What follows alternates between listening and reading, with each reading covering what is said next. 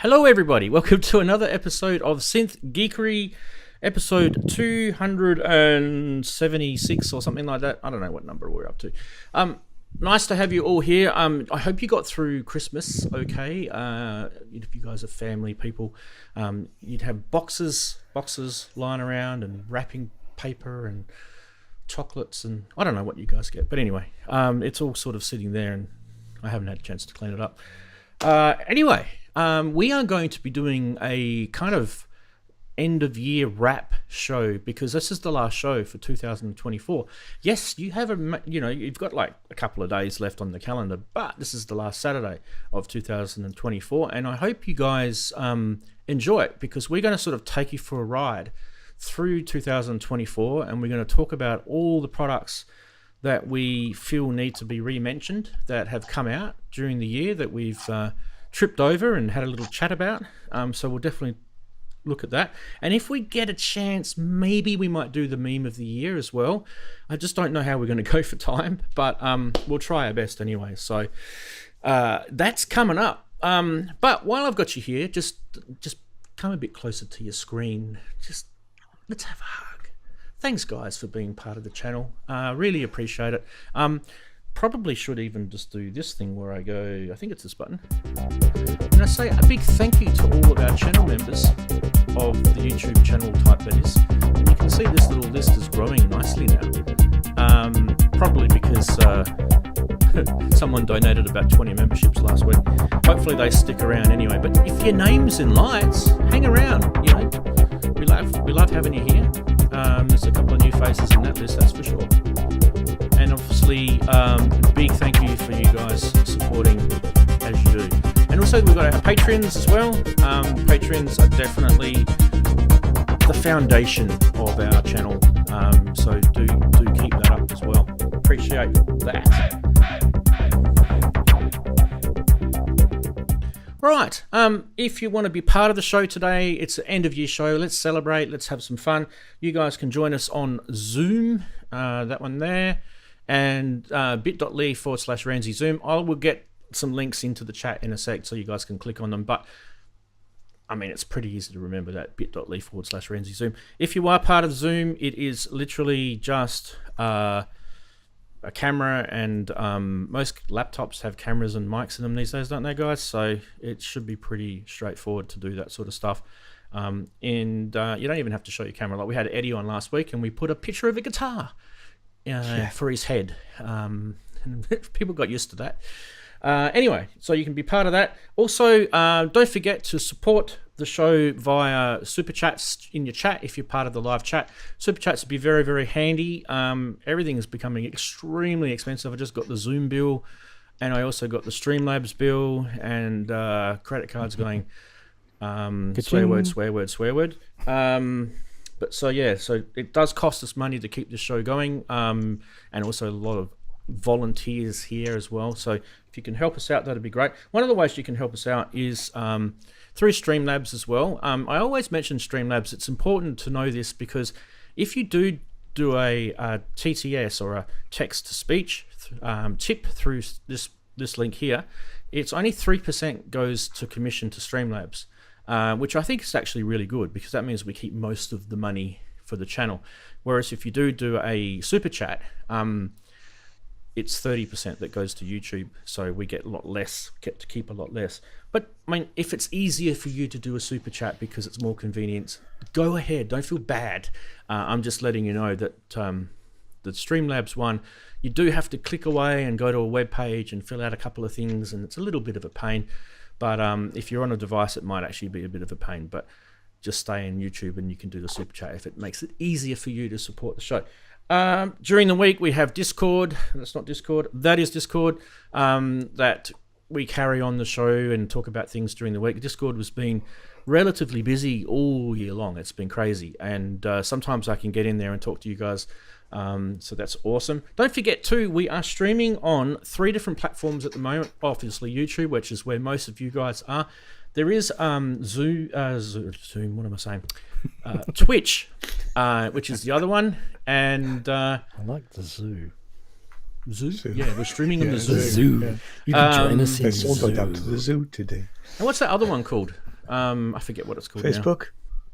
No. Oh, no, it's that other... Trover? Yeah, I don't Trover? know. Is that it? Trover? Yeah. No, I'm not even I don't seen even... I put some funny stats up in Discord during the week where they've been thanking me for my amazing efforts on Trover of zero followers and... and 0 comments and 0 this and 0 that, and I'm like, amazing, was it? Jeez, talk about rewarding the mediocre. Anyway, so I don't even really know why we're bothering with Trover, but it's something that it's just a bot rewarding you. Yeah. It's just a part of it. Anyway, don't forget too, we do have the illustrious panel here this week. It's really nice to have you guys. I'll go across each of you in a sec, but just say a quick hello to Daren and Andy and Ian and Chris, and it's kind of from left to right, first row, second row, in that order, if you guys can work that out. Now, is the stream working okay? YouTube's giving me errors. If it's not my fault. Looks okay. It's Streamlabs' fault. It's okay. So I don't know why. Yeah, it's fine. It's telling me whatever. Who cares? Right. Let's get some links happening for you guys in chat that I promised. Let's get the Zoom link first, and I can post that in. I should actually get the chat bot happening soon, because I can get all this stuff to automate in using a chat bot. I've been reading about it. Relatively handy to have that sort of thing. It's not like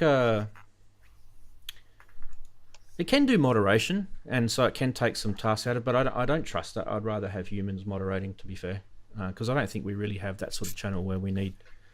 Sometimes we've had the odd naughty person. We've had the ladies, haven't we? Once in a while. We had the ladies. We had the guy with his with his Zoom call and his phone. Yes. Oh, That was yeah. kind of interesting. About him. That was this year as well. Yeah. It was this year. We'll give that one Dick of the Year then. Okay, and we want to get the Chatties. Yeah. So I know you There made go. it. When you get pestered like that, you've made it. So Let's have a quick chat to the Chatties. Just show their names and lights. There it is. There. Big hello to all the Chatties. Now, I haven't had a chance to even look at the Chatties yet, but let's say I don't even know who was first. Craig B NW Dreamer, I'm guessing, was first. Where's the Yellow Guernsey? If Craig even knows what the Yellow Guernsey is all about.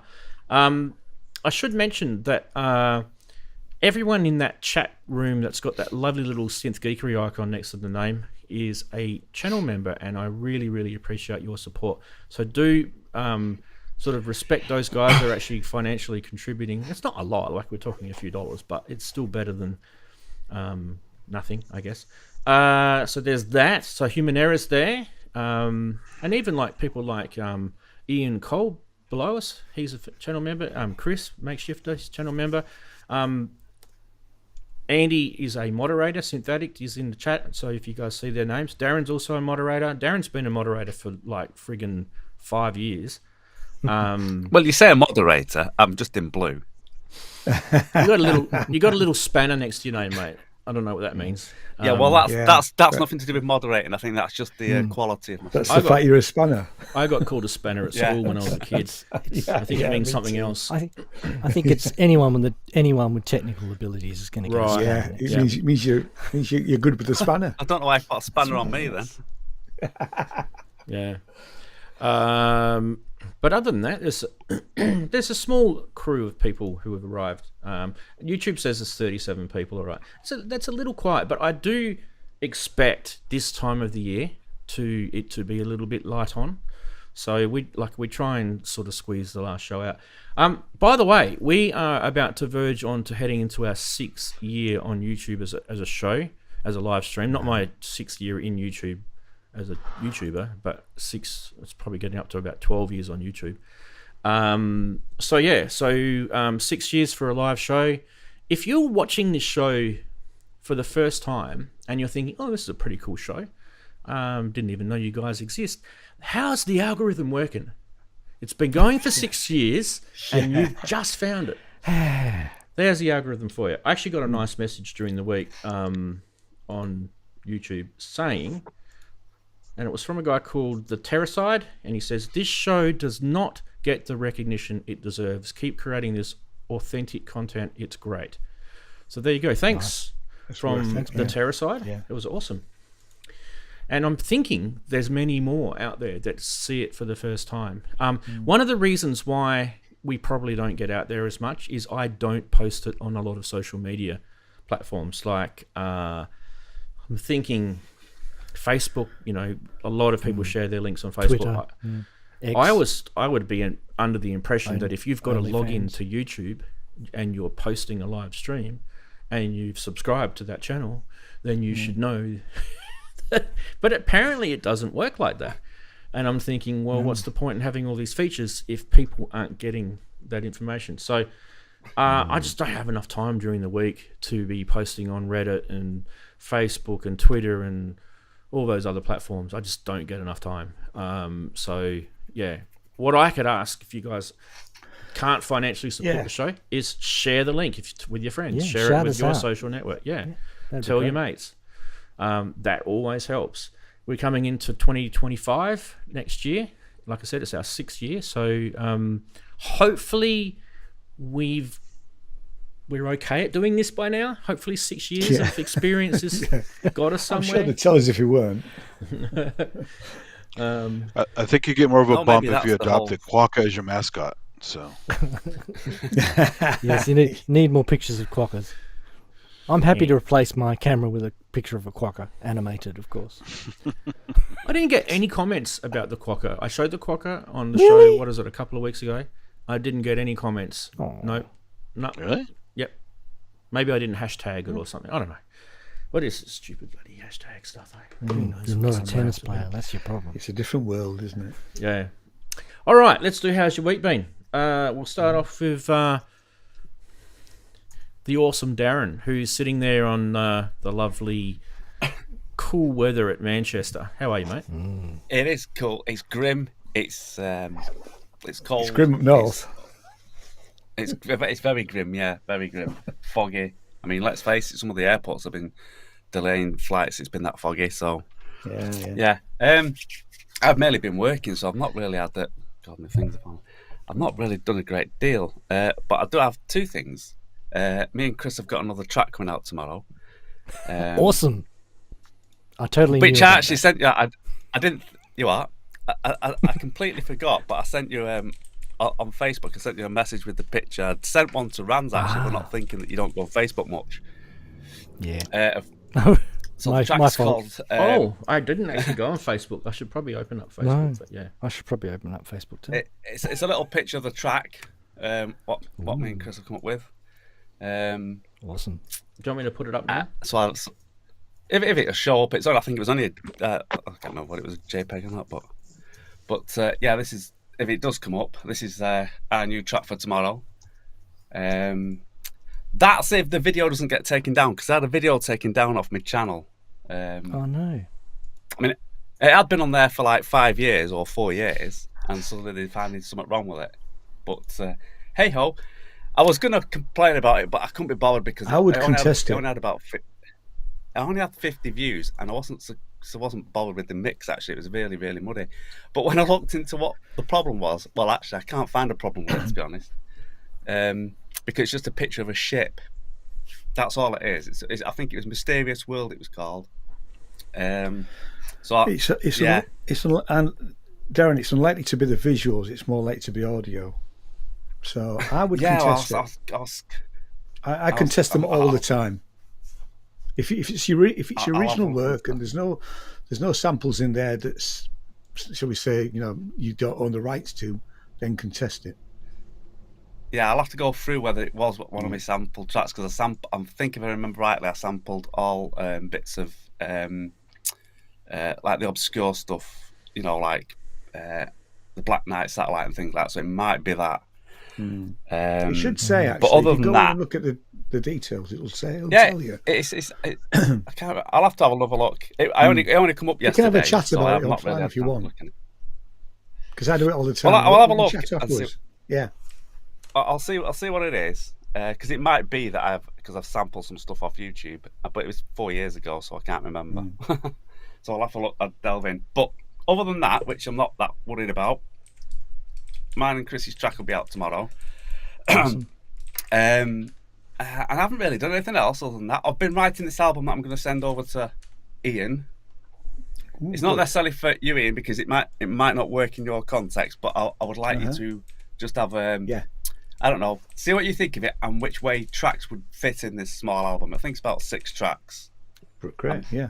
6 tracks it is, yeah. Just for a different opinion, basically. And I just thought, Happy since to you do that, review mate. Happy things, to it'll do be that. quite interesting to review and see what you think of it and stuff. So that's almost done. I think there's just one track I'm not happy with, so I'm just filling it about. But other than that, I've been working at Christmas, so yes, I've done nothing else. So back over to you guys. Not as Santa Claus, I hope. No. I can get down the chimneys, though. You certainly can. Well, I can't. Which is why I take the Vaseline with me. But no, let's put it across to the next person, which is Eddie. Hey. How's your week been? Hey, guys. It's all right. I had a little fun on Pro Synth Network yesterday. It's part of their end of the year show. They had a bunch of people on there as guests to poke around there. Yeah. Other than that, it's been busy doing lots of different stuff. Not a whole lot of music. I do have a Secret Santa jam to do for Hardware Jams, and I'm behind on that. So maybe I'll get it done. Maybe I won't. I'll try. And just I got an hour and a half sleep, so I'm kind of out of it. But happy to be here anyway. So. Hey, awesome, man. Nice to have you. Awesome. Who else we got? We have got Ian. Hooray! Hey, good afternoon, good morning, good evening, good night. Christmas, yeah.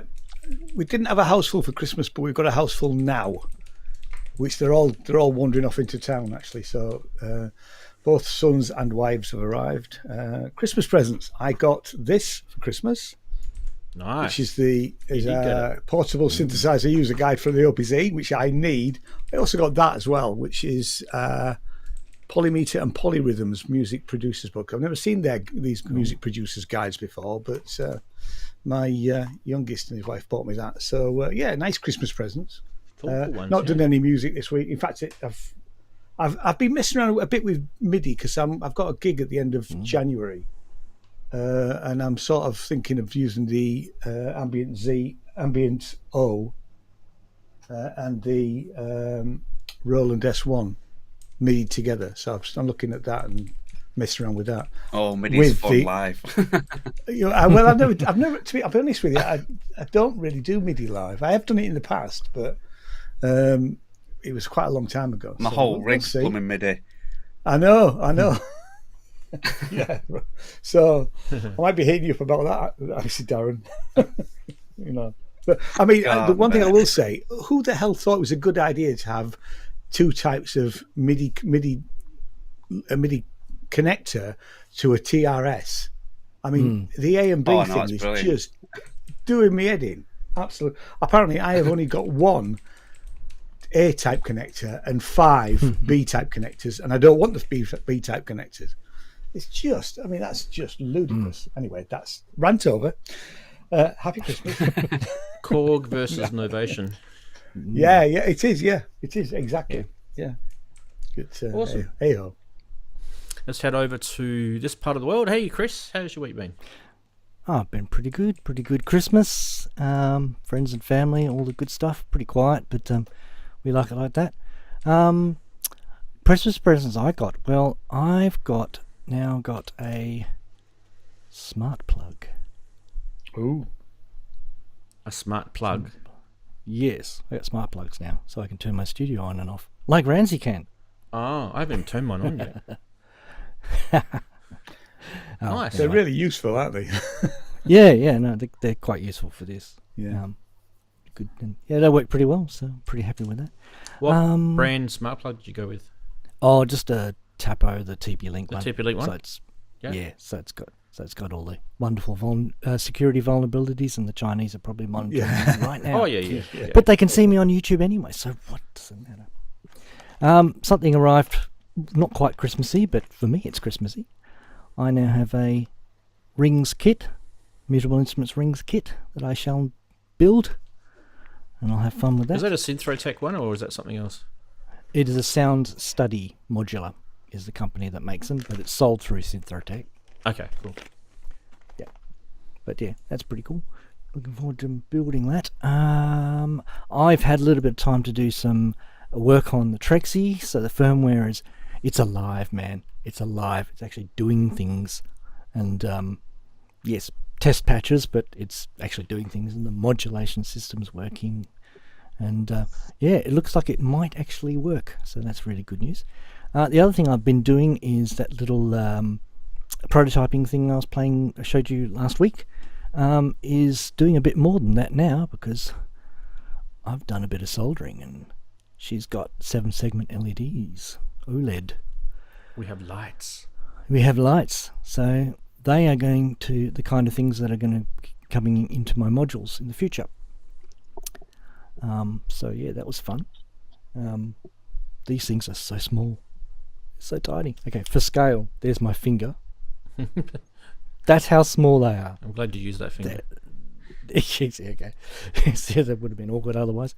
And it's ridiculously bright, of course, but that's usually not a problem. I'll put a little diffuser. You like over bright it LEDs. I swear you like bright LEDs.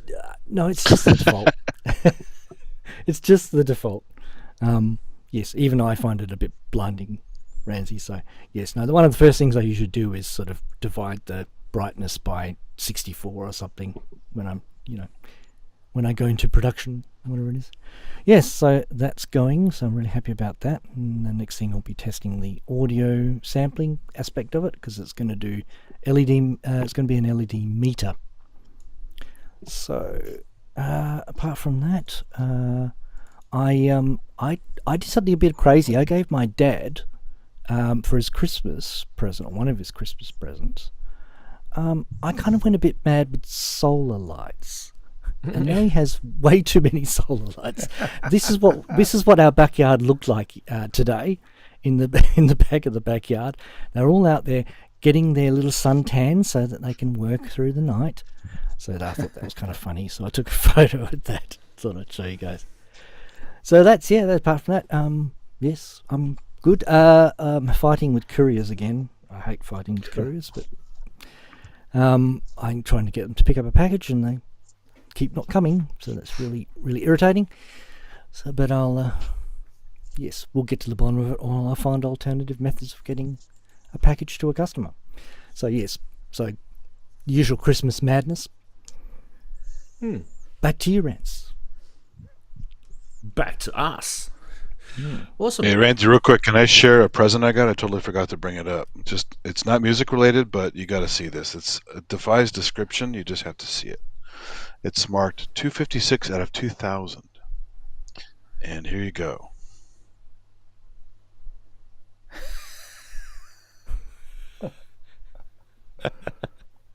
Right. Okay. Hold on. I know how. Turn over the back. Uh-huh. I see. I mean, is this tacky or what? My brother knows tacky stuff, and he goes, "You got." His friend was getting rid of stuff. He says, "You got to have this." So he gave it to me. That's impressive, Titch. Yeah. They went to a lot of effort around the one part of the sculpture. Yes. Well, it's like a tiger. Totally, yeah. But look, this is like a tiger meets a cheetah, but it's also like a bear's face. So it's like the really bad sculpt. No, what it is, right, is someone was enjoying doing one part of the sculpture. Oh, of they course. kind of they had to make it. They kind of got tired doing the other bit. Yeah. They made it more legit by putting some other stuff around it. So. Yeah. I saw this meme. It was probably this year sometime on one of the Facebook groups that I was in, and it was some kid had done like a life-size sculpture of his parents, and the comments were the funniest part about it, because it was just so many people saying, "Well, he's spent some time on the mother's breasts there, hasn't he?" It was really awkward, because then you're like looking at him like, "Oh, he has too."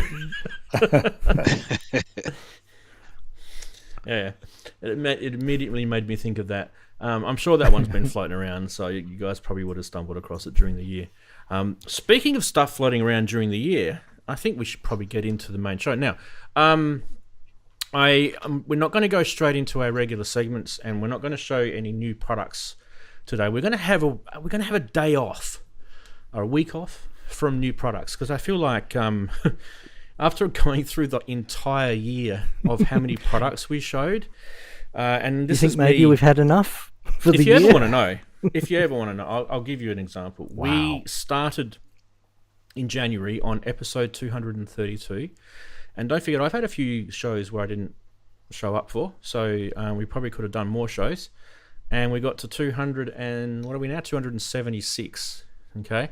So there's a good 40, 44, 45 odd episodes, right?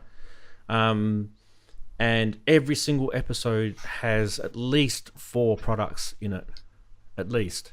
In some cases, we've got some episodes which have got 10 plus products in it, and I've just gone through and had a look at the entire year, skimming a few. Like, I think there were a few bizarre things. You guys might remember some of them. Maybe we can do a show next year and go through some of the bizarre products we've shown that kind of, we could probably even call them vaporware, because you just don't hear from them ever again. Some of the Kickstarters that have failed and all that sort of stuff. But for now, let's concentrate on, I think, some of the more serious, in terms of contenders, not serious as in terms of topic-wise, serious contenders of products that we showed during the year. And we'll come to some sort of arrangement with you guys viewing it now live, about what we should vote for as, let's do Synth of the Year. Let's do Eurorack Module of the Year. Let's do maybe some sort of utility of the year. It could be a mixer or a MIDI controller or something like that. We'll call it Utility of the Year. And then the last one is, I want to do a sequencer / sampler of the year, because I think there's been a plethora of those as well, to the point where there are probably almost as many synths as there are of those. So what's that, 4 different categories? And we can do that. How we did it last year, I think, kind of worked well. We just showed you them, and you guys voted in the chat. I don't think the YouTube voting poll thing lets me do anything more than 4.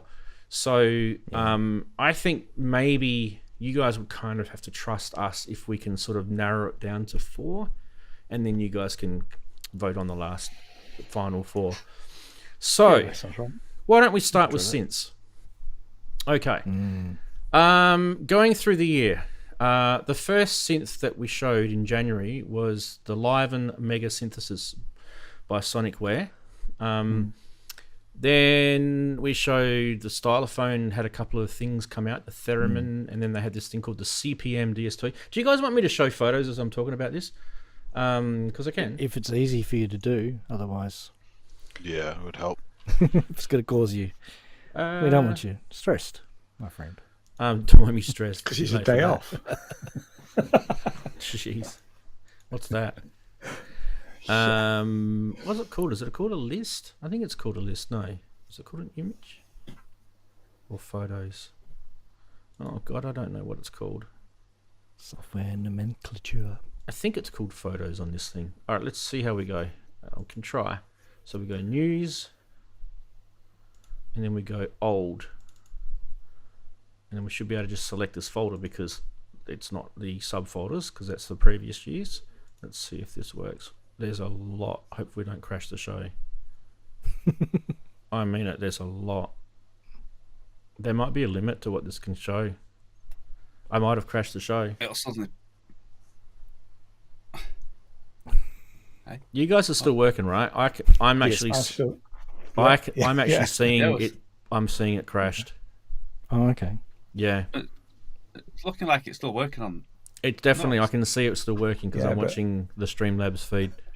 But the software is doing. Oh, it worked! Holy shit! It was just thinking. I've still got it. I've still got it up, and I'm still seeing. Yeah, YouTube is still working. Now we don't want to loop it. Okay, let's see what this. There's 610 photos here. Shit, Jesus Christ! No, we're not going to do that. You see, technology might be quick, but sometimes it still has to think about things. I think I'm going to have to do this manually.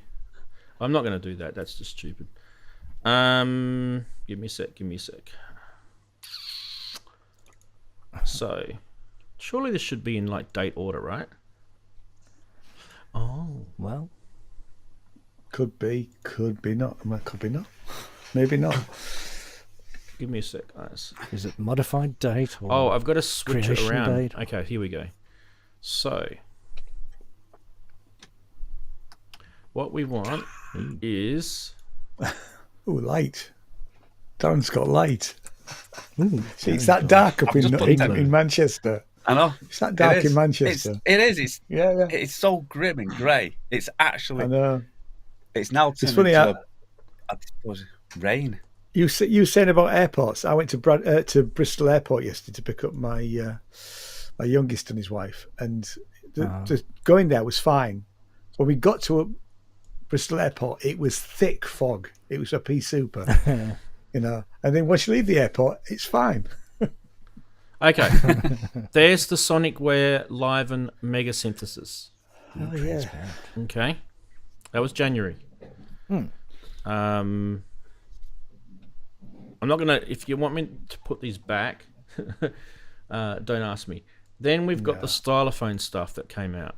So we had this thing, which was called the CPM, weird name, CPM DS2. Right. We also had the stylophone theremin, which I haven't seen much more of. Yeah, haven't seen much more of it. No, the theremin's out and about. Theremin's out and about. I've got a photo for it somewhere, anyway. But I can't find it right now. Okay, Yeah, so there's that. Then came, where are we? Going down the list a little bit. Came in January. We came towards the end of January, and we had a new version, a second suck of the Sav, as we call it in Australia, the Microkorg 2. All right. The Microkorg 2 came out. Okay. And then Korg also brought out... I just think I'm going to crash the show, keep doing this. But anyway, we'll just have to persevere. Then they brought out this thing called the King Korg Neo, which is a digital thing. I don't really know how popular that thing is, or if it actually I've got never out. seen it anywhere. People's juices. No, it's a bit pricey, isn't it? For Might have been a bit of a floppy one. Yeah, well, I'm going to go. Say what I'm going to do, Rant. I'm going to go and look at the dealer portal. If they're flogging it off cheap, it failed miserably. Let me have a look. Right. Okay. Excellent. That'll help. That'll save some time. Excellent. Yeah. Now, I don't want to lose my place here. We're in January still, right? January. Yeah. There's another Korg product. That could be the flop of the year. It could be the flop of the year. Okay, the next one is this one that came out by Korg in January, and you guys will definitely remember there was a bit of hoo-ha about this one. Oh, yeah. It's the PS3300 reissue. And there was only a limited amount of these going to be made. Yep, unobtainium probably. So there's that. Just looking down my list of synths, right? Then we get a few weird ones coming out. So then we get the... If I can find it. January. Oh God, some of these I didn't name some of these images very well, did I? Dearie me. I think you can forget the King Korg. It's actually still in stock. The fact it's still in stock and it's Christmas means that it hasn't sold very well. Yeah. So no, I need to go back to the list. Okay, I can't show you. Wasn't as good as the black and white original. absolutely. I can't find the image for this. The what I'm looking for is the supercritical synthesizers, the Redshift 6. Yeah, the Redshift 6. Where's the photo of that gone? That. Oh, found it. Mm, There we go. found it. Well, I was gonna say And the it's Redshift 6 was that. Yes. You did quite like that. So that I thought was quite interesting with the hexy sort of buttons and stuff on it. So we're out of January now, and we're going to head into February. Well, there was one last thing in January, and I kind of feel like this is one of those announcements that Behringer do, which never really fruited to anything. And they did announce that they were going to be making their Jupiter clone called the JT16. We talked about it last week or the week before because they released their micro, right? And that's now shipping. This is not shipping yet, so we can't include that this year, Behringer, because you're not shipping it. So that's going to be a 2025 or maybe later synth. Besides, doesn't have the piece of perspex over the display. Right. Okay. That's not right. What do we get to next? Next synth is the UBX. Was the UBX from Behringer? Well, they did come out. They did. Not the mini. Where's the big one? Lost it. A. Can't find it. You guys know what I'm talking about. The Behringer UBX, which is the Oberheim one. Next one is... There was a couple of minis from Behringer. The UBXA. These things. Those little sort of bulkers, what do you want to call it? There's that. Bulkers. The CZ1, which is the Casio. Anyone got one of those yet? No. No. Are these not shipping yet? Yeah, I haven't seen it. Not seen them anywhere. Yeah. See, these could be just... we want to make More these, but we haven't vaporware. made them yet. Look at this one. The RD78. Haven't seen that yet either. No, that's not. I don't think that's out. That is? No. I don't think so. Okay.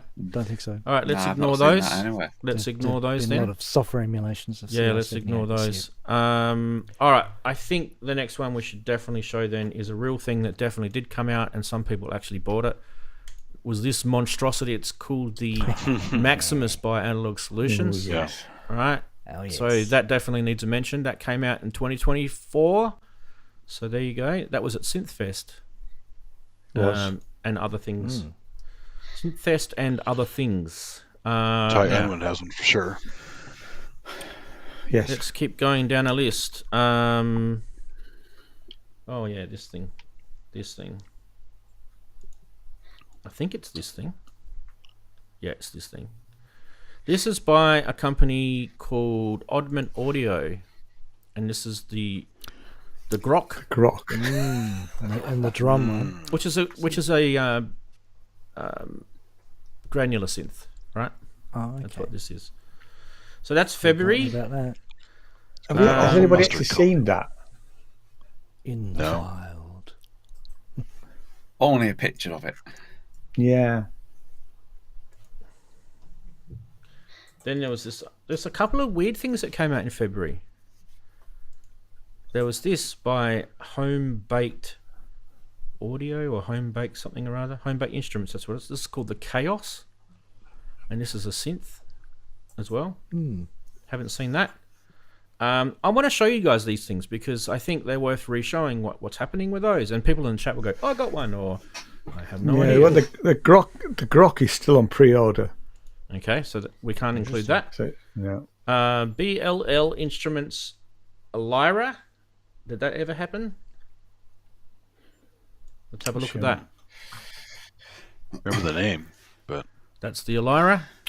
the piece of wood that Plank everyone of- made fun of. yeah. Yeah. Yeah, the we flank had, of- we had a huge laugh about this thing. Let's have a look at Huge that. laugh. It's a VA synth, That's if you remember that.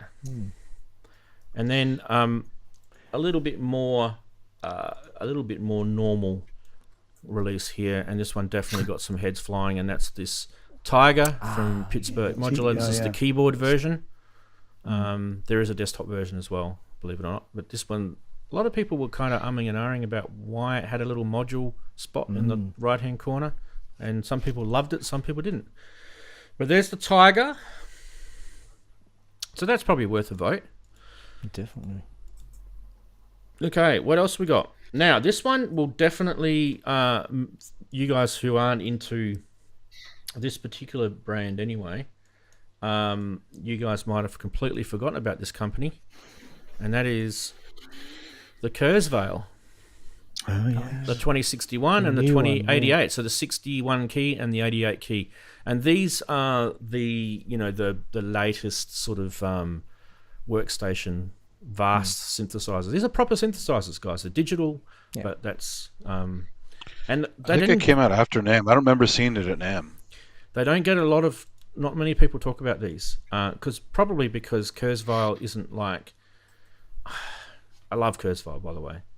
They're just not I have all their stuff except for this new stuff. really getting out there enough. I don't know what's going on, but they're not. And I would love to get my hands on some of their stuff and show it more. All right, let's keep going. Now we're kind of getting into... By the way, that was in March, the Kurzweil. Then we got this Vongon Replay, if I can find it. Remember that? We were making fun of Vongon Vogon Replay. Poetry with that one. We were, yeah. find it. There it is there. Thank you, Douglas Adams. It's like a slideshow. Would you like to watch a slideshow?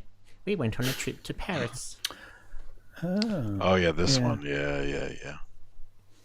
Okay, so the Von Gogh replay. Now I've lost my spot. There we go. And if you didn't think that was cool, then what about these? We forgot about these, didn't we? Roland Go keys. God, yeah. These are actually synths because they've got the Zen core stuff in them. Okay, they're just a cheaper sort of. I saw an older Go keys delivery. in the store somewhere. Yeah, they had a Go. I don't know. There's another one anyway. I think there's a coloured one. Is there Go Keys 3 or something? They're coloured. Yeah, these ones. Yeah, I forgot. So they were like the smaller versions, right? The minis. Well, you need to get the right colour. You guys forget For your these? child, I yeah. did. You did. When I was going through this stuff, I didn't. I don't think you even see them in this. They must be in there. In Must be music in stores shops, around yeah. a lot. You can buy them Next to the online, so trumpets. yeah, they're around. Yeah. but every Probably now and cool. then, like we do laugh at Behringer, and they do some weird things, but every now and then they actually release a synth in the year and actually do a good job of it. And I think this one actually deserves a pat on the back. I think they've done a really good job. I know it's a Roland. I know it's a Roland remake. But Roland aren't remaking. They don't chase analog ghosts. Remember, that's what they told us. Yes. So, It's all fair so game. Behringer all said, stuff. "We'll do it then." Now, Totally fair game. reports are that everyone who has got one of these has said it's extremely good compared to the original SH5. So That's what I definitely heard think this is worth a mention. Keep that one in your memory banks for the entire year, if you can. So Behringer can actually produce some good stuff. Then we had this weird thing, the Coslotti gills. Do you guys remember this? The Coslotti gills. Nope. Oh, is this? Remember? I think I mentioned it was.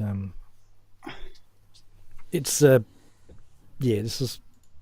It was discontinued for a while, and then they found the right CPUs and Yeah, that's the one. re-released it. You got That's it. the one, yeah. Yes, All right.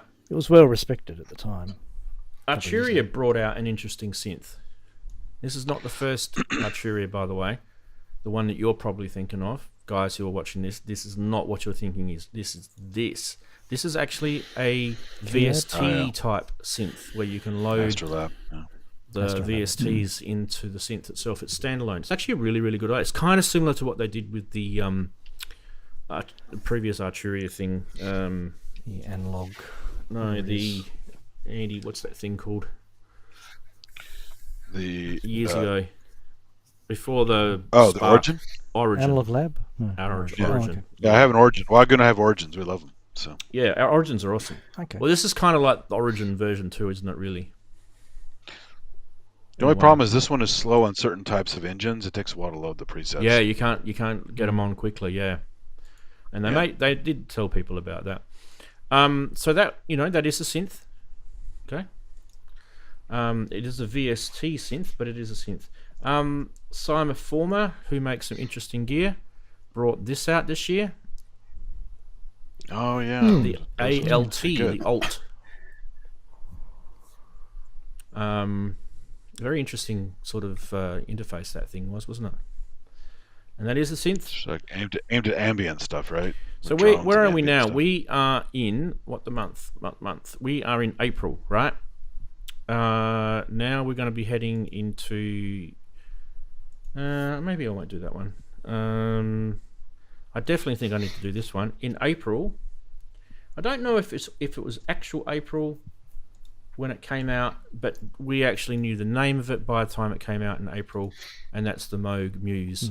I think it was leaked by a guy called Mike Dean in April, and obviously it wasn't until I think later in the year that we actually got the release of it. So do keep the Moog Muse in your thinking caps for We remembering. saw it Yeah, at the they Super had to- Bowl, right? Wasn't it on Super stage at the Bowl. Super Bowl? Yeah, It was yeah. Yeah. Yeah, it was. Yeah. Wasn't called that, though. God, where can I find the next one? I don't know if I can find it. Here it is. Behringer had brought out another Moog clone called the Model 15 that you can get. I don't know if it's anything fantastic. It's basically what a grandmother / whatever. Yeah. But someone made an effort there. Well done. It sounds like a school carnival or something. Who made an effort there? Well done. This one I thought was a good effort by Dreadbox. The Murmix just came out this year. Yeah, this is quite nice. I'd like to play one of them. That was Ty's favorite synth this year. Ty Unwin's favorite synth. Yep. Yeah. Very interesting sort of timbres out of this thing with the 2 VCOs and the kind of like the crossy, wavy sort of shapy stuff going on with it. I wouldn't mind getting my hands on one either.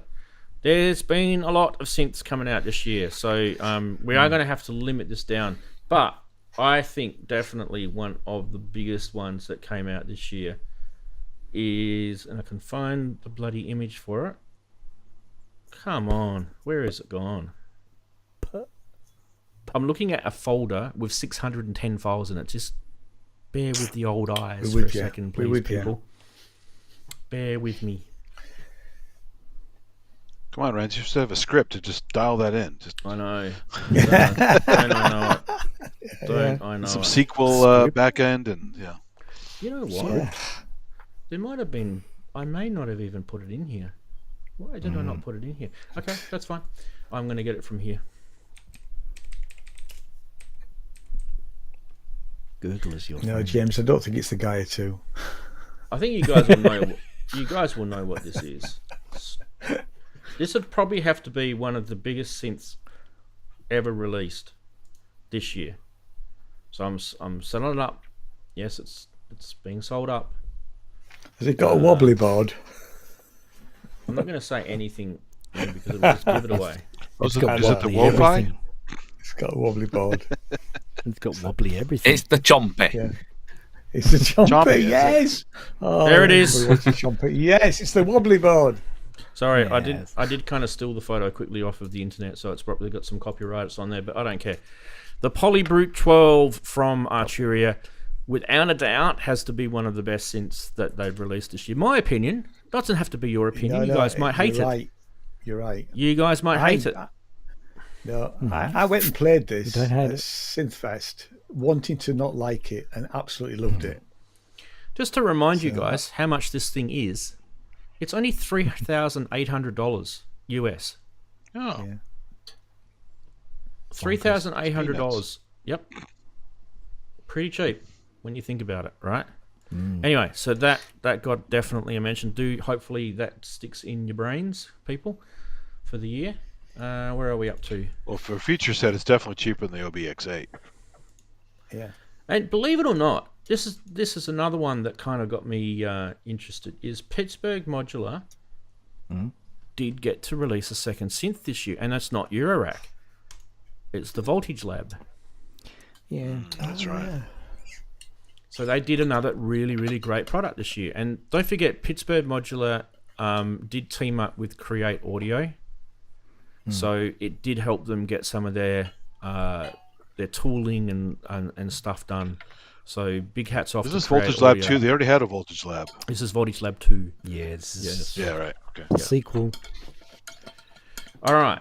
And we haven't heard... We have seen one thing from Moog, but it's not the only thing Moog released this year. They released the Spectravox, which we thought was quite interesting. Okay. I thought the Spectravox definitely was interesting. It's very unique in terms of what they've got on offer, and it does fit in nicely with their little sort of modular gear that they've got, like the Mother 32 and the DFAM and things like that, right? So the so whenever Moog release something like this, Behringer will copy them. They know this now. Anyway, good on you, Moog, for being innovative and not being a copier. Speaking of another really, really good synth that came out this year, and hopefully I've got a photo for it, because I've already said it now. It is May. Where can I find? Yeah, there it is there. It was this one, the Oberheim Teo 5, or TO5. That's pretty nice. Very, very nice synth. A very affordable way to getting an Oberheim, I feel. and quite a few people do like the sound of the Teo or Teo. So that one definitely gives me sort of vibes, that's for sure.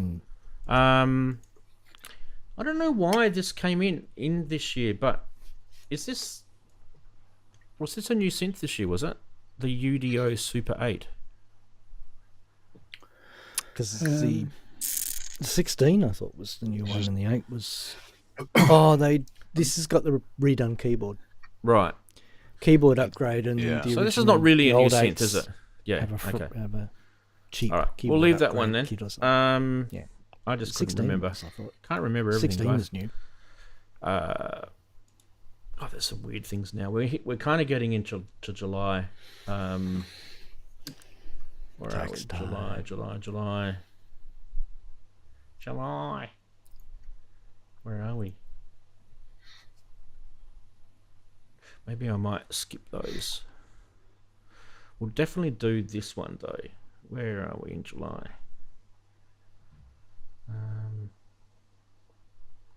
Trying to find it. There it is.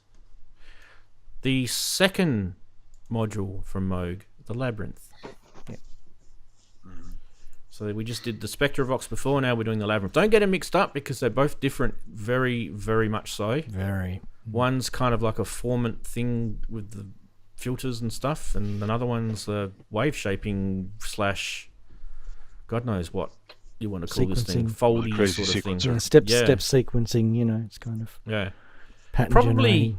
Probably, just a kind of gut feel. I'd say the Labyrinth is probably the least sold out of that whole range. I reckon, out of all the modules that Moog have made, I reckon the Labyrinth will be the least sold. I wonder why. Yeah, I just don't think it's kind of as. It's not. Well, they advertise as kind of a West Coast style sequencer, and not everyone's into that. So yeah, don't worry, guys. We're getting close to the end. A bit odd about it. We're getting close to the end. Quite odd about it, I think. It is a bit odd, yeah. At the time. Now, Behringer get another synth out. This time it's actually one of their own, and it's the Proton. They finally did release it this year. So it gets to go in this year, the Behringer Proton. You may vote for it if you want to. I don't think it's anything that fantastic because it's really just kind of like a Neutron version 2, really. Yeah.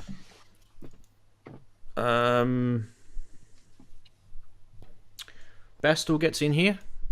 Daren's favourite company, with the Soft Pop SP2. Oh, yeah. Well, hey! Just let's all get our park benches. Yep. Feedback communicator. Interesting thing this is. Right. Now, this is just to give you a second suck of the sab, but Moog Muse did actually formally get released in August by Moog. So there's the official photo that they sent out. And it formally released it was released all year. It was leaked all year. Like they were dying to release this synth, weren't they? It was the slowest drawn out release in history. It was annoying. And what else we got? Michigan Synthworks get in here in September. You guys might remember Michigan Synthworks. They brought out this wonderful thing called the 830. It's not Eurorack. I remember that. Yeah. It's got 3 voices. It's kind of like a mini Moog, really. Mini Moog / SH101, right? Yeah. With a couple of twists. So people were interested in it. I was for a bit, and then I kind of forgot about it. But that's okay. God, another Behringer one, eh? God help us all. Another Behringer copy. This one's the Grind. Yes, they did release it this year. It did actually end up shipping this year. So that is the Grind is the not DFAM, not the one after the DFAM. I'm trying to remember what it's called now. Well, it's got the mutable instruments voice in it, right? So the sort of voice architecture. Oh, sorry. Yes. Yeah, so this is the unique one. This is the unique one. Yeah. It's like a Platts on a desktop. It's a Platts on a desktop. Sorry. Exactly. Yeah. You guys. Thanks for picking me up there. So that's that. Then we still haven't finished yet. Then in October, Oh my god, how much stuff came out this year? Just in case you thought you could just get something really massive from Analog Solutions, they brought this out. Oh, yes. Their CARP, I think they're calling it, the TC5000 CARP, we'll call it, CARP, which is their 2500-esque, you know, if you were to make an analog 2500 today, this is what it would be, according to Analog Solutions. I think then Korg actually did bring out a pretty interesting synth. I don't know if I agree, but they brought this thing out called the multi-poly. Oh, the multi-poly, yeah. Yeah, I don't know if I agree, because I kind of got a little bit butthurt by them bringing a digital synth out and calling it a similar name to one of their classic analogs. Yeah, it was a bit controversial, especially when they kept on claiming it was analog. It was more analog than analog. According to... Because it's not analog. Ian, you may want to check this out, this stat, but according to my sources, it's been selling very well. I wouldn't be surprised. I'm just having a look as we speak, and it has a lot of features for sure. Yeah, it's been selling well. There are 2 lots of back orders. You can't if it's not in the shop, you're not going to get it till the end of January now. So kids, not everyone gets butthurt like Ranz does about analog versus digital. No, so I'm just kidding.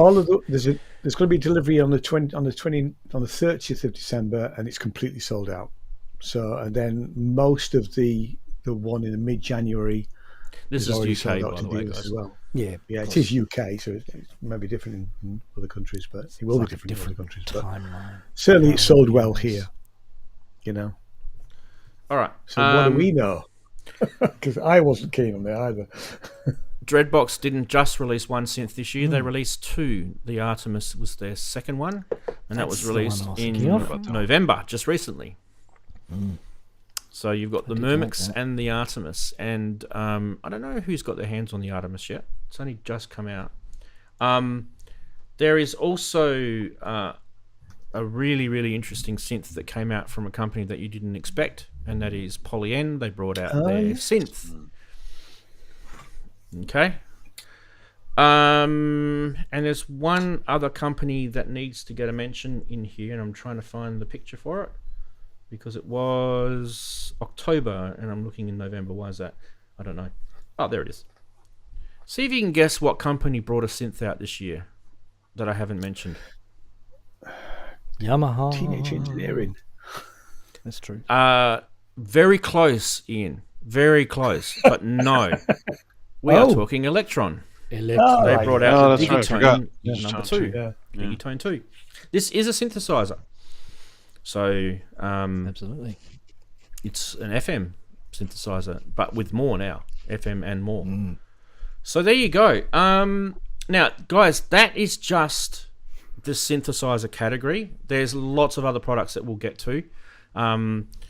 What I think we're going to do, just with the Brains Trust here, is we're going to come up with a top 4, and then I'm going to do a poll in the chat, and you guys who are watching the show live in chat can vote. So I'm thinking Arturia Polybrute 12. Definitely. This is not in any order, right? I'm thinking the Moog Muse. Moog Muse. Okay. Yeah. This is where it starts to get a little bit more difficult now. Do we start? I'm saying I think the Behringer MS5 should get in there. Yeah, I agree with that. What else? What about the Polyend? I mean, I was really sniffy about the Polyend, but it's doing all right. It's doing all right. Or is it? Are you ranking by price at all? Or? No. We're just going what we think is the best synth this year. There's a few. Don't forget all those things that I just showed you before, like the Tiger from Pittsburgh Modular. I mean, technically the Tiger might have come out the year before, so we may have to sort of skip that one. Yeah. So you could do the Voltage Lab 2 if you want it by them. Yeah. You could do Roland's Go Keys, which I don't think we should do personally. You could do the Dreadbox should be in there. They make great stuff. So I'm thinking Dreadbox. Yeah. Which one should we choose, the Myrmex or the Artemis? I like the Myrmex. Is the Artemis actually for sale yet? I don't know. That's a good question. Now, how do I do a poll? I thought the Myrmex was really, really limited release. Yeah, it was. So, how many people got it? Okay, so yeah, we are going to go. Arturia Polybrute. It'd be one of those great synths, but you guys. can't get hold of them. Yeah, we are going to go. Might put one in for the TO. TO is.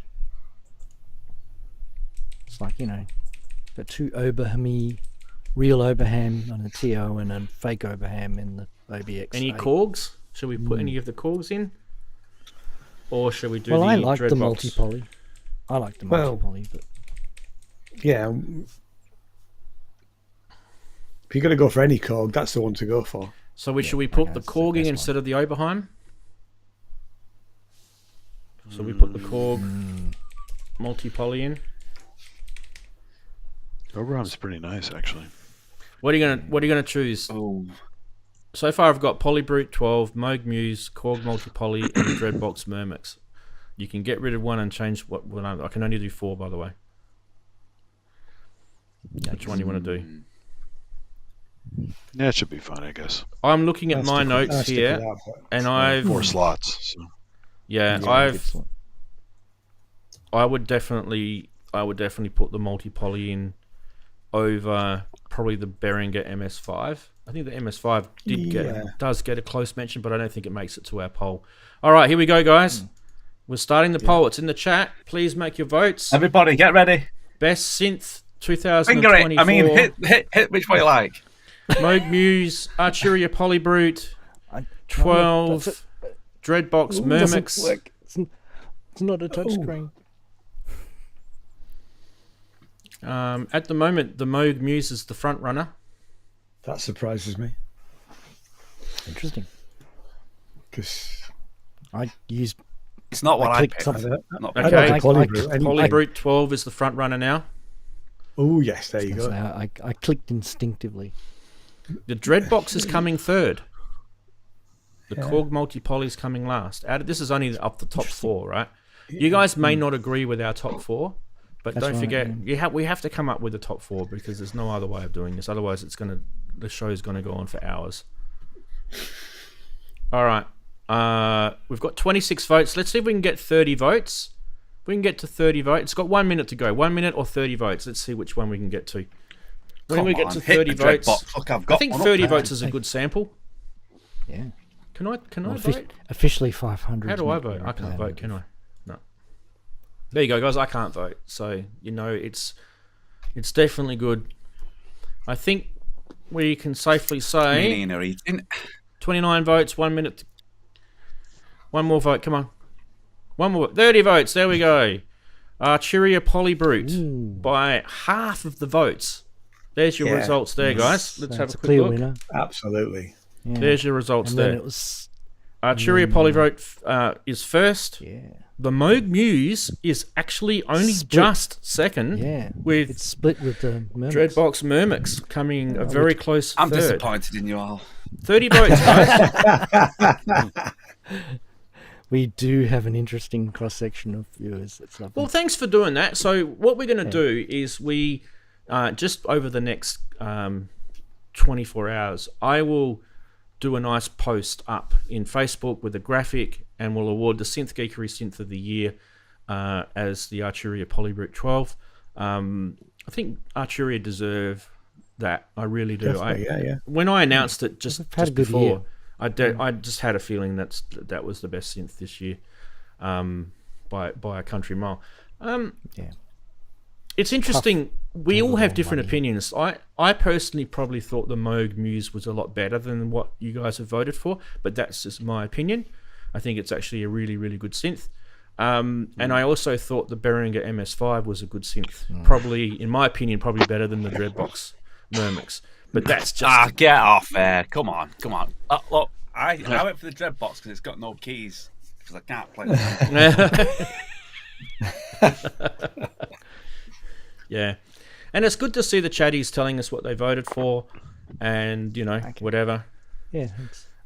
If you guys don't know what some of these synths are, these shows are really, really good because it does remind us what we did during the year. But just one quick thing.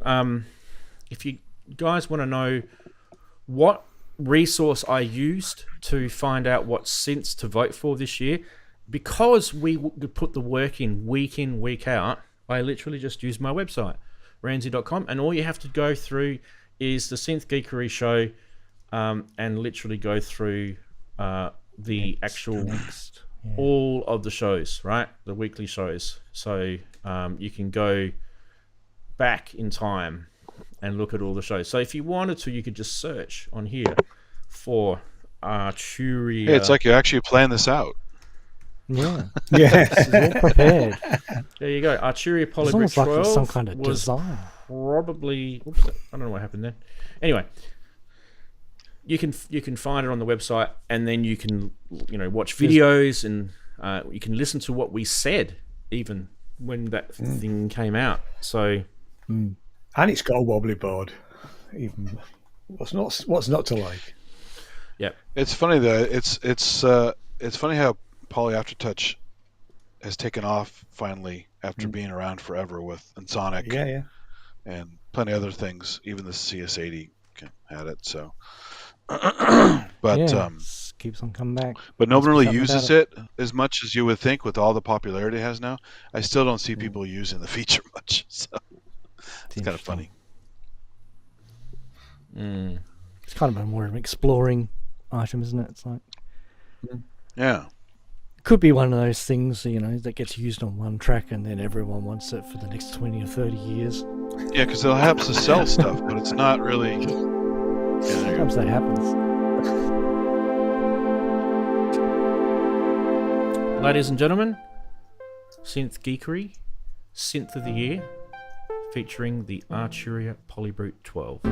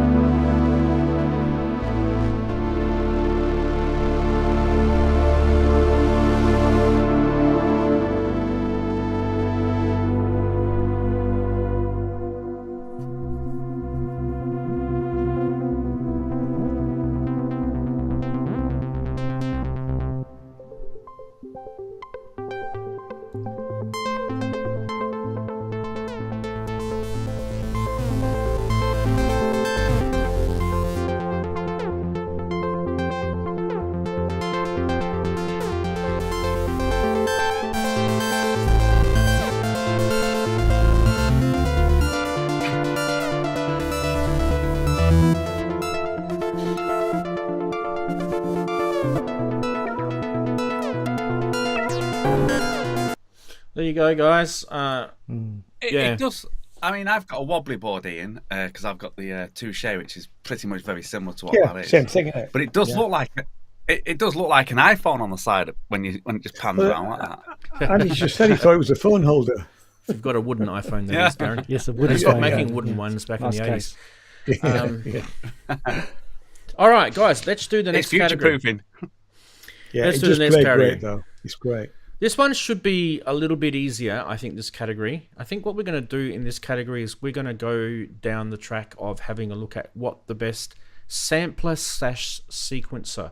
Now, I know that technically there could be two different things, but I feel like this is a good little grouping because in some cases, a lot of samplers come out, they are sequencers, right? In fact, if you looked at like one of the ones that we're about to talk about that was released this year, it's a synth, a sampler, and a sequencer, right? So, technically we should have announced it in the synth grouping, but I feel like it fits better here. So samplers/sequencers. So these can include things like groove boxes. These can include anything where it's almost like a doorless product, right? In a way. Or chompy. Yeah. Or chompy, but chompy was a few years ago. So stop giving them free. Stop giving them free shit. Disqualified. Yeah, seriously. Time out for Andy there. Leave the money on the fridge if you keep giving that. Right. So where are we up to? Starting with, I've got to go all the way back to my 610 files that I've got in this folder here. And one of the cool things I get to do at the end of the year, which you guys probably think is a bit of a nerdy thing, is I actually get to create a new folder and suck all the 2024 stuff into another folder and put it away and file it away, so that it doesn't grow any bigger. All right. I don't think we're going to include things like MIDI controllers in this. Okay, so anyone who comes up with MIDI controllers in this, now in the chat, if you know that it was definitely released in the year of 2024, all right, you can suggest it in chat. Please super chat it. That's that's how I'm gonna only allow it. So super chat it, please, so that we all see it. Otherwise, it'll just be what I announced that we've talked about through the show during the year. All right, we'll start with the first sequencer that came out that really got us all chin wagging. It was by a company called Yamaha. Yes. And you can buy it now. Lots of people have bought it, and that's this thing, the Sec Track. Oh, yeah. The cigarette. Yeah. The nicotine-stained grey thing. Yeah. That's the filter on the right there. Yeah. It's the Marlboro. I looked at this at Gearfest, and the guy from Yamaha was having real problems getting it to do anything. Oh, and that's the guy who was demonstrating it. Rubbish. Yeah, it's a very capable instrument. It has a lot of cool features, but like I don't like the key travel on it. It's got these mushy keys. Mm-hmm. Yeah. Now, there's not many in this, so we probably might find it very simple to actually come up with a top 4. So that's okay. All right, getting down the list. Getting down the list is back in April. Sorry, I've got to scroll now. April. Someone named April saying yes. Siri. Yeah. This is a kind of out there Alexa product that came out during the year. This is the Hailstorm. A Hailstorm Rainy Day. This is actually a sampler as well. It's granular, right? Granular sort of thing. So that came out. Yeah. Let's keep going. April again, by one of our well-known companies that we love in Sweden. They brought out this during the year, if I can find the bloody photo for it. Oh, are you kidding me? Oh. It's medieval, isn't it? Sorry. No, that wasn't April. Okay, let's just do this.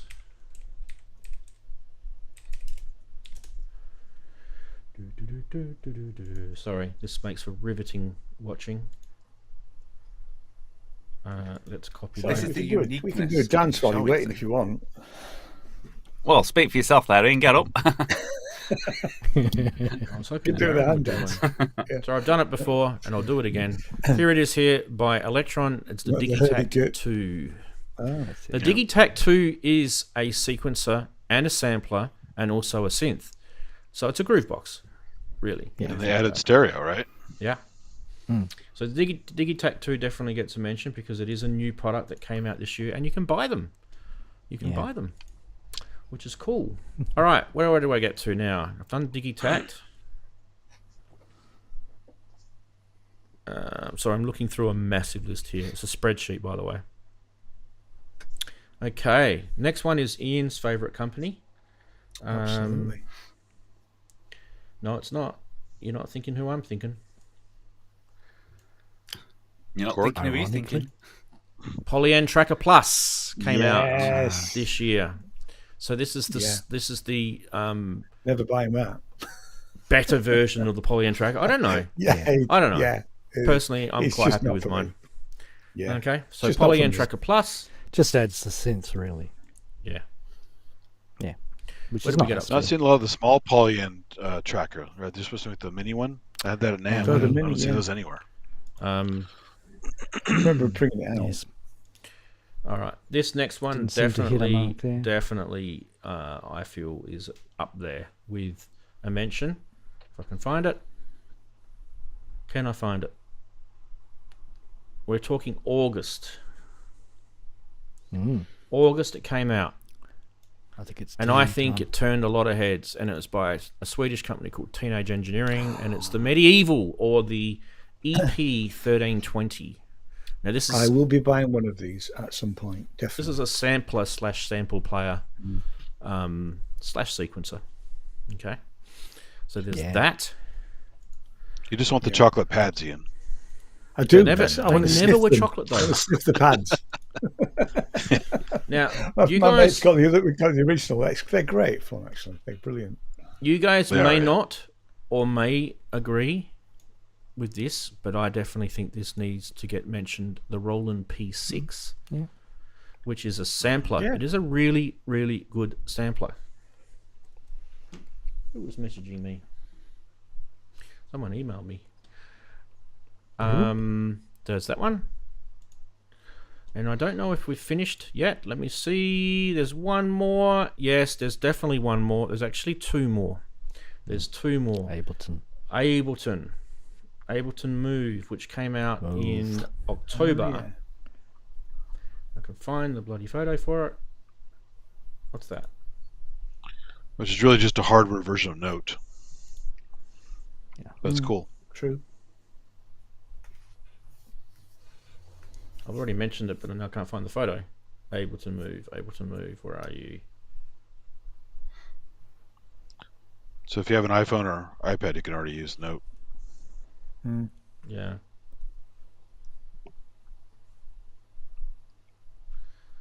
Oh my god, this is so hard. I should probably name my files. Like, I shouldn't save my files as what they save them as on their website. That's always a bad idea. Because it's like never give them X139-2653-11154. That's the Ableton Move file. There it is there. Sorry guys, it took me a little while to find it. You're probably thinking, why don't I have icons and look at the thumbnails? Well, then I can't look at the date without hovering over it. It's Windows. same old It story. sucks. Do you have your own like Dewey Decimal System for the naming? Decimal system. Jeez. And last but definitely not least is the Teenage Engineering OPXY. Oh yeah. Yes. There it is there. I'll buy one of them as well at some point. Definitely. I'd get it if I could afford it. Probably. I'll probably wait for it second hand. Is what I'm looking no for. one super chatted, so I'm not going to include anything else. So I think that's fair. Let's do a poll. Can we remember all those? Seek track granular. All right, you guys can Digitakt tell me 2, what's the poly top and tracker. 5 here. Best. What are we going to call it? Best sequencer sampler. Well, I think the Medieval and the XY need to be there. 24. So the TE. I think Digitakt. I think the Digitakt needs to be in there. You're going to put the Roland, I suppose, in. I think he should have the casting power of veto, doesn't he? Have power? Yeah. You He's didn't put the gonna- Wolf No, on there. That came out this year, didn't it? I don't disagree. It's a quite. I think Ableton Move well-resolved probably product. trumps Clever. Digitakt. Yeah. I Yeah, don't right. know. Okay. Digitakt Fair enough, 2 that's true. or Ableton Move? I mean, I'm not a Digitakt. Or should we guy, just do so, one Teenage Engineering and give Digitakt Can do. Elektron a go? if you want. So what should we do? Should we take out the OPXY or take out the Medieval? I think we take out the Medieval because it is technically a re-released product, isn't it? It's a KO2 version of rebrand. Yeah, it is. Yeah, and the other one And came out it last had year, its didn't it? it had its chance Yeah, fair when enough. when Yeah. it was released. All right, here we go. And it's Polls up, guys. Let's get 30 votes. Everybody, I know what it's going to be. Let's get 30 votes, guys. The poll's up. Best sequencer sampler for 2024. Let's have a look. Let's get your votes in. So far, we've got 7 votes, and the Digitakt is equal to the OPXY. Yeah. This is going to be hard. We've got 12 votes in. Digitakt 2 is definitely the front runner. Mind you, the Digitakt 2 I think is a really, really good product. Yeah. But I also think that Ableton Move is a really, really good product too. Yeah. Yeah. Don't forget it is standalone. We need a preferences system. In terms of, Let's make it more complicated. I can say I've got a bit of influence with one of them. By the way, there was a really nice little jam on the Sonic State YouTube channel with the P6 the other day by Paulie Bao. I saw that. Yeah, cool. It was short. It was really good. Yeah. We're at 17 votes and we're way ahead on the Digitakt. We're at 47%. Oh, no. Well, it's dropped down to 44%. The P6 is coming up. It's coming up a second. One Chatties, you're letting me down here. Put the P6 in, people. Come on. Let's show it again. The P6. Look at how cool this is. This is battery powered. Look, it's battery powered. It's so Paulie's simple, very it's clever. He used to effective. post on Gearspace as Elmo Sex Whistle. It's yellow. So, Did he? You can press buttons. and there's a couple other names too. Xander Beans, Come on, this is Expander biased. Beans. 19 votes. Come on, we got 30 votes before. Surely we can do 30 votes, guys. Come on in, chat. Well, Who they might hasn't be voted? saying, nah. It's a sampler. Oh, the P6 is coming up, people. The P6 is coming up. That's just biasing. No. Can I vote again? Dang. Yeah. Well, you have to credit where credit's due. It's actually a really good product. I think the voting system's been rigged from overseas. I think. Dead Can we level. not do it? Can we not do it on our phones as well? Log in 22 on our votes. phones. If you've got a different YouTube login, go for it. Yeah. I actually have got a different YouTube, but I'm not going to. I can't be asked.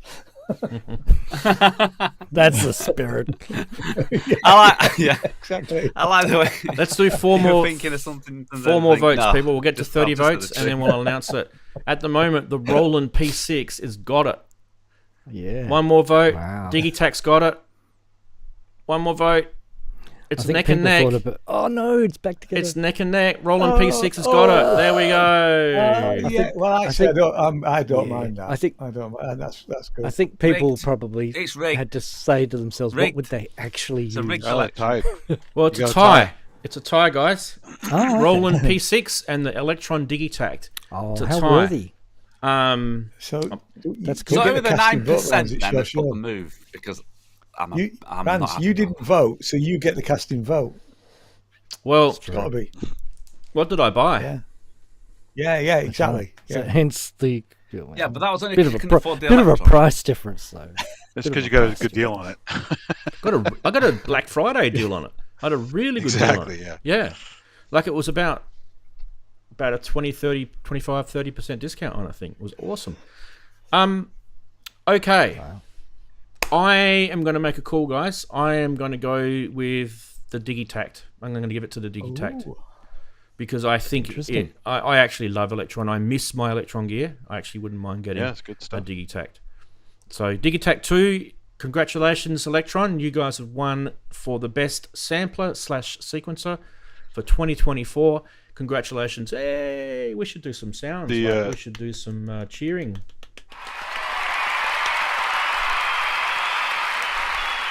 There we go. One of the strengths of the original Digitakt is it came with a huge collection of single cycle waves. You could treat it like a synth and just do whatever the hell you want with it. Even though it's a sampler, it's a very good synth as well. So many options. It's very deep. So many options, yes.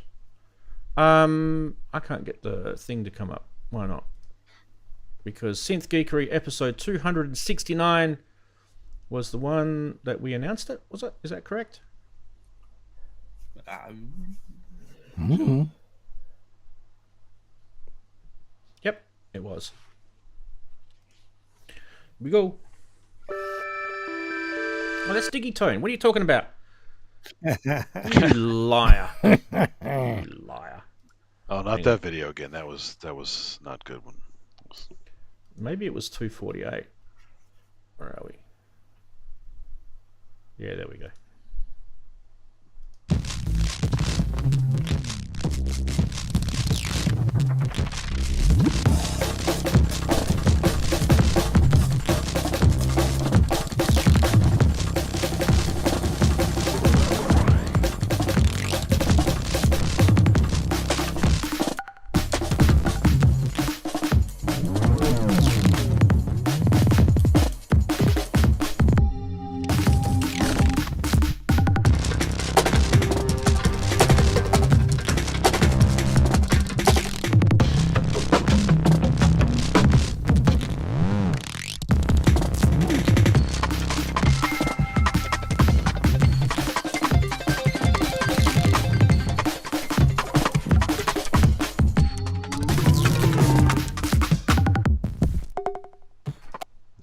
There we go, ladies and gentlemen. The Digitakt II by Elektron, best sequencer sampler for 2024, as voted by you guys, the members of Synth Geekery. Well done.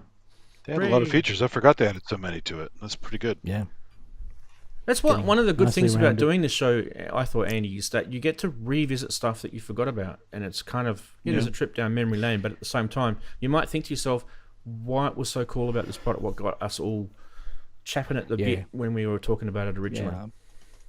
With so many products released, our brains are just too small to hold all these things. All right. The bottom row is all MIDI on mine, the original, and that's good enough because you can use it with other gear. But now they've got both rows totally stacked with its internal samples, which is cool. So. Yeah. The next one is going to be really hard for us to do because there were so many products this year. Man, you guys probably know out of all of the sort of YouTubers that do these live synth shows, I am probably one that does the most Eurorack out of everyone. So we do feature a lot of Eurorack, and I want to just say one thing to everyone, including you, Chris, because you're one of these. Everyone who makes products in the Eurorack community, most of you guys are one-man bands or very small companies, and I just want to say from the bottom of my heart, guys, keep innovating because we love it, what you're doing. It's amazing. All the stuff that happens in Eurorack and modular synthland ends up one day in some mammoth workstation polysynth anyway, so it's a really cool thing what you're doing. Now, having said that, what we're going to have to do is I don't really want to go through all. There was probably about 100 and something Eurorack products that we showed during the year. And if you ever want to know what they were, just go to Modular Grid, click sort by date, and then you can go read them all. We probably didn't show them all either, to be fair. So let's go through a couple that I think definitely got, I feel like, headlines. Got headlines. And some of these are probably ones that you guys may have forgotten about. Right, so starting around the early part of the year. By the way, stick around because we are going to be doing a non-Eurorack award after this. If you're not interested in Eurorack, yes, but do stick not around. Have a nap if you're not into it. Yeah, you can go and have a coffee or something, whatever.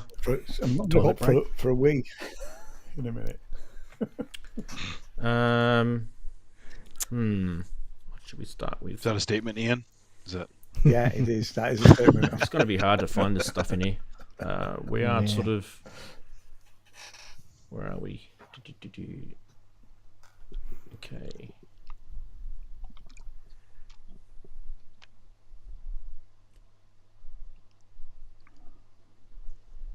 I want to show one product and I can't find it. Oh. Maybe I might skip it. If it's not there, it's not there. Oh, there it is. It was there, it was just a weird name. The first one I want to show is by a company called Make Noise, which you guys know are pretty important. This is the DXG. What was good about the DXG? Mr. Chris? What was good about the DXG? This is the rare Vactral gate one, is it? Well, it's a non-Vactral gate, isn't it? This is the non-Vactral gate. Yeah. That's what newer was cool tech about Vactral, this. right? Yeah. It was an emulation of Vactrals using analog circuitry. Very cool. Yeah. I definitely think it gets a mention because it's innovative, right? Low pass gates are But also important because Europe can't import the Vactrals anymore. Exactly. Correct. Yeah. So the cadmium it's issue. accessible to a whole market that otherwise wouldn't be. So it's very. And it performs. That's the thing. I'm hearing from people that it's performing. So that's what I would classify as a utility module because it's providing a gate, low pass gate. It's a utility type module. Anyway, we'll keep going. I'm going to have to skip a few here. Fundamental.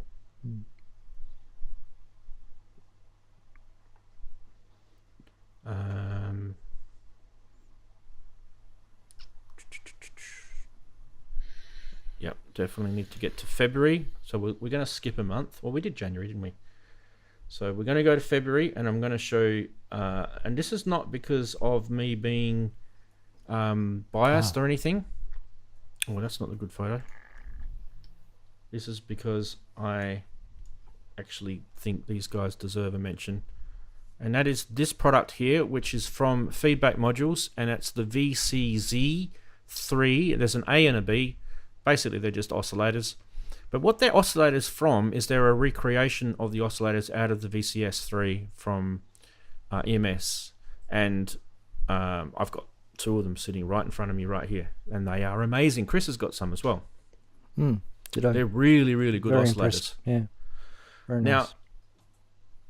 if you've ever used a synthesizer, you've used an oscillator. And you've ever sworn at a synthesizer, sometimes you've sworn at it because you hate the oscillator or it's done some stupid things for you. It's true. So Or it doesn't when get you you where you want build, to go. Yeah. when you build an oscillator, one of the things that you should do is build it so that it's actually delivering something unique and reliable, and it's got features in it that are usable. So when you're looking at things like this, we're not just showing you it because we like the company or we're friends or anything like that. We're showing it because they tick boxes like that. So the VCZ3 oscillator, very cheap to buy. It's only 230 euros. Pretty cheap for a VCS3. You can make yourself a VCS3 without actually having to go and ask EMS now, pretty much. Let's keep going. I definitely think this company needs a mention. So we're going to go with this one first, and that is in March. So we got we did February. Yeah, okay, we can do March. Where are we? Which company? This company. The company is called ALM, and the module is called Sizzle. So the Sizzle is another oscillator. This is based on the Casio, or the phase modulation type oscillator. So this is a CZ1 or CZ1 if you're from the other part of the world. So it's called the Sizzle, and this is a really, really great little module. So far we've shown a low pass gate and 2 oscillators. We're doing pretty good. Don't forget, guys, these are modules. It's funny though. My Make Noise Till Harmonium has a CZ mode in it, so that's been around for a while. But yeah, it's not that unique in the modular thing. Yeah. Okay, now I'm going to be skipping a few. Where are we? Okay. So we're going to go to April. So we didn't really skip months at all, did we? We went from March to April. And in April, this company is a UK-based company, and I just want to give him a shout out. Now, Rob has made a whole bunch of ARP 2500 forgotten modules. He's remade them. There's a whole bunch of them. We did a show on a lot of them back in April, and I think we kind of had another look at it again later on. So the AM Synths 2500 modules, which this particular one is, one of them. There's also, I'm just going to show you 2 of them for now, just so you can have a look. Triple modulator. There was plenty of them anyway. One of the ones that Chris and I got was the oscillator extension thing. Mix. Yep. Another one I've got is the very good price. The keyboard modulator for the resonant filter. There's a whole bunch. So I want to kind of group that and say AM Synths 2500 Lost Module series. Okay, I'm not going to specifically pick out a module. I'm just going to say the series, because I think, like, if you look at guys like Wagoo, he went and bought most of them. I'm pretty sure he's got them all. Because you're actually building a synth. You're building a 2500, right? Yeah. So I kind of feel it fits in nicely into that sort of... it's kind of a different spectrum of the modular world, because we've been kind of getting a lot more concentrated modules that try to pack in a lot to one module. Yep. Whereas AM Synths is kind of keeping it spread out, like traditional in a way. Yeah. So he needs to get rewards for that, I think. Absolutely. Kudos anyway. Absolutely. I wish I couldn't skip a whole bunch of these companies. I really wish, but I have to because we just don't have time in the show. But I have to show this one. This is from Befaco or Befaco. This is the Oneiroi. I think, Chris, you've got one of these? Correct, yes. Yeah. I do indeed. This thing is completely bonkers. Like, honestly, it's completely bonkers. It's based on a like a hackable OWL sort of programming platform. OWL 2 platform, yeah. Yeah. But on top, DSP platform. One of the things that really kind of drew me to it, I haven't bought one yet, is just the sheer amount of controls and patchability this thing's got. It is a pretty big module though, but this is a synthesizer. This whole thing is a synthesizer. It's got a filter. It's got a looper. It's like Sine. Almost standalone. Super saw. How many randomizer modulation system. Yeah. The resonator, of course. Really, really, really cool module and innovative. Don't know many things like it. Can you think of anything like it, Chris? I don't know if I can. I can't because I've ended up with many. I've got the Ambient Zero and this. Put it that way, and I don't regret having. Is it like 24 HP or how big is it? So different. It's about It's probably about 30 something HP. 36. Yeah. 30. Okay. Yeah. Quite large. It's pretty big. And along the same lines, this was out in June. One of my favourite synthesizer Eurorack companies. They actually did win last year with one of their modules. Is the IntelliGel Atlantics. Now this is a second grab. By that. Atlantis was their previous version of this. This is the Atlantics. They've improved it. So just in my mind, I kind of feel like it's not as innovative as the Oneiroi because it's a second crack at something they've already done. I do love it though. I really, really want one because I don't know if you guys know this, but it's actually an SH101 expanded out to as much as you could possibly get on the 3340 oscillator. There's nothing left unexplored on this baby. Yeah, it's single voice, single voice. But yeah, there's lots that you can do on this. Like, I just love the nerdy, tweakability of this thing. It's just crazy, and a lot more tweakability than the Atlantis was. Anyway, so that does definitely get a mention. I definitely have to mention. Where's it gone?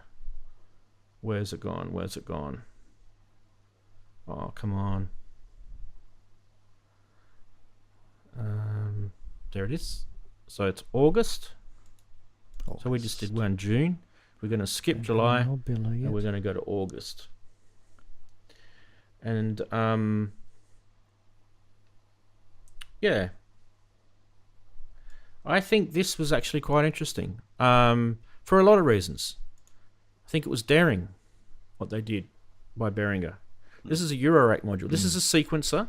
It's a rhythm sequence based on the TR909, really, when you think about it, which is their RD9 clone, right? And so what they've done is they've gone, right, let's get some of that logic out and put it into a module and make that usable. Now, Chris, you've got one of these, don't you?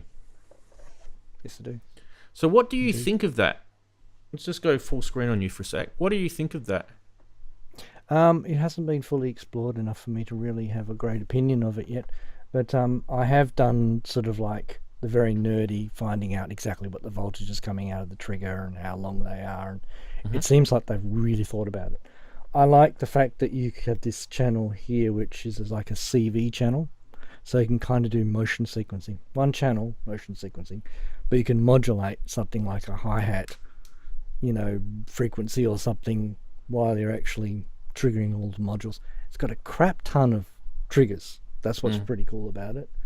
And having played with the pattern or pattern saving song structure system, I don't hate it. And the other thing I will add, the software that you get with this that is part of the Synth Tribe is really good. It's actually really good. No one's mentioned that I've seen in a video yet, but it's actually really, really good.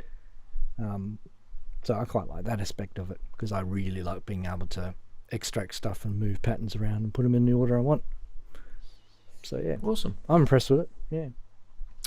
All right, I kind of feel like we have gotten to the end of the Eurorack stuff. Maybe I might add one more in, or we'll go back to August. Oh, we're still in August, aren't we? We're still in August. Maybe I'm just going to add this in because it's something that I really want to get, and I haven't been able to afford it. And it's just really, really intrigues me. And that's this thing. It's like an FX module, really, when I think about it. That's cool. This is by Erica Synths. Yeah, Erica that was Synths great. make really, really good Eurorack modules and synthesizers. And this thing is a sequenceable filter bank, basically, which is why it's called an FB. FB for filter bank, resonant filter bank. It's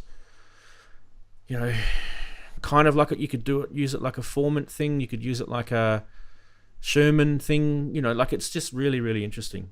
And also the user interface on it is actually really cool as well. So hats off to Erica for that one as well. All right, we got to come up with a top 4, guys. So unless you guys in chat want to suggest a Eurorack module that got released this year, do a super chat for that. Otherwise, we'll go with the ones, and we'll make a top 4 of the ones that I suggested. So, what should we do? I think definitely let's start the poll now. Start a poll.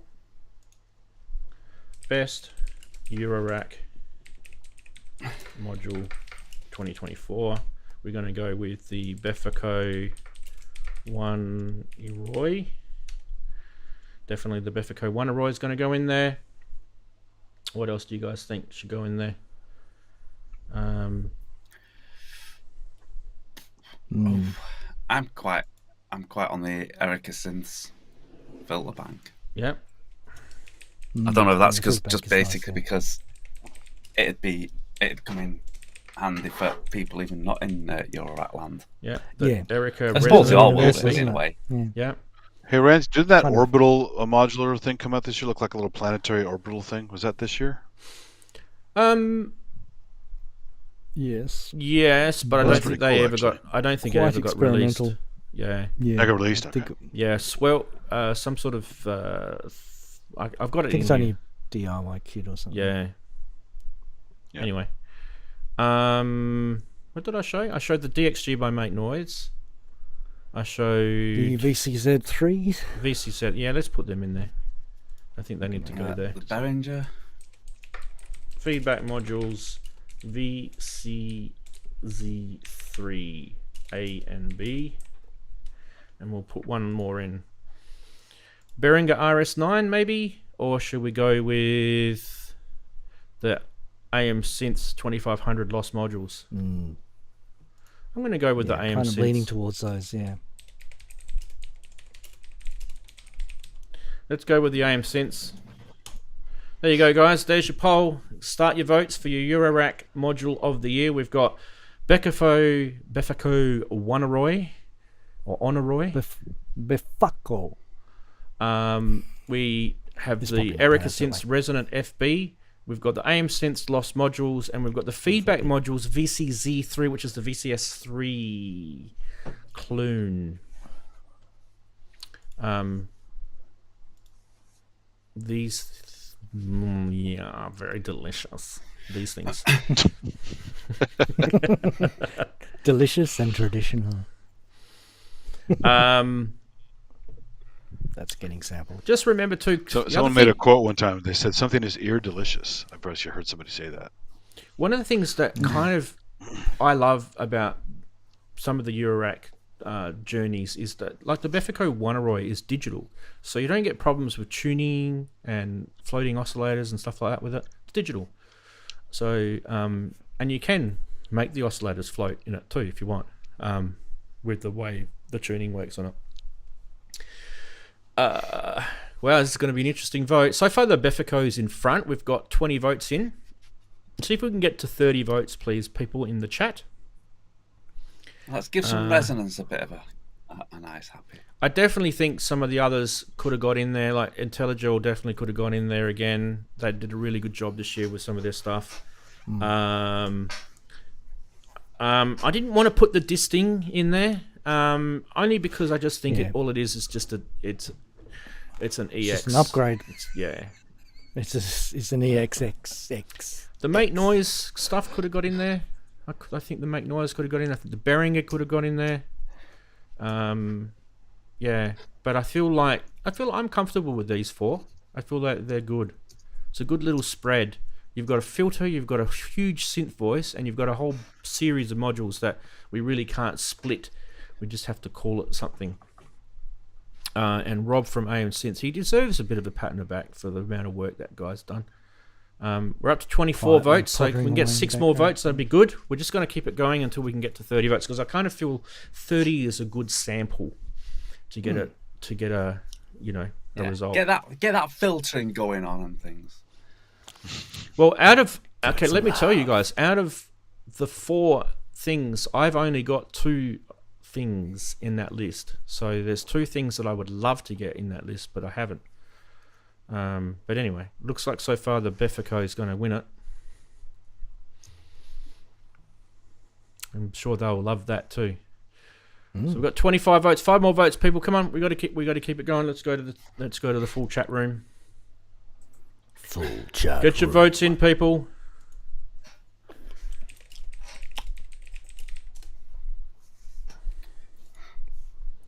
Five more votes. Get that small Sherman filter bank going. 3 more votes. Come on. 3 more votes. We have 76 watching. We can get more votes, hopefully. Get your 90s. Yeah, 76 watching. Surely we can get more than Just hit the filter bank. Come on. 28. Just bank. typical voting apathy, right? We pretty much know who's going to win it. 28 votes, but we're just going to be a stickler. I'm going to try and get the 30. Come on, 2 more votes, people. 2 more votes. We can do it. Wake up those people that aren't watching. Hey, look, I voted. Maybe they fell asleep because it's modular. Eurorack. They took a nap. So. Thank you, Ian. Yeah. Taking one for the team there. Yeah. Just waiting for the people to vote. Hey, there we go, 30 votes. And as we thought, it just slid a little bit down actually. But as we thought, the Befaco Oneiroi won it by 46%. That's a pretty decent win. I'm with disappointed again. That's Erica, twice now. Erica and AM Synth coming equal second. So this is for Befaco. Well done, guys. Well done. Really, really great module. Seriously worked. I reckon those guys have pounded out so many hours. I reckon thousands of hours on that thing. So really, really good. It's cheap. It's cheap. Like, it's cheap when you think about what you're getting. It's cheap. And it was awesome fun to build. Yeah, you can build it as a kit and save some bucks. It's an experience I won't forget. Well, the Olympics are on as well, so I've got this confusing mishmash of Befaco, building a Befaco module, and watching Jesse Fox win the canoeing K9 or something. It's like this weird thing. Interesting that module came out the same week as the Arturia Polybrute. Interesting. Yeah, interesting. So that's 2 that have won it from the same show. Let's have a look. You didn't build it by watching the Australian Open?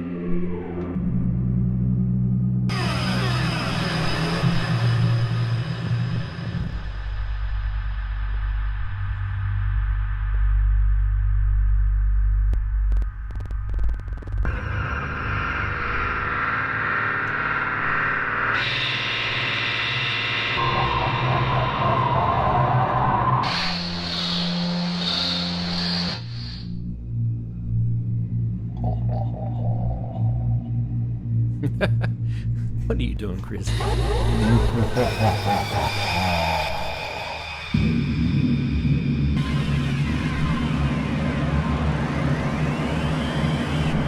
Welcome to the gates of hell. You can have some infinite fun with that thing. Chris is already having some fun with his.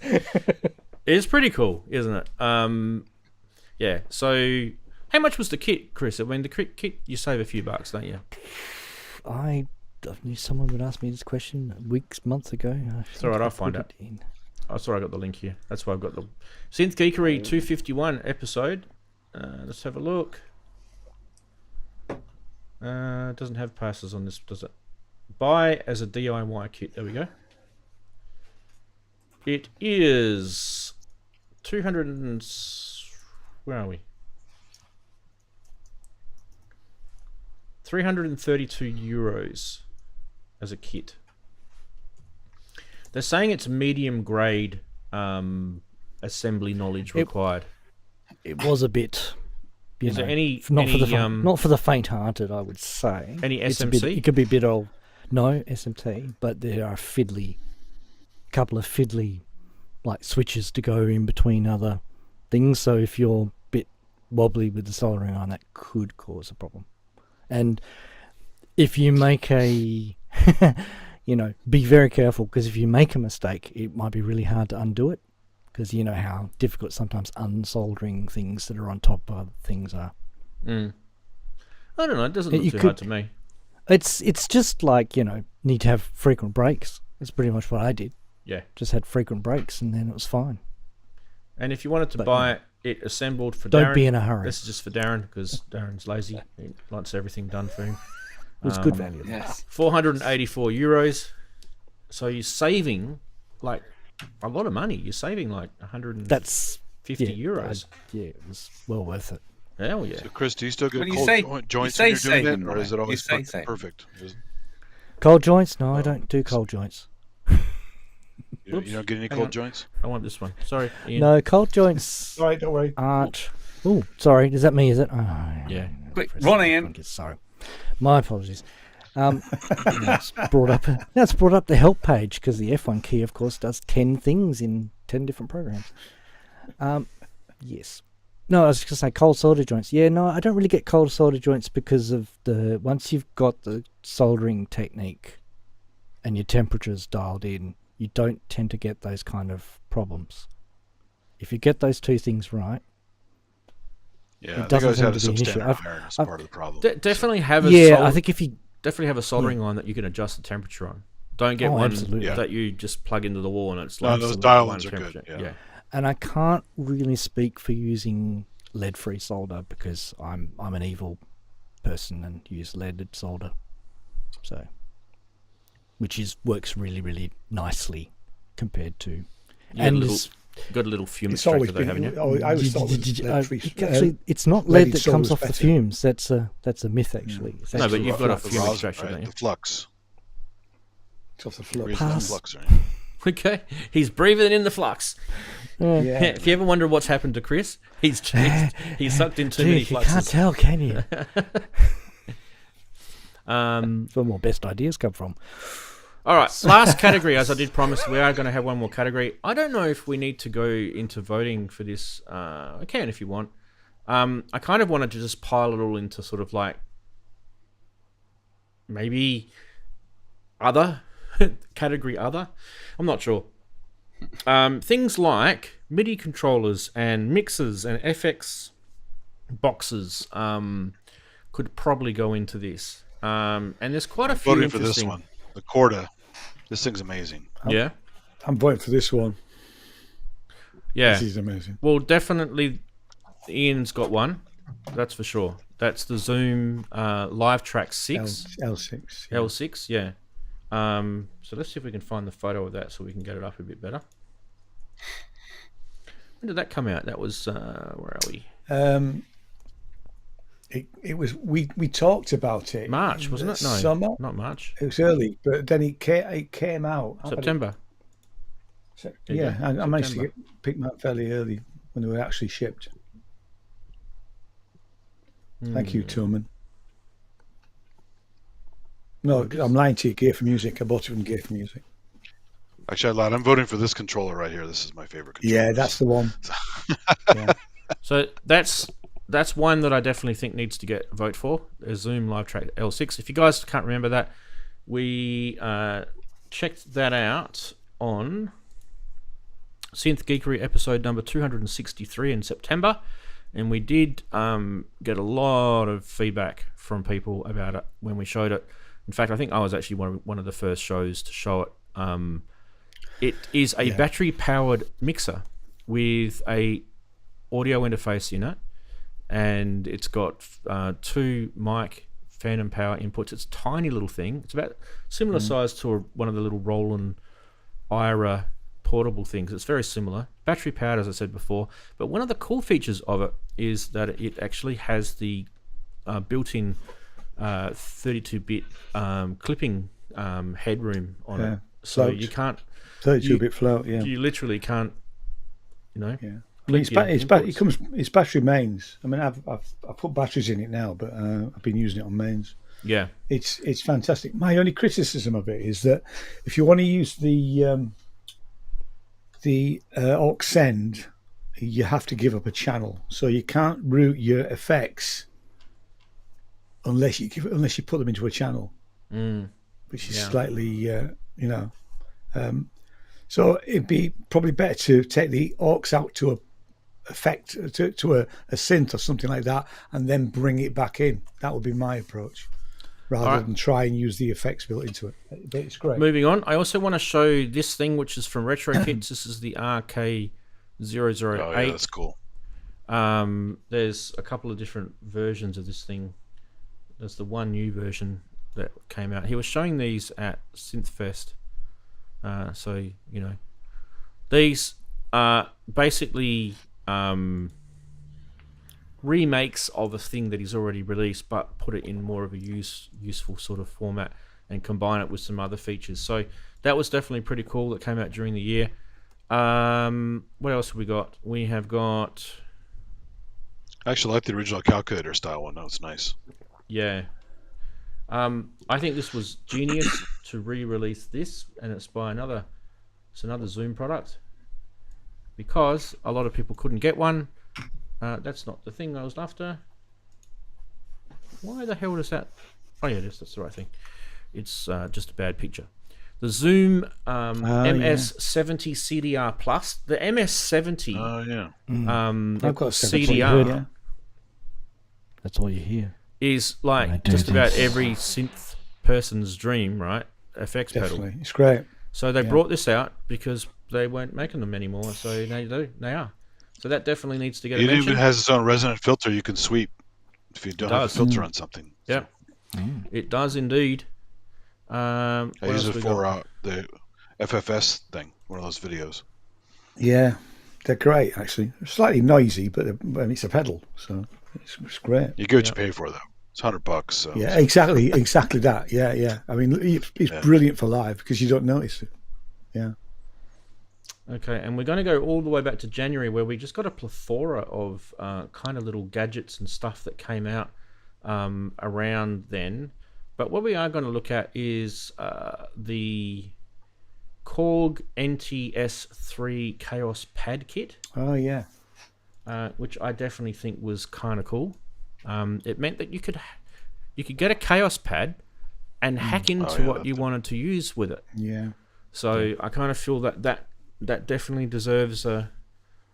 it kind of relates to our synthy world, right? I feel that definitely... Well, Korg is good at including hacks. The MS-20 Mini has hack spots on the board already marked for you. Yeah. So they encourage that. Have they started shipping yet in the NTS3? Out of curiosity? They have been. Let me just have a check. NTS3. Oh, it's logged me out. Hang on. Talk among yourselves for a minute. How dare they log you out? I know. And there's one more. While you're doing that, Ian, I'm just going to bring one more up. Yeah.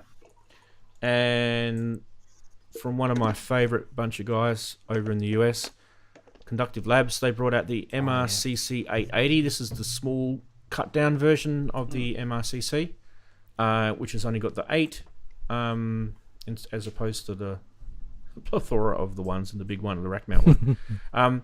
Yes, small. So there was a few sort of bells and whistles added to this, but I felt this was actually pretty handy for people who wanted a MIDI router, and it was very affordable. So let me just have a. It's like half the price of yours. What's the? Yeah, I can't remember because it's January, right? Yeah. But let me just find out quickly because it's a while ago. Yeah, prices? NTS3 well available all over the place now. Okay, good. Yep. Cool. Shop. Order here. Here we go. Yeah. The MRCC is 439 US. The MRCC 880 is 179 US. So I do remember it being a substantial amount cheaper. You're getting not as many features, obviously, as the MRCC, but you get the guts of what an MRCC does, which is MIDI routing, and and a bit of brains in it. These are the guys that made the Noodler, if you can't remember who Conductive Labs are. I love Noodler. It's great. Everybody loves Noodler. All right, so I think we've got enough. Unless you want to add one, and then there's some more in there. I could have added some MIDI controllers came out during the year. We could add a MIDI controller if you want. I don't know. I don't really think there was that much of an innovative MIDI controller brought out during the year, to be fair. And technically, the retro kit. This cord is innovative, but not many people bought it as a Kickstarter. But the cord is really innovative, actually. Well, you can put that in if you want. So, should we do a poll? Let's do a poll. Yeah. And I'm not talking about Polish people. Do a poll. Best. What category are we going to call this? Best synth utility. Anything else? Synth utility. Gadget. Best Sonic gadget. gadget. Best synth gadget 2024. Okay, let's start off with the Zoom Go Livetrack gadget MIDI router. Is it like L6? Is it LR6 or It's L6? the L6. Livetrack L6, but L6 will probably do it. Zoom It's Livetrack Livetrack L6. Okay, what else are we going to put on there? NTS. The what? The NTS, because it can be anything. Just The about. NTS3. The Korg NTS3. Because you can program it. So. Should we go with the Conductive Labs Quite nice. MRCC 880? Sure. And the last one, what's the last one going to be? What's that one you wanted to put on there, Andy? Oh, yeah, the Artiphone. It's Artiphone without an E, so Artiphone. Corda. K or C? CHORDA. Yeah. Artiphone Corda. All right, let's do that. Let's start our poll. Boom. Guys, chuck your votes in. Let's do 30 votes, please, again, like we've done before. There's 65 people on the channel. We're going to go best gadget, synth gadget. Yeah.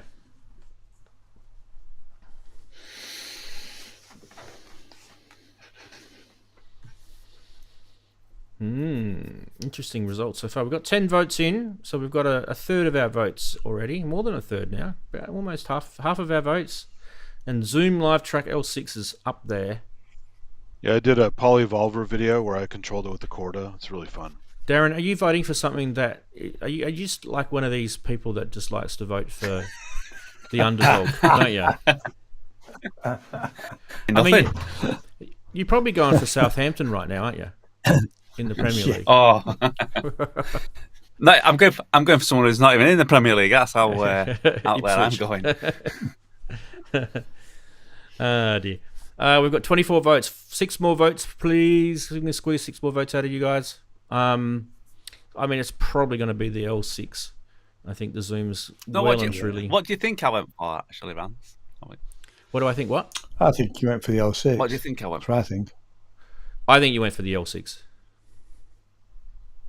Either that, or you would have gone. Either that, or you would have gone for the NTS3. Yes, the NTS3. I was umming that. I nearly went for it. 29 votes. One more vote, and we'll close it off. One more vote. Come on. Squeeze that votes out. I mean, it's going to be the Zoom, but one more vote. Come on. You never know. You could. One out. The Artiphone Quarter is coming second, Andy. I know. Hey, 50%. It is a cool instrument. There you go. Let's have a look.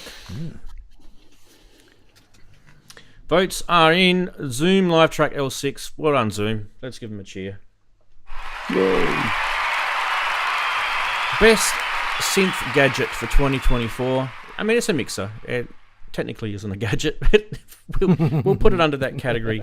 Maybe we might give Blame me. We might Blame edit. me. We might edit the Photoshop to make it best synth mixer or something. Coming in a close second is the Artiphone Quarter, which Andy suggested. What's a good suggestion there, Andy? The Korg NTS3, 16%, and the Conductive Labs. Yes, again, I'm disappointed in you. It was a gadget. That was a gadget. Yeah. We're number 2. We're number 2. Yay! Number 2's good. Number 2's good. Should I buy one, Andy? Is the question. Should I buy one? Watch my video and see what you think. Watch my I'll Polyvolver watch your video. Yeah. So, Yeah. Well, there you go, guys. Now, let me just quickly see if I haven't actually been keeping an eye on Zoom. No one's in Zoom. Good. There we go. All right. So I think we got through 4 categories for the 2024 Wrapped. We've just do a summary quickly now. We awarded the best synth to the Arturia Polybrute 12. This is voted by you guys. This is not my show, but voted by you. The best sampler / sequencer was the Elektron Digitakt II. And we went with a tie. That was a tie between the Roland P6 and the Elektron, and I decided to go with the Elektron because I want one. Maybe they'll send you one now. I'm sure. Yeah. The third thing we did, Worked best so well in the Eurorack. past. Best Eurorack module was the Befaco Oneiroi. That was the synth voice kind of extraordinaire in one. Really, really great little module. That is From hell. that really won, like big time. Good votes there. And the last one, which was we called the best synth gadget for 2024, we had a few kind of weird sort of things in there, but the Zoom Livetrack L6, without a doubt, great product. With half the votes at 50%, that won it there. So, well done, everybody. Done a really, really good job. Yeah. Great year of products. Was there anything this year from you guys? And let us know if with the super chat if you want to join in, guys, in the chat. Was there anything this year that you guys thought, I really, really wanted that, and I completely forgot about it, and Ranz just quickly breezed over that and forgot about that, and I wouldn't mind getting one. Anything? Nothing comes to mind. Yeah, the resonator probably. I forgot all about that resonator from Erica Synths. Yeah. The I still resonator? have the Nobular module, the one The chord with the thing? funky delay. No, the delay, digital delay, and Echo Cinematic? yeah, the Echo Cinematic. Still have that on my yeah, list I forgot somewhere. about Yep. Have to go and have a listen to that again because I think I may have covered it now with a few other products that I bought. So One of the ones that I really wanted, and I forgot all about it, was by a company called Soundforce, and they did this thing. oh, there's sort of samples too. Samples too. Little tiny little It's still on my 3 radar, HP thing. especially Love to get I that. have the samples triggering- one. triggering it. It's with pretty this. good. I was thinking of getting one to trigger from this Rants. Yeah, it's a great idea. And So I thought too, I mean, like, especially because I could resample. Yeah. if I was to get the RS9, I would really, really like to see that working with the sample from ALM, because it's got 8 Oh, okay. sample names. Yeah, that would be nice. And the RS9 Ranzee, has you ever look at the assimilator? how many? by 9, 10. The what? Oh yeah, I know. That's out of Dave my Ross price on the range. assimilator? Though. Out of my price range, man. Yeah. I mean, you guys in the US, you're lucky because you pay US dollars and that's what you earn. And it's I can't afford it either, and I'm here, so don't worry. like, So. by the time it comes over here with the exchange rate and friggin' the Australia tax, Yeah. and after the quackers have nibbled through the box, it's really expensive. By the way, I forgot to tell you. I forgot to tell you about them. this. You nibbled my box. Oh, but you're so cute. I told the wife when we were camping. Right, this is when we were at the camping trip earlier in December. I said to her, make sure you don't leave anything out. Like if you're gonna get something out of the esky, or the cooler box, whatever you guys call it, we call them eskies. If you're gonna get something out of the if you get something out of the esky, make sure you close it properly, because it's got like our esky, you close it and it can just sit down, or you actually push it down and clicks in, and something can't put their little paws on and push it up. Anyways, we bought this, a whole bunch of food with us, packets of chips and crisps and all that sort of stuff, and she leaves a packet of chips on the chair. And we go off and do a whole bunch of stuff. We come back and there's about 40 of these quackers like munching on these chili chips. Friggin' hell, man. Hey, it's a party. They're texting their friends, Their friend and there's signs everywhere. Don't feed them. And that's like when I was in Costa Rica. Guys. The capuchin monkeys are going crazy for these fake Twinkie knockoffs they have down there. Yeah. Fighting over Twinkies. Yeah. That's it. Right. So, game change, plasma voice. Yeah, I saw that, Andy. I saw that in the list. I kind of thought to myself the Oneiroi offered more on the table than that. Broader spectrum of sounds. And I wanted to. So I didn't want to just sort of put a whole bunch of products with a similar sort of grouping for our poll. I wanted to sort of spread it out a bit with a few others. So that's why we had the AM synths and we had the Erica and those others in there. And but I feel like it would be in the top 10. I definitely feel like that's one of the best modules that came out this year for sure. And I thought the IntelliJ was in there. Yeah, for sure. Absolutely, man. I checked out the Game Changer Plasma stuff at NAMM and it was okay. Yeah. I mean, it's just distortion, right? So. Yeah, and I think some of that plasma stuff is a little bit of the gimmicky side. I'm not really sure if I kind of buy into it. It's a visual thing, big time. Yeah. I wouldn't know about gimmicky LED light things. Yeah. Only the really bright ones. You like the really bright ones.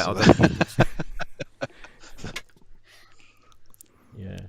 It's just this is for you, Chris. My personality. This is for you. Stop it. Get some help. Get some help. Get some help. Yes. That's the second time this year you've had to use that on me. Yeah, I've had to. Can't remember the other time, but I definitely remember I was told. You need help. What we can do, maybe the first show of next year, if we get a chance, we can probably do the best meme of 2024. I think we don't have enough time to go over 45 shows and pick out, because each week we do vote what the best meme is. So there'd be 45, and then we'd need to narrow it down to, I don't know, one a month, best meme of the month. So I'm probably going to need to do that and do it with these guys here, and then maybe we get back to everyone and sort of come down to a short list of about 12, maybe one a month, and then you guys can vote on the top 4 like we did for today, and we can do meme of the year. I don't think it's as important, to be fair. Some guys will slightly off topic. Yeah, some guys will go, no, what's really important? I want to know what the best meme is. But yeah. Out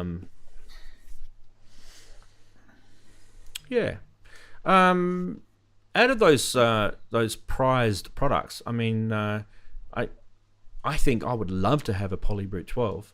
But just to let you guys know, if you live in Australia, he's going to do the maths.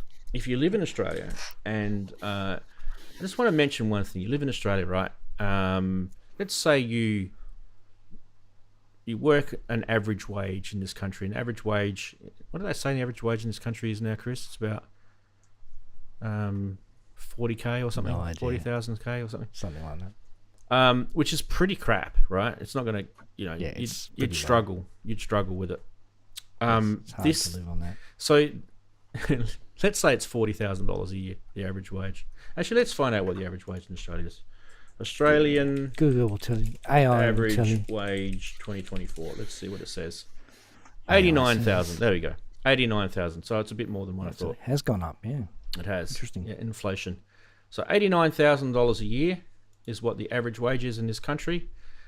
6,399. So it's all, you know, it's about 8% of your average wage just to buy that synth. And when you think about it, you've got tax that comes out, which is about 30%. How many weeks of working is that? Exactly. And that's not taking out the tax. And so when you go to a website to purchase the Polybrute 12 in Australia and the cookies show that you're in Australia, do you get the sound file? Tell him he's dreaming, right?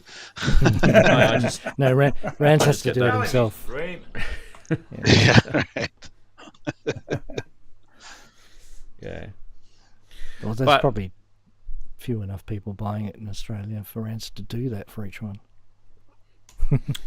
Yeah, well, there's only one. Interesting to see what their sales are. There's only one in stock in this particular vendor anyway. But that's interesting. Well, speaking of that, how many actual Fairlights were in Australia owned by people? Were they popular or they're just too expensive?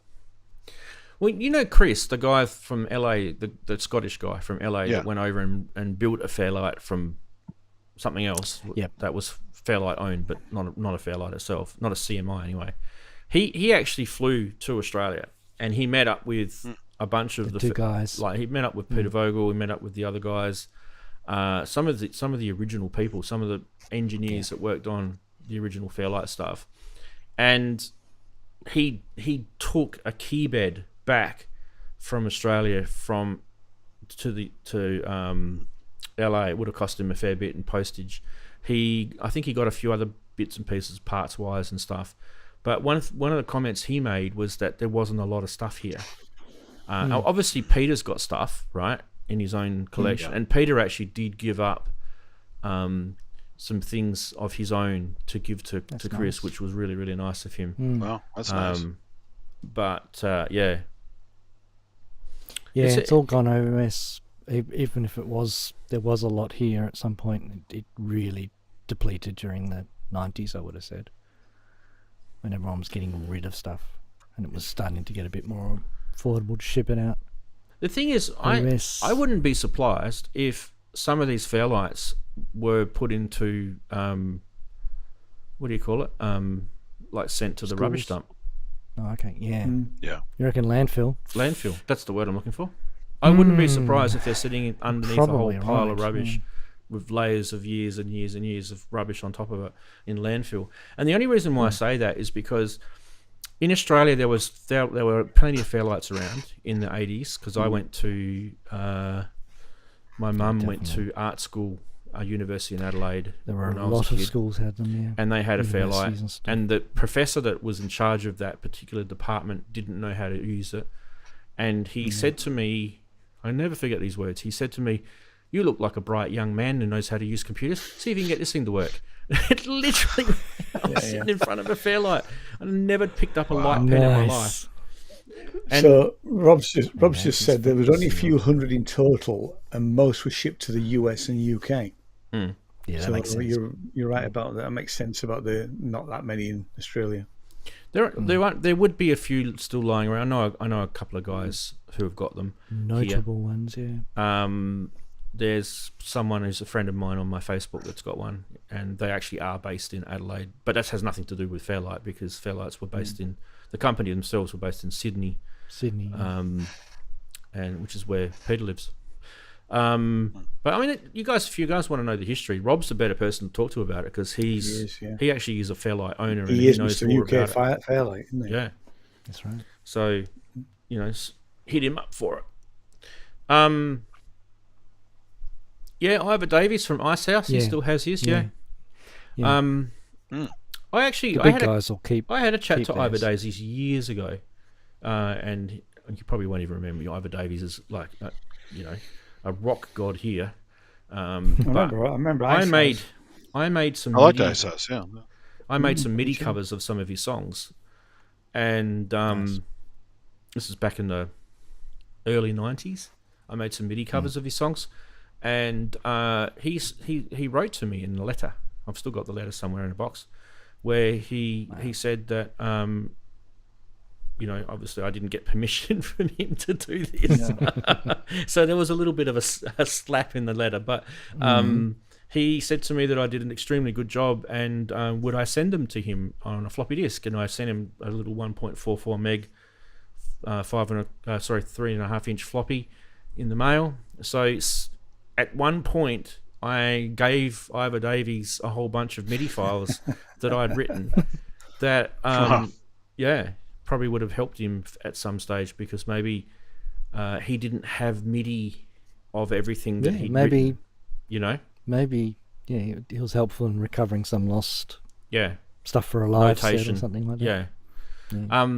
But interestingly, and we chatted back and forth a couple of times, but that was it. But interestingly, the guy, he actually comes from a orchestral background. He played the oboe, and he's probably one of those kids that went to school and was made to play an instrument and learnt it classically, and probably very, very sensibly did music and stuff like that, right?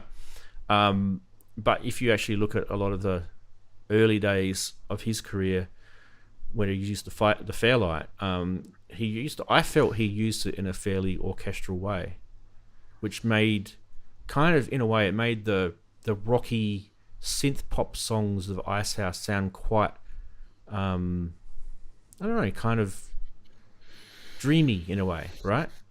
Because they would have had a bit of an orchestral sort of feel to them. Definitely had a complexity there. Complexity, yeah.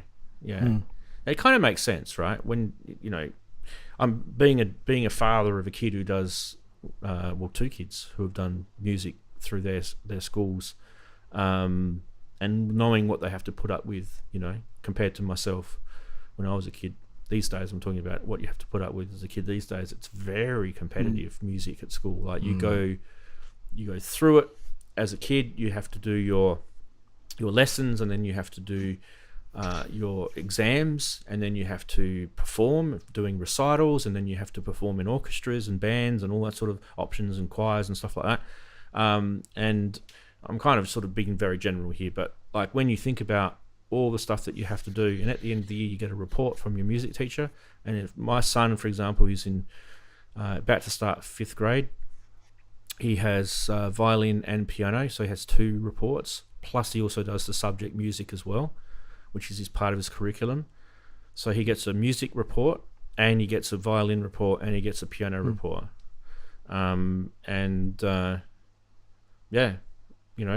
He gets graded on his ability. And at the same time, you get offered to go into things. So you go scholarships and whatnot. Well, not the scholarships, but like, for example, you might get places in the orchestra, but not everyone does. If that makes sense. Yeah. So not every kid who plays the piano gets put in. Do you have trade high schools there like they have in Japan? Do you specialize that young? We used to. I don't know if we do anymore, Chris. Do you remember they used to have the tech schools? I don't know if they have them anymore. I mean, I think now they've become TAFEs, right? There's Whopper. Yeah, Whopper is the main one for. And TAFEs, wouldn't it be? Yeah, TAFEs, but but there used to be schools which were tech-based. Like literally, that you were a student that went to high school, instead of going to a normal high school, you went to a tech school. Yeah, at 15 you had the choice of going to TAFE instead. But I think they've got rid of them and they've just called them TAFEs. TAFE is an Australian acronym for Technical and Further Education, and usually it's like the subset below university level. So it's undergraduate. That's like our FE college. It's further education. Yeah, same as FE. Yeah. Exactly the same as FE. Yeah, exactly. Yeah, they probably just copied FE, to be fair. Usually Australian. I mean, music education here for kids is woefully inadequate these days, and over the last probably decade. It's terrible. Yeah. It's absolutely, because the STEM stuff is being concentrated on, right? So they're just concentrating on all STEM studies, and they're just not rewarding, like artistic talent anymore. STEM and finance. When we had the bricks and mortar shop, the fact that the business did so well with lessons was because of the local schools. They might give them a term to learn guitar or drums or something, and then they were left on their own devices, so they would come to us. So they helped us to some extent. It's a great Pet Shop Boys song. That I'd rather it be in mainstream education. Left to their own devices. Yeah, very much so. Yeah. Devices, I probably would. But to give you an idea, the slogan for my high school the same one Jobs and Wozniak went to, was excellence in athletics and academics. You can see which one was more important. And art wasn't even mentioned. Art or music. Right. Yes. Did you see that video of Wozniak the other day? It was floating around where he was showing how he was printing $2 bills. And then he talked about how obviously it's illegal to print, but then it wasn't illegal to print because he printed them in a certain way that made them become legal tender. And so the federal government couldn't give him a felony for printing. Yeah, it was like he found a technicality in the law. It was a really interesting video. And he'd sell them. He'd sell surely he's got better things to do. He'd sell a sheet of these printed bills, right, for like $5, and they were worth about $40 or something. Like, he was such a little entrepreneur, this guy. Anyway, just off a little tangent with Steve Wozniak. Yeah. Anyway, so 2024 has come up to a close, guys. Looking back, achievements. What do you guys want to sort of say about the year? Does anyone want to talk about anything about a year wrapped up? If you can remember, this is the guy. There's Santa. He's wrapped up. Anyone want to? Well, I think summarize it. I have to say, my year's been sort of a bit up and down, to be honest. Not only just the move, but obviously we've had funerals of close family members. We've had weddings. It has been a roller coaster. We're not out of the woods yet with all of that sort of stuff. We've still got stuff going on. As of today, my father-in-law's gone back into hospital. So we're still, no thanks. It's just so I'll be honest with you. We're all glad that 2024 is coming to an end, because it couldn't be worse for us in that respect. But on the positive side, we moved to a place where we're really happy. I'm very happy with what's been going on with Sinners Music. And we've got much more. We've got the next quarter of Sinners Music is planned. Pretty much. Nice. So there's a lot happening starting now, really. So the next 2 or 3 releases are pretty much sorted. It's been an up and down year, but we're at the end of it. So are you doing that full time, Ian? Now, is that kind of what you're capable? Pretty much, yeah. I mean, yes, I am. Yeah. So that's. It's not paying the bills, I'll be honest with you, but that's not. I'll be honest with you, that's not a worry, mate. To some extent.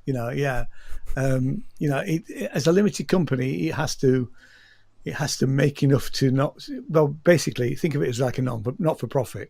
So we need to make enough money to cover the bills, and we do that, and we've got money in the bank because it's funny. My first business, which was the hi-fi business back in the late 80s, early 90s.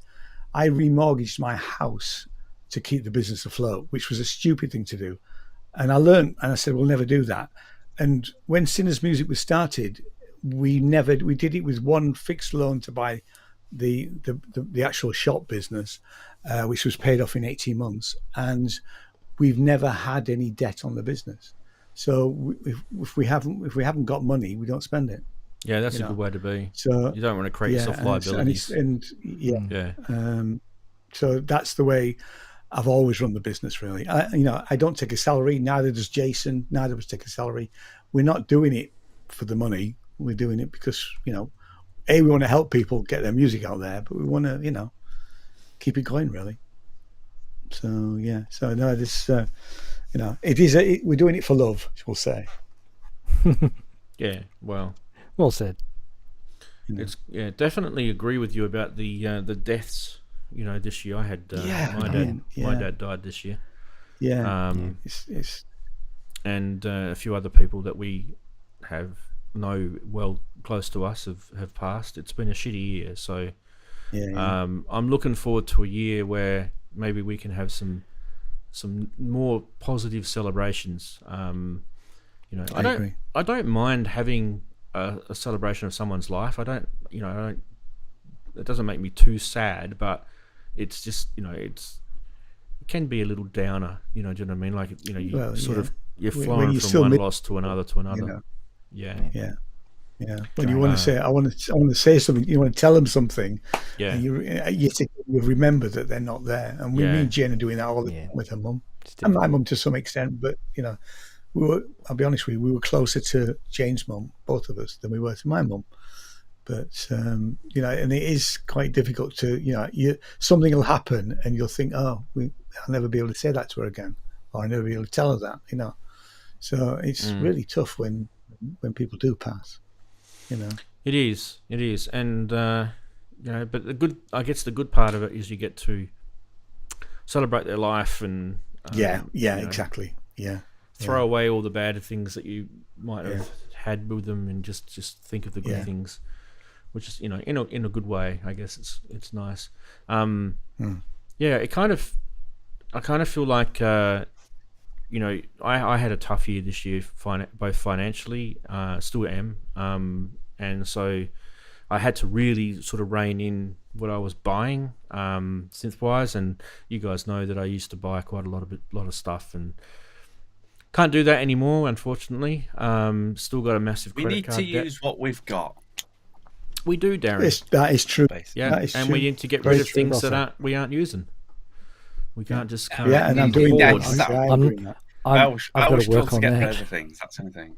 Can't hoard, people. Yeah. No, I've just sold my X key, the MIDI controller that I absolutely hated. I've got my money back, you know. But yeah, no, that's literally gone this morning. So I am selling stuff that I'm not using. Is that because they didn't make the software better, or is it just? Yeah, I mean, but to be fair, it's a bit rubbish.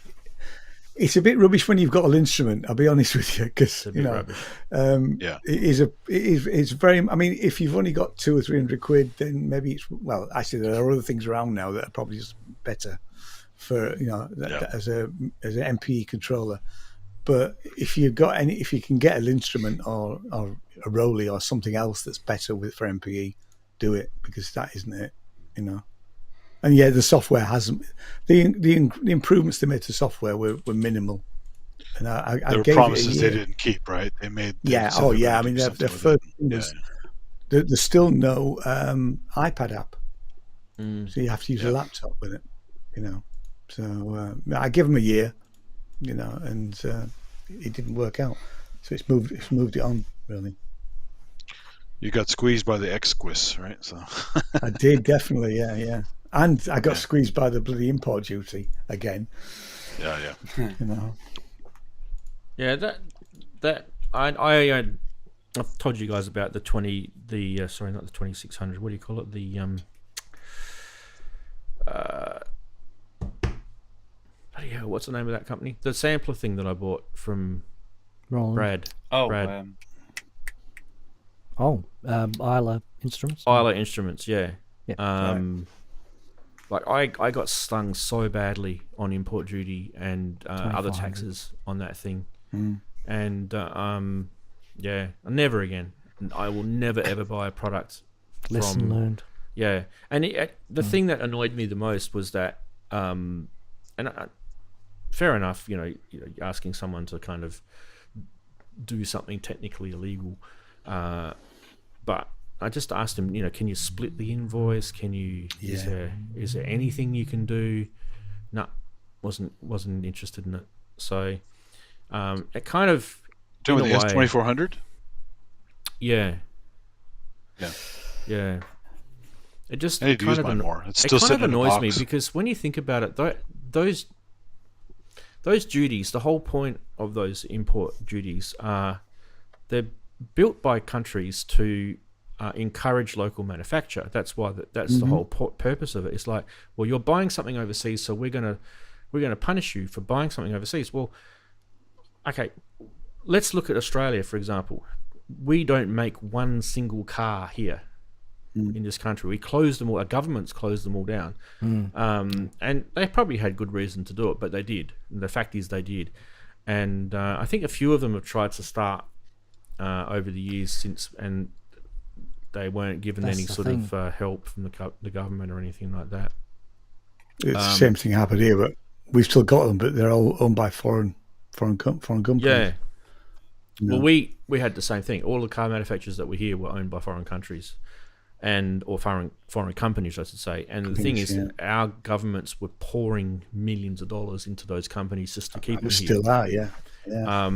Which is why they closed them down. But what I'm trying to say is that, so like, for using Isla Instruments as an example, no one builds stuff like that in our country, and because it's so boutique, I don't really understand why. Personally, I don't really understand why there's import duties on things that are artistic sort of stuff, right? Like it's a blunt instrument. The import duty system. Yeah, it's just a bludgeoning of like, it's like we can't be bothered working it out, so we're going to slap on a duty system. Yeah, and we can't make it too complex because no one will understand too hard. it. Yeah. So everyone gets punished, and the thing is, when you think about it, that just really takes. So put it this way, I am not going to buy another product from Brad, and I love Brad. No, Brad's awesome. Yeah, right. Exactly. I don't hate him for it or anything. Is it? No, it's not Brad's fault, but it's because I can't afford to take on these really, really expensive duties. I just think they suck. And the same thing is anything that's over $1,000 my money, I'm not going to buy from a country overseas because of the same reason. So it means that all of those manufacturers that are making really, really good products, they're not, technically they're not able to sell to me unless they distribute locally here in this country. And if they distribute locally, and some of them do, I'll buy locally, and that's fine. I'll support local businesses and that. And that's the purpose, right? So that you can see it's working. But there's so many people that they don't have the business size to be able to justify that sort of, for a start, Australia's not a huge market for them. And the same would go for other countries that have a similar setup like that. There'd be like, for example, Argentina, right? You're not going to sell to Argentina because it's not a huge country, but there'd be people living in Argentina. I'm just picking a random one out of the blue, right? They have import duty, stuff as well. Different, but it's, same shit, different smell, type scenario. But do you know what I mean? Like, so these companies aren't going to be setting up distribution things. It's just too costly for them. So we as end users miss out, and companies miss out on sales as a result of greedy, like pompous, inflexible systems that countries put in. So I think, like you said, Ian, I think it's a system that they've put in, but I think it's majorly broken, and I just don't understand. Oh, absolutely. Like how it actually benefits anyone, really. It's not fit for purpose. But it just benefits the government, doesn't it? So it's about tax. It's just a method. But I don't even think it benefits the government, because if you think about it, they would earn more if they relaxed some, if they relaxed some of their import rules on something, they would earn more on some sort of other tax that they're going to earn anyway, like GST or whatever in our country, VAT in yours. The rules that you guys had in place before Brexit are far different to what you've got now. Your rules that you've got now are very similar to ours, what we've had all along. And I've heard a lot of UK people scream the pains of post-Brexit, and a lot of Australians have sat back and gone, this is what we put up with here. It's actually got slightly worse here because, having said that, we've got a Labour government now who've been in power for 8 months, and one of the first things they've done is they've put up employer tax on what's called national insurance.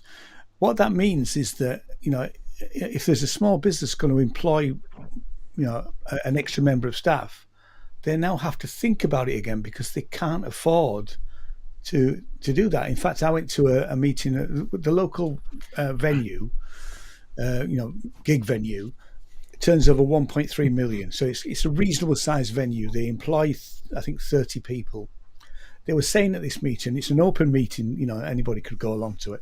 Basically, they're saying because of the way the government have planned this, they can't take on extra staff. They are going to try and give their staff a pay rise next summer, but it's going to be less than they were going to give them, that they'd budgeted for.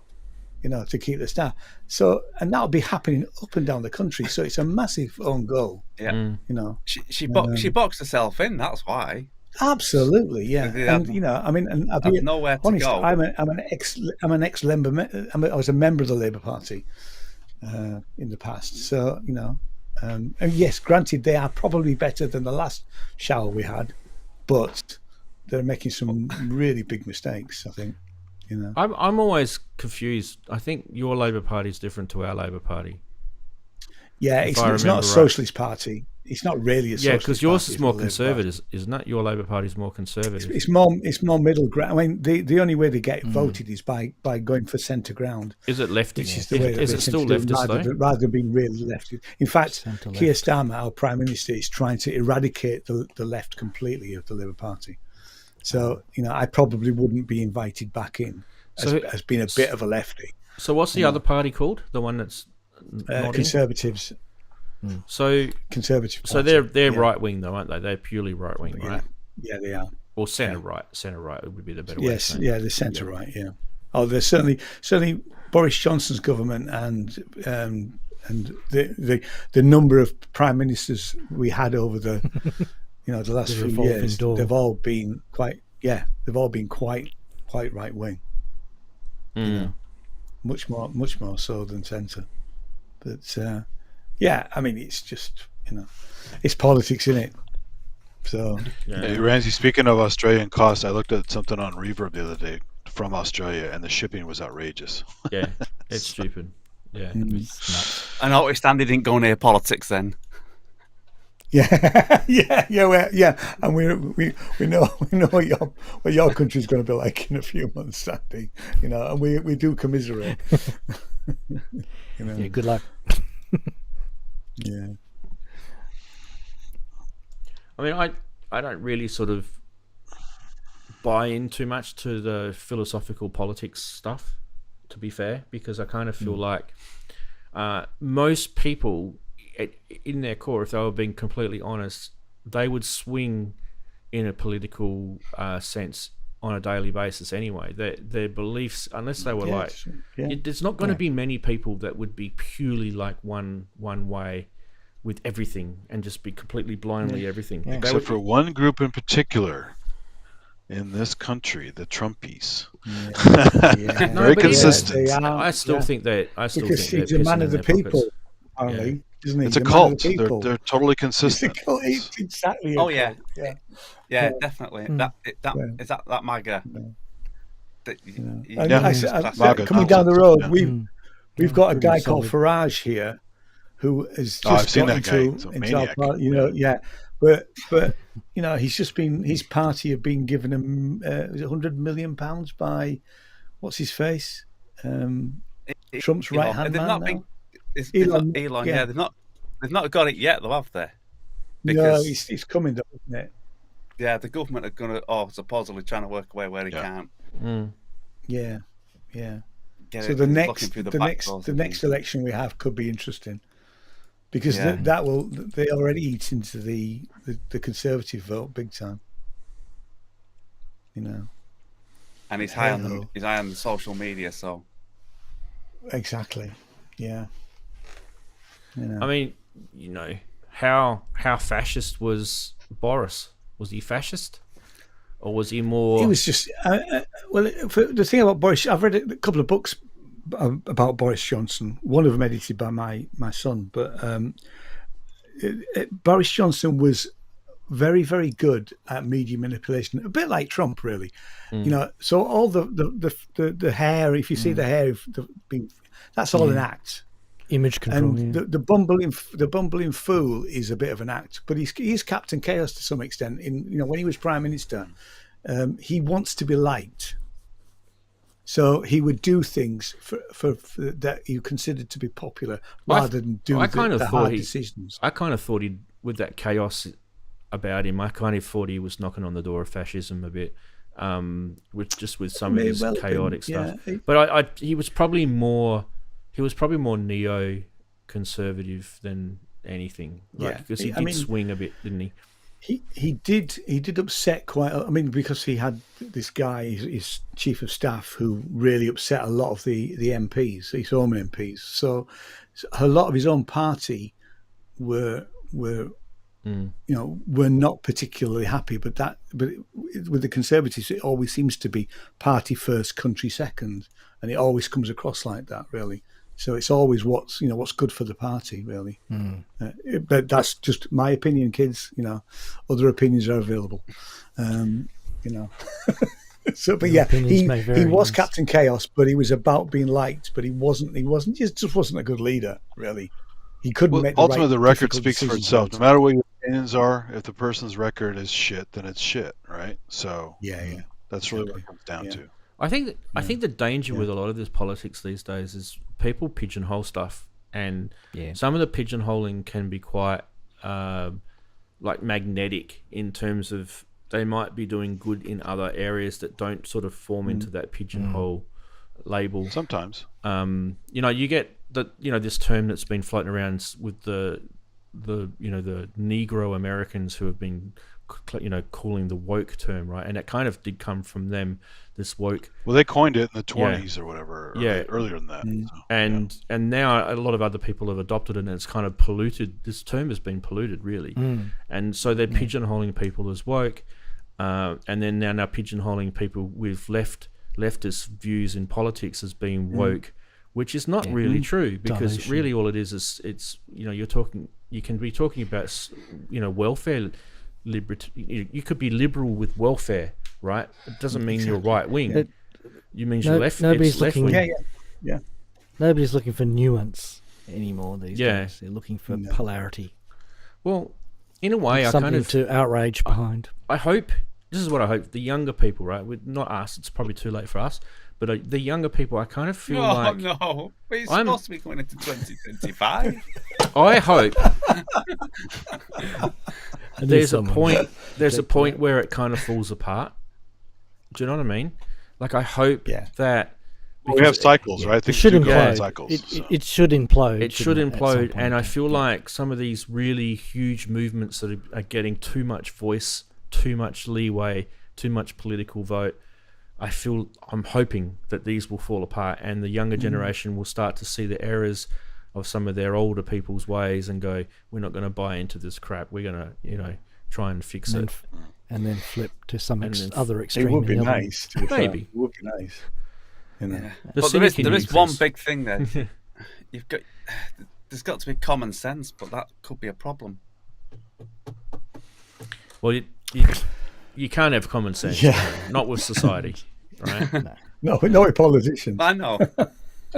No, God, no. I always say this to my son, sense. right? Because he's been driving for years now. I always say this to my son: if you ever want to know what people are like in the world, just drive a car out on the road, and you'll get an idea what people are like in the world. You'll find out very quickly how selfish people can be, how courteous or lack of courteous, or the whole world.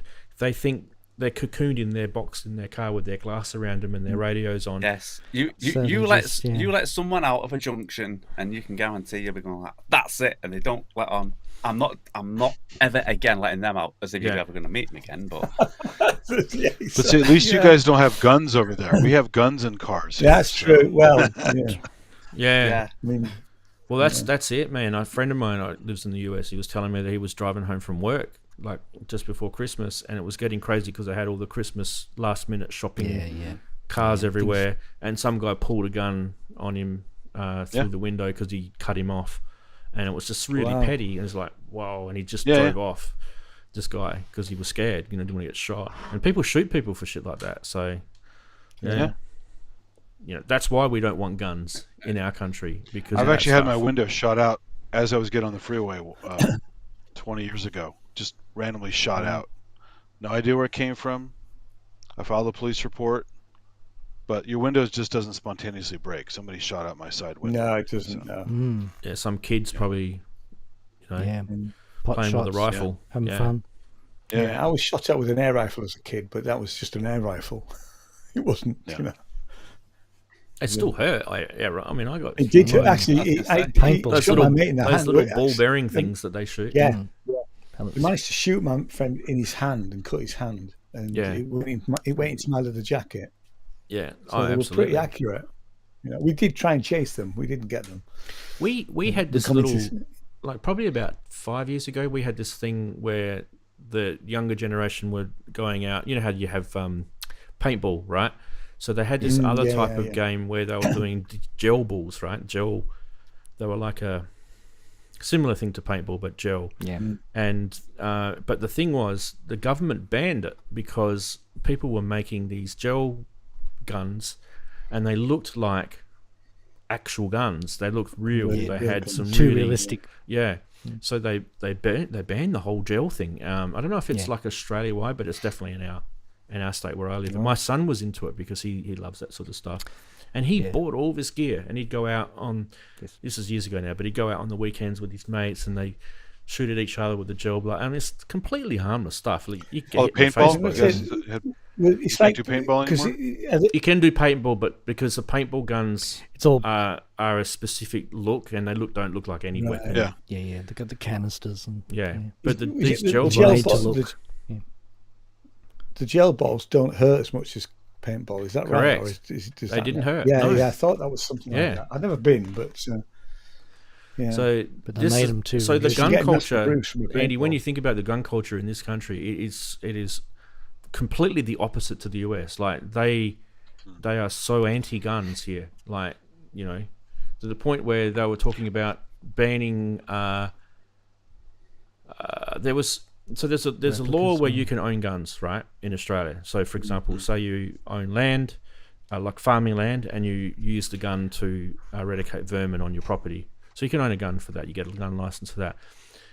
Some people can also own guns if they shoot recreationally. So they go down to a range, they can shoot and things like that. So people can own guns here. But, for example, they're saying that, well, we don't want anyone to own a gun. If you're going to go shoot at a range, why can't you just leave the guns at the range?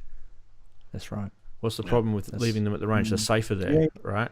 Which is a pretty good point. So they're talking like getting to the point where pretty much the only people that would be allowed to carry an arm will be military, police, and if you own some sort of license to kill vermin on your land because you're a farmer or something like that. Shooter or and there'll be restrictions you'd probably only be able to take a 22 rifle or something like that with you. You can't take your semi-automatics out to shoot wildlife. So I'm definitely not anti. Which they tried to the range, shooting defend, things. And I love the fact that I can have one to defend myself. Because here's the problem: if you ban guns from civilians, the criminals still have better guns than the cops. Yeah. So I want to have something at home that I can protect myself if an asshole comes in and wants to start something. So you want that right. You have to control it. See, we don't have. We also don't want to take away from hunters because hunters. We don't have your constitution. That's the problem. I know, but the hunters, the duck stamps to allow them to hunt in the wetlands, actually pays to save our wetlands. Otherwise, they'd all be developed. People don't know that. The hunters actually preserve the wetlands. We need the wetlands for the waterfowl and everything to survive because no one puts enough money into that. The hunters actually pay for that. It's crazy. Yeah. So you got to support the hunters, I got to say. I mean, look, there's what is it, 26 million, 28 million people in Australia. It's like not even one of the states in the US. So we don't really have... We can't really sort of go around saying, oh, the US should do what Australia does, because it's really not the same. It's a different scale. I mean, no, we have different states doing different things too. It's not just US. It's every state's totally different. So. Exactly. I mean, we don't have your constitution for a start. That's clearly here we have. We have one for now. We'll see what happens. We have problems here with guns, but the bigger issue of the last few years has been knife crime, especially young men, really. Yeah. In inner cities, basically lots of people getting stabbed. We have knife crimes to here death, too. It's just probably just as bad. Yeah. We have it too. It's not everyone has a gun here. So The thing with this country is that a lot of the things that we take for granted, if you actually look at the letter of the law, you'll probably find that most of the things that you take for granted are actually privileges, not rights, in our country. And one of the things I found really kind of eye-opening, not for me personally, because I used to be in the military, so it didn't eye-open me at all, but I'm talking about eye-opening to people of the world that lived here was when we went through COVID and we did the lockdowns. And you guys probably heard in the news how where I live in Western Australia, we had this guy called Mark McGowan, who was our premier, and he was one of the most strictest lockdown. Like he was literally like a military coup type lockdown situation here, where he closed the borders. He wouldn't even allow people to come in for tourism. There was we were locked in, couldn't leave even. Right, we had to have some really good reasons to leave. And when you look at all the laws that he had to pass through Parliament, that was scary. There was some scary shit. And if you look at it in America, none of those laws would have got anywhere, because all the civil right people would have said that's against our constitution. You're taking away people's civil rights. There's human rights there. There's all these breaches of that's what I'm saying. So where we live here, we are pretty much prisoners in a way. Where in America, you guys are a lot freer. You can carry a gun in America. We can't carry a gun. Again, certain states, certain levels, certain people. Yeah. You can smoke a joint in some of your states, right? Again, certain states, it's states' rights stuff. Yeah. So it's there's with these laws that you've got, you can see the chaos in some of your societies, which you see, but it's more exception than the rule, though, when you think about it. Really, it's not. I don't know. I kind of feel like there's good and there's bad with everything that you look at these things. Exactly. So, I mean, I don't think these laws are really hurting us per se. I think that they could if they wanted to push them, and they have shown that they can push them. And during that COVID period, we really saw it. Whereas you guys in the US, you guys had this is, by the way, this is no different to people in the UK, because they've pretty much got the same. We've got the same Westminster system, right? In the US, you guys could tell people to get stuffed. There was a period where people were being told to wear masks, and really when they looked at it, there were people looking, lawyers, constitutional lawyers were looking at it going, well, you can't make us take an inoculation, you can't make us wear masks, you can't make us do any of this, because it breaches all those constitutional rights of people.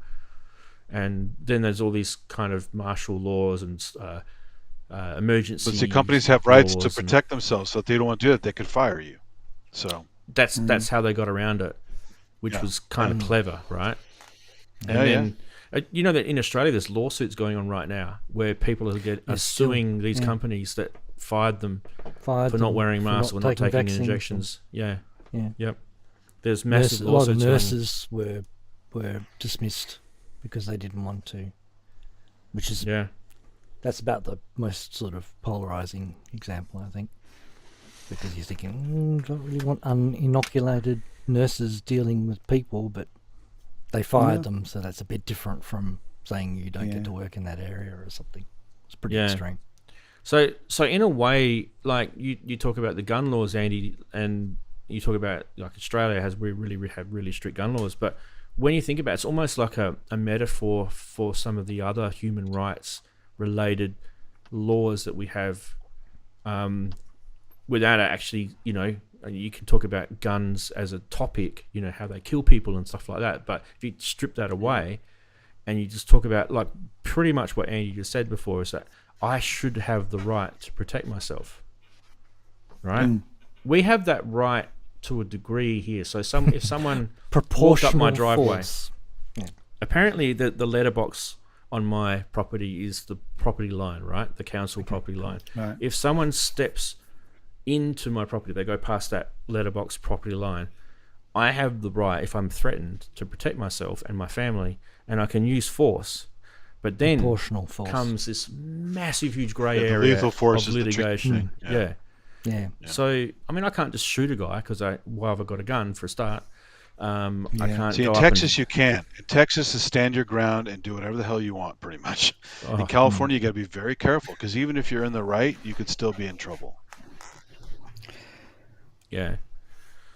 So, what's and this of course, got to do? when I lived, when I lived in York, you could shoot a Scotsman from the bar walls.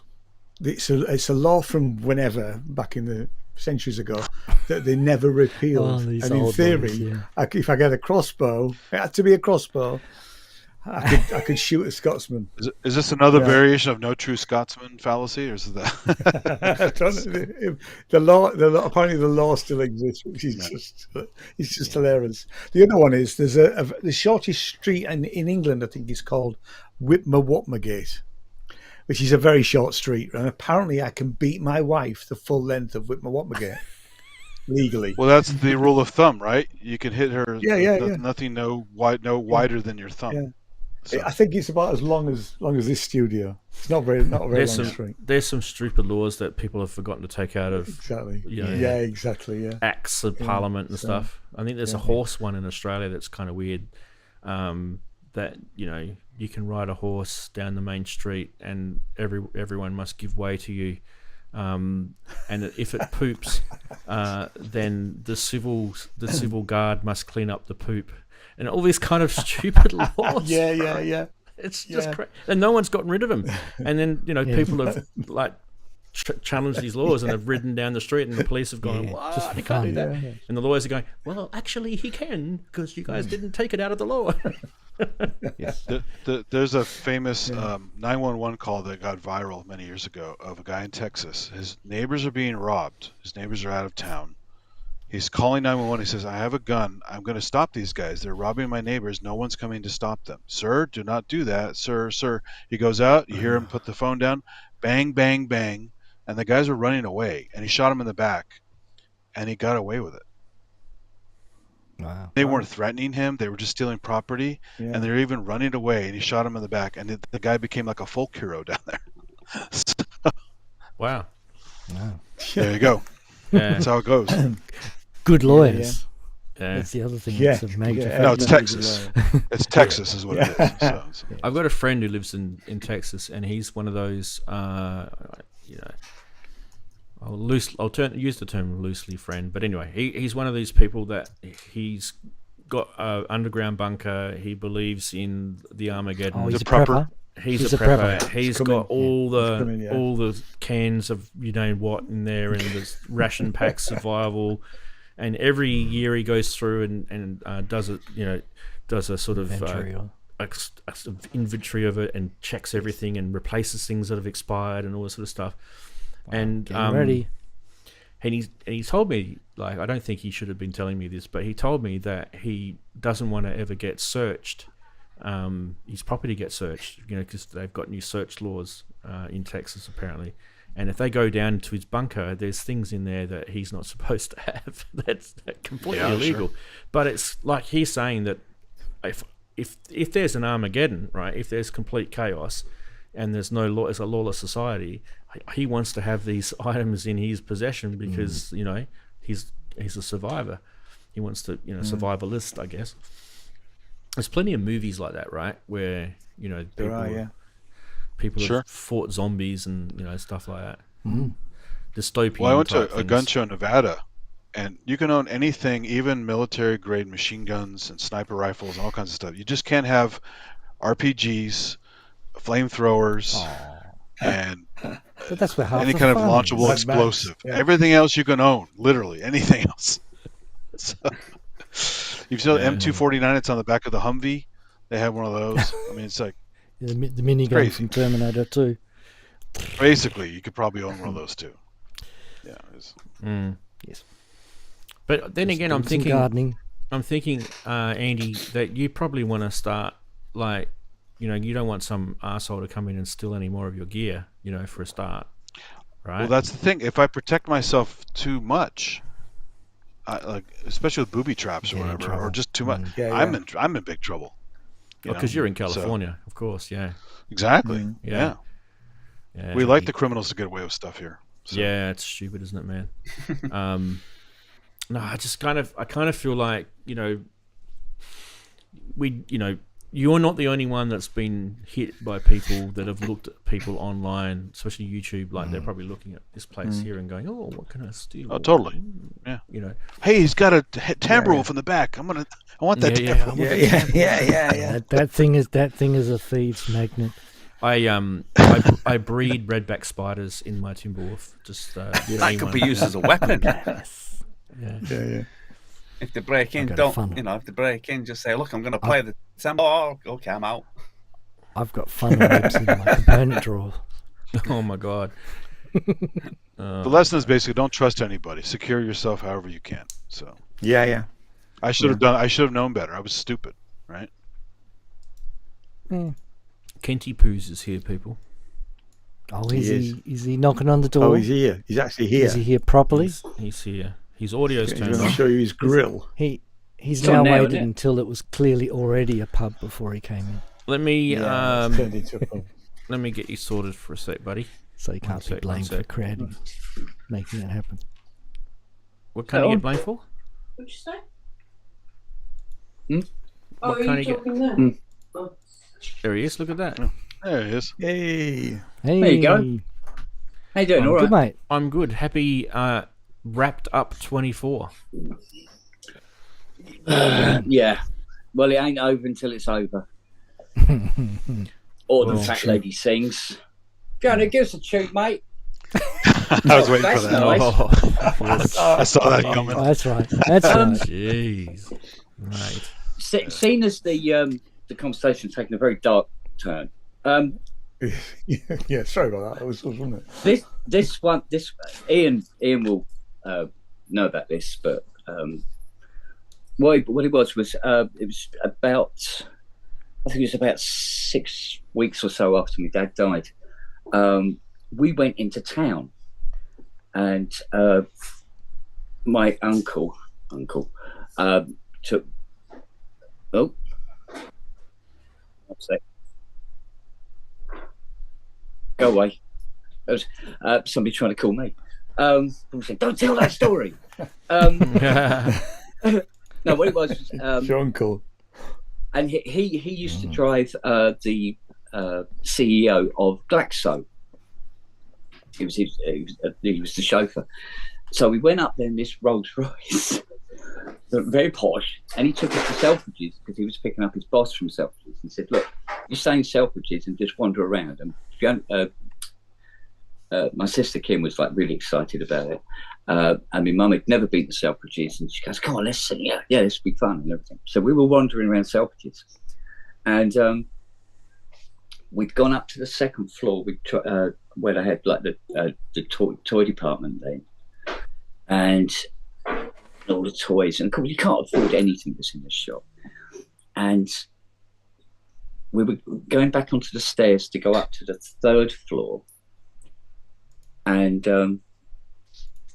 we were thrown to the ground by this window coming in at us. And what it was, the IRA had detonated a 3,000-pound car bomb outside the front of Selfridges. There was glass and shit everywhere.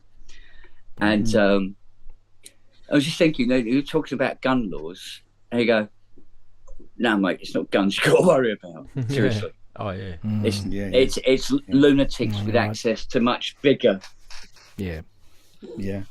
You know, I mean, they planned. That's borne out quite true. In the 80s, the IRA planned a milk bottle campaign. They were going to put milk bottle bombs on people's doorsteps. In the end, they didn't do it, but they were gonna do it. Yeah. So it was, you know, it's incredible, you know. Yeah, because this was 1974. Yeah. It was the year Dad died. But yeah, apparently the bomb was on a timer and was just parked outside Selfridges, which is quite impressive that anybody was able to park outside Selfridges. Exactly, outside Selfridges. Yeah, exactly. Yeah. But because back then, I mean, especially London, because it's one of the main target areas, everybody was on high alert. You know, so when you're watching things like, you know, Syria and, you know, Lebanon and you know, Russia kicking the shit out of thingy, I can't remember the name of it. I just think, Ukraine. You know, Ukraine, thank you. It's living under that, you know, months in, months out. You don't know when the next rocket's going to come down on you. They think, yeah, guns, pfft, not a big problem. The thing My I brother was don't, in London in the late '80s, and a bomb had gone off, an IRA bomb. He said he felt there's a few blocks away, and the air whoosh went through his window. Yeah, Pretty crazy. Well, it's funny because when they were evacuating people out of the shop, there was a lot of people evacuating themselves. Trust me, there was more injuries caused by people knocking other people over, trying to get out. So panic caused the biggest problem. Than the damage. But mind you, when we come out the front of the shop, oh my God, it was like being in some sort of like Mad Max film. It was like shit everywhere. It's just bits of metal, glass, and crap all over the place. Madness, just madness. And and that's when you compare that to somebody with a handgun, handgun's more personal, I suppose, because this is like anybody or everybody gets a cop of this when these things go off. But it stuck indiscriminate. With me. But and it didn't affect me at the time, but later on it did. And I must admit, there was somebody said to me about when I was talking to some psychotherapist or something, and they said, "Do you think that's what caused your agoraphobia, that you became frightened of going out?" And go, no, I don't think it was that. I don't think it was that. And lots of other crap has gone on since then. So, but it makes you wonder, though. When you see governments positioning themselves, it all seems a bit, cloak and daggery. We go, oh yeah, we're just doing this. Don't worry about it. It's good for you, and we're doing that. But there seems to be this sort of like, I don't know, maybe it's just me. There's sort of like global positioning going on. Yeah, it's very Germany 1930s kind of. There's definitely a change of the guards is what's happening in the world right now. It feels very shifting world order. And I mean, there are supporters of this kind of rhetoric, but at the end of the day, they can find themselves actually being on the wrong side of what they thought was a good idea themselves. And it's not good. It's not good. And you can't have peace and prosperity until you've had some sort of a massive war. You look back in history, big war, and then after that it's like, yay, let's all be friends and everything. Well, it's like we don't want to have any more of the war. Can we just settle? It's not more. That's what it's more like. Of it, people tire of we've lost like 60 million people. Can we just kind of chill out, guys? That's what it's about. Or it's still in the minds of the young who've grown up through it, and they go, well, we don't want that crap again, please, thank you. And it all goes nice and prosperous for a while, and then people forget. And then it fades. Well, when you think about it, World War II, frustrating. The oldest people in the world, are dying, and they were probably at the arse end of World War II. So there's not much living memory anymore of that sort of stuff. And so what we've only got now is just the smaller wars that happened after World War II that people remember, like small wars. You can name heaps of them. Vietnam's one. Korea was probably before Vietnam. And then you've got some of the African wars and the South American wars, and Yugoslavia, Kosovo, all that sort of stuff. Isn't there some we're anthills on a different scale, basically, just ants fighting each other. Just small. Well, there's some statistic that there's never been a day without war since, because the Second World War was meant to be the war to end all wars. That's what they always said, and there hasn't been a day without war somewhere in the world since then. There's always been, conflict. So we are a warlike, whether we like it or not, we are a warlike species.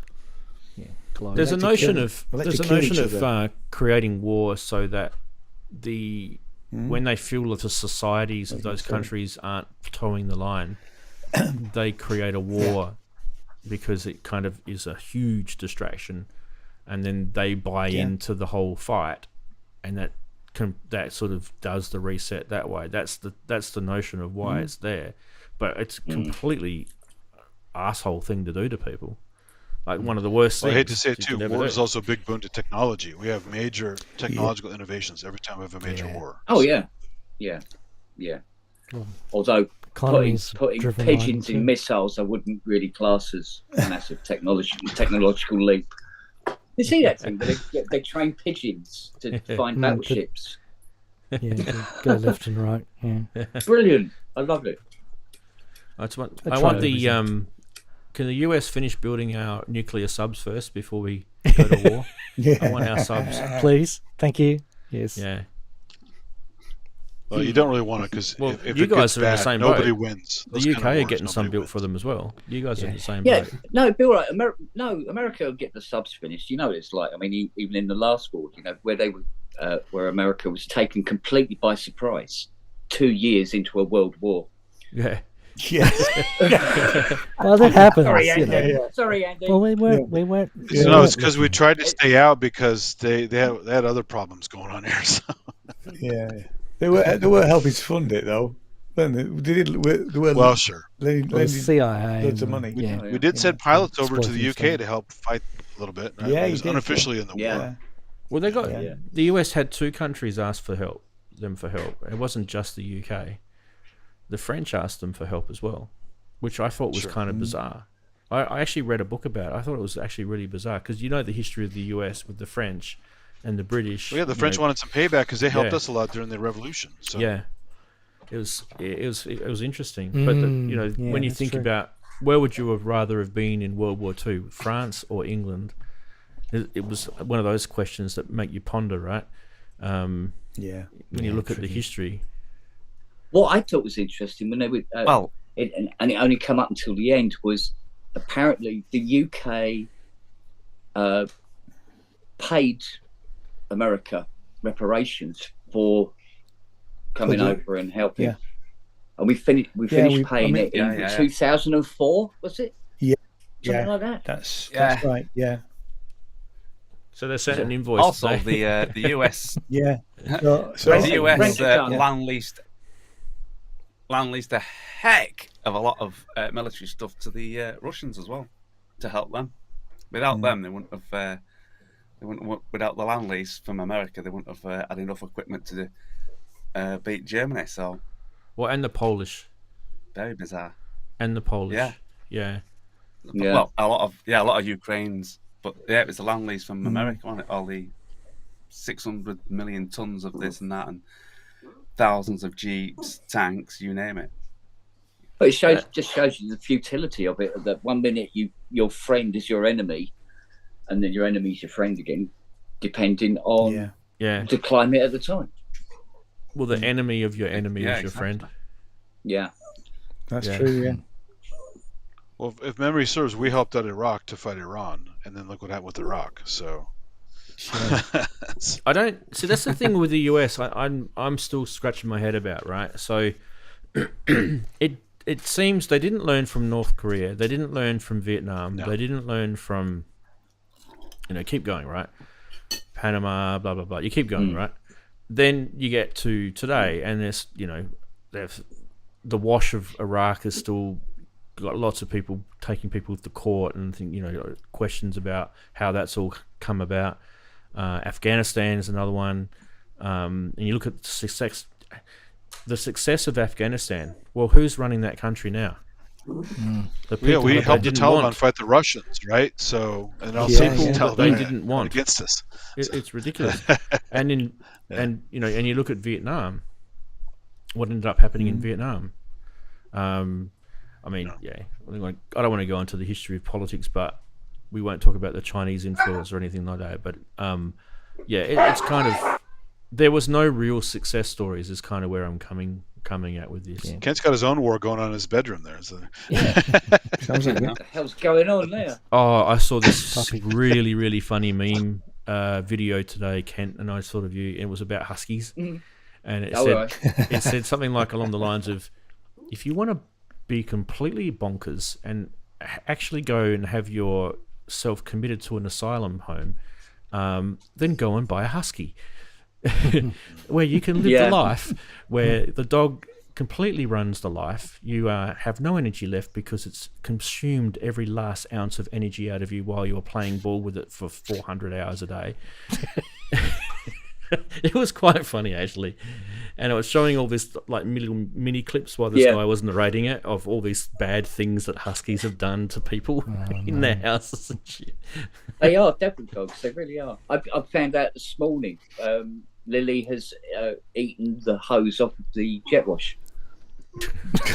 Jesus. It's in two halves now. I'm like that and going like this, and this thing's going. She's like, oh, hang on.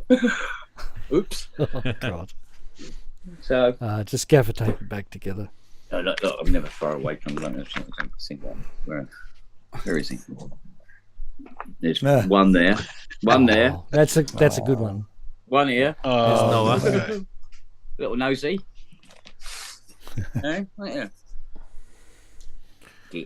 Well, Bonnie would literally be out the door, right outside this door right now. If I open that door, she'll be right there. Guaranteed it. Yeah. By the way, update on Bonnie. She's coming good. She's playing with the toys now. Good. Yeah. Yes, that's good. That is good. That is good news. Hopefully, we get a full life from her, which is what anyone would want. Yeah, good. Yeah, I was telling. Don't think I'm going to make your quiz tonight, Kent. By the way, so apologies for that. I'll miss your quiz. I won't be able to make your quiz tonight. We've got a house full, so it's I won't be able to sneak away unless they decide. If they suddenly decide to play Scrabble, which I don't play, then I might be able to sneak out. But if I can sneak out, I will. Suggest it. When's the last time you lot played Scrabble, then? Don't you think this time of the year? Yesterday was the last time they played Scrabble. This time of the year, we bring out all the board games, don't we? I don't know what it is about this time of the year. Yeah. Like I haven't played Monopoly for years, and I actually, generally speaking, don't like playing Monopoly because it actually brings out the worst in many people. It always it's a bit like cars.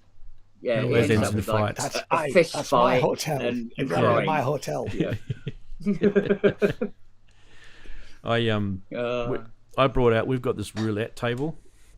It's quite a big, massive, roulette table with the wheel and the little ball bearing that you spin around and everything. Yeah. So I managed to get them off Monopoly and playing roulette. And Gambling, the people that move. were good at Monopoly were bad at roulette. Interesting. I don't try to work that out because roulette is completely random. Like there's no way. Yeah. Intuition. Yeah. Biscuit's right. Risk is the worst game. Risk is the rules of Risk are just beyond belief. Yeah, it's terrible. Playing Risk. Game. Oh God, it's true. Yeah, I quite like playing poker, but not the whole family don't like playing poker. I like playing blackjack because I haven't played blackjack for years. With our roulette table, you can flip the board over, and underside it's got a felt print of a blackjack. Oh, nice! Like as if you go to the casino. Yeah. So we can actually play a proper blackjack. And I was teaching the kids the other day how to play blackjack because they didn't even know what blackjack was. And now it's like one of their favourite games because it's really easy. It's a really easy card game to play. Yeah, it is. Yeah, it's kind of addictive. We've got little like fake chips and all this sort of stuff. We just it's all a bit of fun. Nothing serious, right? Yeah, that's it. I'm not a gambler. Don't worry about that. But just for fun. Yeah. No, for me, for the last 2 or 3 years now, it's what's it we play? Gran Turismo. I play with Robbie and race him, and I made a mistake last year. He took out his car or the equivalent of his car, and I took out the equivalent of my. Well, they had the 1973 Mustang. And my God, that car is shite. It doesn't go around bends. Doesn't go around bends at all. We took it round Nuremberg. Oh my God. Is it the 6-cylinder one? No, she's a V8. Okay. Ken, how many decent American cars do go around bends? There are some. There's some good ones out there. Yeah. The latest. They're mostly meant for straight line street racing. Yeah. but the old 73s and stuff like that. Yeah. So so he had this 2-litre thing, and I had a 7.5-litre thing, and I saw more trees than I saw track. Essentially, it was more lawnmower. That's why Top than Gear race had that car. Mustang versus Yeah, Mustang it's more episode lawnmower. where the horse raced the car, and the horse was handling better, obviously. So Yeah. So we're not doing that again this year. American muscle cars. What can you do? I don't know. Like I do like the Mustang. Don't get me wrong. But like The new one's excellent. Talking about the brand new ones, I am here, right? I'm not talking about the old ones. I'm talking about brand new ones. Yeah. If I had a choice though, and someone said, right, you can buy a Camaro or a Mustang, I still think I'd go for the Camaro. I just like I think I like the look of it better. I don't know what it is about the Camaro. More masculine. Yeah. Well, we're looking at a 1965 Corvette Stingray at the moment. Oh, that's nice though. That is very nice. I remember the Corvette Stingray. Yeah. It needs a lot of work. There's a guy down the street who's got a Corvette. I don't know if it's the same as what you just said, but it's definitely late 60s, I'm thinking. It might even be early 70s, but it's definitely I don't know how long Stingrays came until they stopped making Stingrays, but I'm pretty sure it's a Stingray. But you can tell when he's driving it around. He doesn't drive it much. It's usually garage, but you can tell because it's just down the street. He doesn't, and then he gets around a corner. He might rev it a little bit. Yeah, we've got one around here. It's really good. I mean, I can just sample that. I love starting my one up on a Sunday morning and seeing all the people sticking their heads out the door. You go, good morning. Yeah, we're awake now. Thank you. Yes, that is a problem. Like this. Oops. I used to have this. I actually miss it. Shelves. I used to have this car. You guys probably won't know what they are because they're Australian made, but it was called a Holden Commodore, right? And I had a V8 Holden Commodore, and it had a 5-litre V8 in it, which is General Motors. I think they're a Buick. Now, if I remember rightly, Buicks were. So if it's 5 litres, it wasn't 351 because that would have been the Ford, wouldn't it?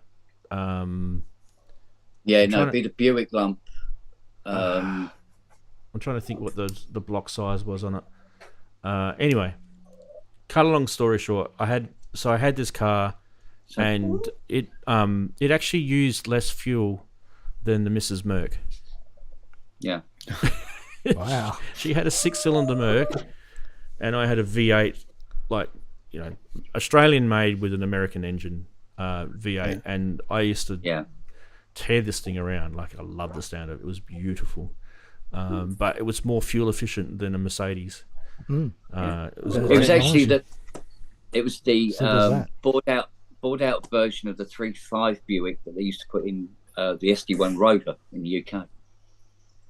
Yeah. I think you guys in the UK got the Statesman from. I don't know if you guys called them Statesmans though, but they would have like a Caprice or something like that. They would have been called. We're talking about sort of early 2000s. That you definitely got an export from Australia. They were made in the Adelaide factory, and they had the V8 motors in them, and that's all you guys got. You didn't get the smaller motor versions. We had smaller motor versions here, which we wanted wouldn't even piss on, by the way. We wanted the V8 Utes. That's what we wanted. Oh, the Utes were amazing. They're beautiful. Yeah.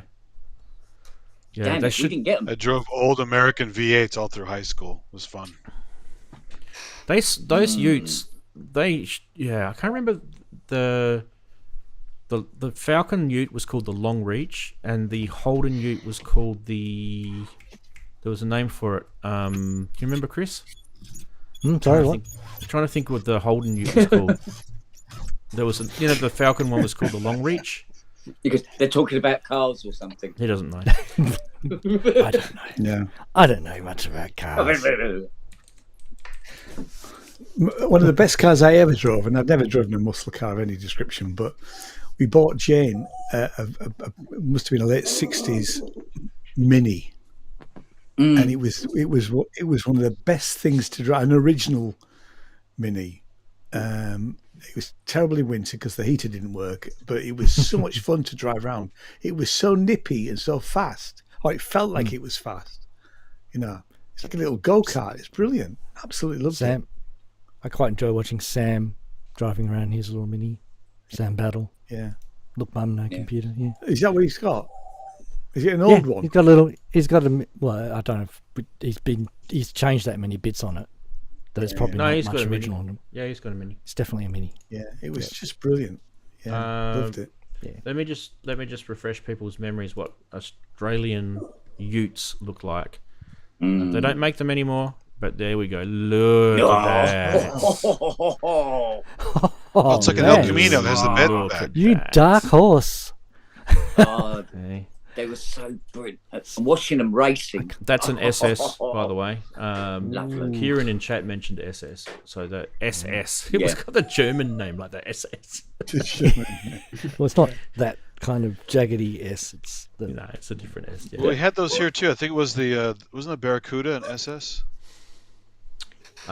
We made Fast and utes. Furious. We That's made an utes for you guys. Yeah. The US. We made the utes for the US. Because General Motors imported some of the Australian designs into the US, and the ute was one of them. You guys call them pickups or something, right? Yeah. Yes, please, darling. Thank you. But there was a name for it, though. I'm just trying to remember what it was called. It's not the SS. There was a name. But yeah. One of the things about those cars is they're very, very light in the back end, right?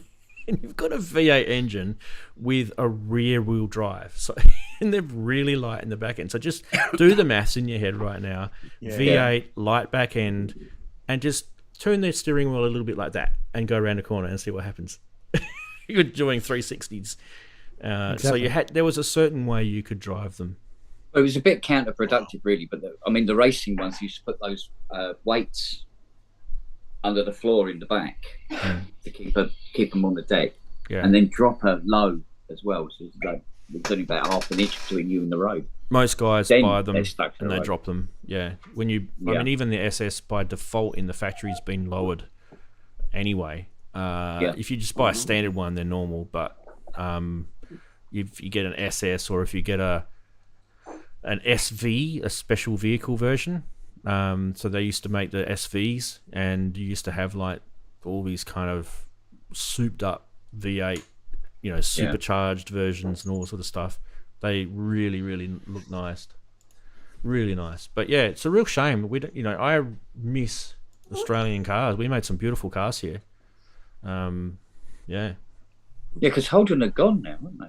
Holden, Ford, Toyota, Mitsubishi, and Nissan all made cars in Australia. And they've all stopped. Yeah. No one makes cars in Australia. Nobody. So, Ranzee, who made that goofy camper thingy in the original Mad Max with the mural on the side and the dome windows? That thing was really goofy looking. What, like the Homer Simpson mobile? Yeah, that he drives with the wife and the kid. What the hell was that? It was all integrated. Did a fucking add-on. Was that a Unimog or something? I think it was a Unimog. So it's converted GMC. Mad Max. It was so goofy looking. I can't remember what it was called. There was a lot of goofy things in those films. Though. I thought it was a Unimog. Weird sense of humour. But it might have been just an RV. Oh, God. Because it wasn't bolted. It was all one piece. I'm trying to think of which one it was, though. It wasn't the Volkswagen, right? There was a Volkswagen. I mean, the front of it kind of looked like a Ford Pinto. It had a weird shape to it. Like the sort of wedge nose on it. Yeah. Like that. Yeah. Yeah, that's an RV. That's just an RV. I don't know what it is. It had a weird shape. The whole thing looked really weird. Yeah, it's just an RV. I remember what you're talking about. Like on the side of a van, those dome windows. Ford chassis or something. Oh, dome windows. Are you talking about funny space mural on it? You're not talking about the combi van from Volkswagen, are you? I don't know what it was, but it's the one that keep the kid when they're being chased by the bikers. The kids in the back going, ah! You know. Yeah. Because years since I've seen that movie. I love that movie. There was a combi van. Should watch it again soon. There are great stunts in there and stuff. I mean, so It's much actually danger. fantastic. Yeah. Little public information here. Do not buy your partner one of these. Oh, the stylophone. Right. Theremin. The Theremin. We were talking about that before. She was there for hours. Hours. What did the dogs do? Did they freak out? Couldn't give them monkeys. Really? Monkeys. He was freaking out. They're so used to hearing weird sounds in this house. Honest to God. No problem. The None problem of these Ken, like sideways like head things like that. You needed. The problem, Ken, is you needed the accessories, the headphones. You needed to sell the headphones and super glue them in. Do you know what? I was really surprised that it didn't have there's no power in there. Oh, okay. Right. Battery but only. it takes So it has to be batteries. sets. 2 sets. Wow. Where is the Batteries. camera on this? Bloody 2 sets. Yeah. Power hungry people thing. This is is it Andy? 18 That's not it, volt. is it? Oh, hello. No, that's more like the front of the one he has as his Mad Max mobile. Because that's just a Falcon. A Falcon Mute. No, with this the was canopy all on the like back. all single body weird shaped thing. I don't remember this. I can't remember what you're talking about. I It has a can't. space mural on it, the dome window. It might have been a custom thing. The dome window is what's got me. Like I'm looking at Google right now, and I don't see any with dome. I've typed in Mad Max van, and there's nothing with dome windows on it. Which Mad Max? The original one, right? The original one, yeah.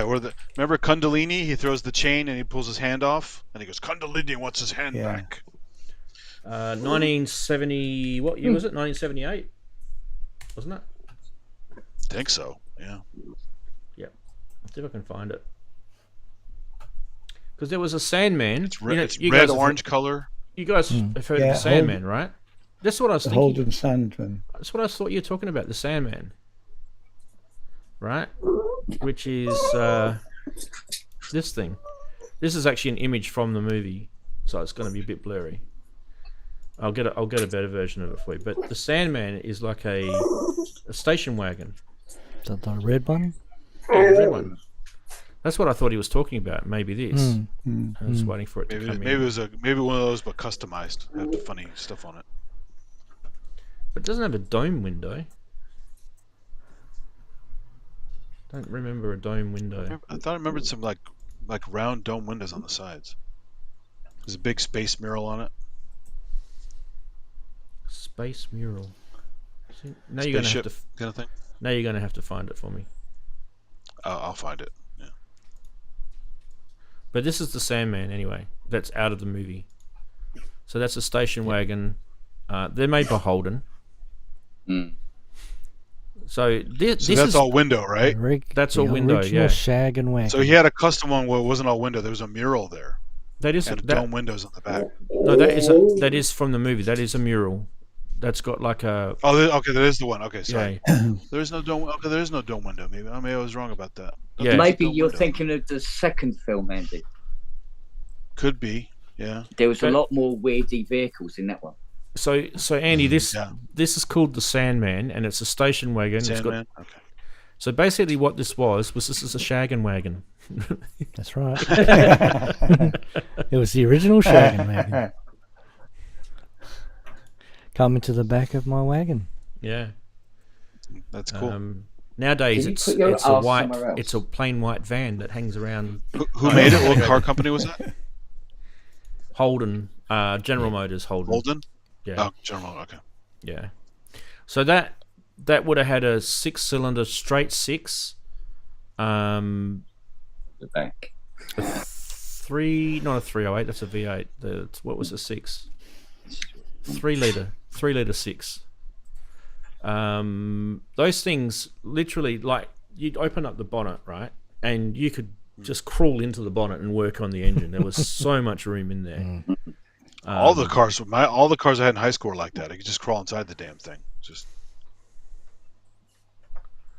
But yeah, I discovered my current vehicle, to change the spark plugs on my current vehicle, the Toyota Highlander, it's $1,200 because they have to take a bunch of shit out just to get to all the spark plugs. They build everything under the bonnet crazy. like a game of Tetris. Oh, it's unbelievable. Well, get this, one of my family members were talking to me on Christmas Day because we had lunch, and he was saying he's got a Toyota, a Land Cruiser Prado, it's called. I don't know what they call them in your parts of the world, but a Prado is not your... I've seen the Land Cruiser around. The Land Cruiser is, generally speaking, I think in America they call them Lexuses anyway. But the Prado is kind FJ of... Trooper is another one. FJ Trooper.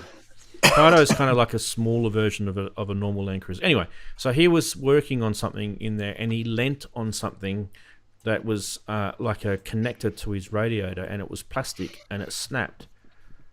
And he was up for a complete whole radiator assembly because he snapped this thing. It's all contained in the one thing. He couldn't repair it, and it was like $2,500 to fix.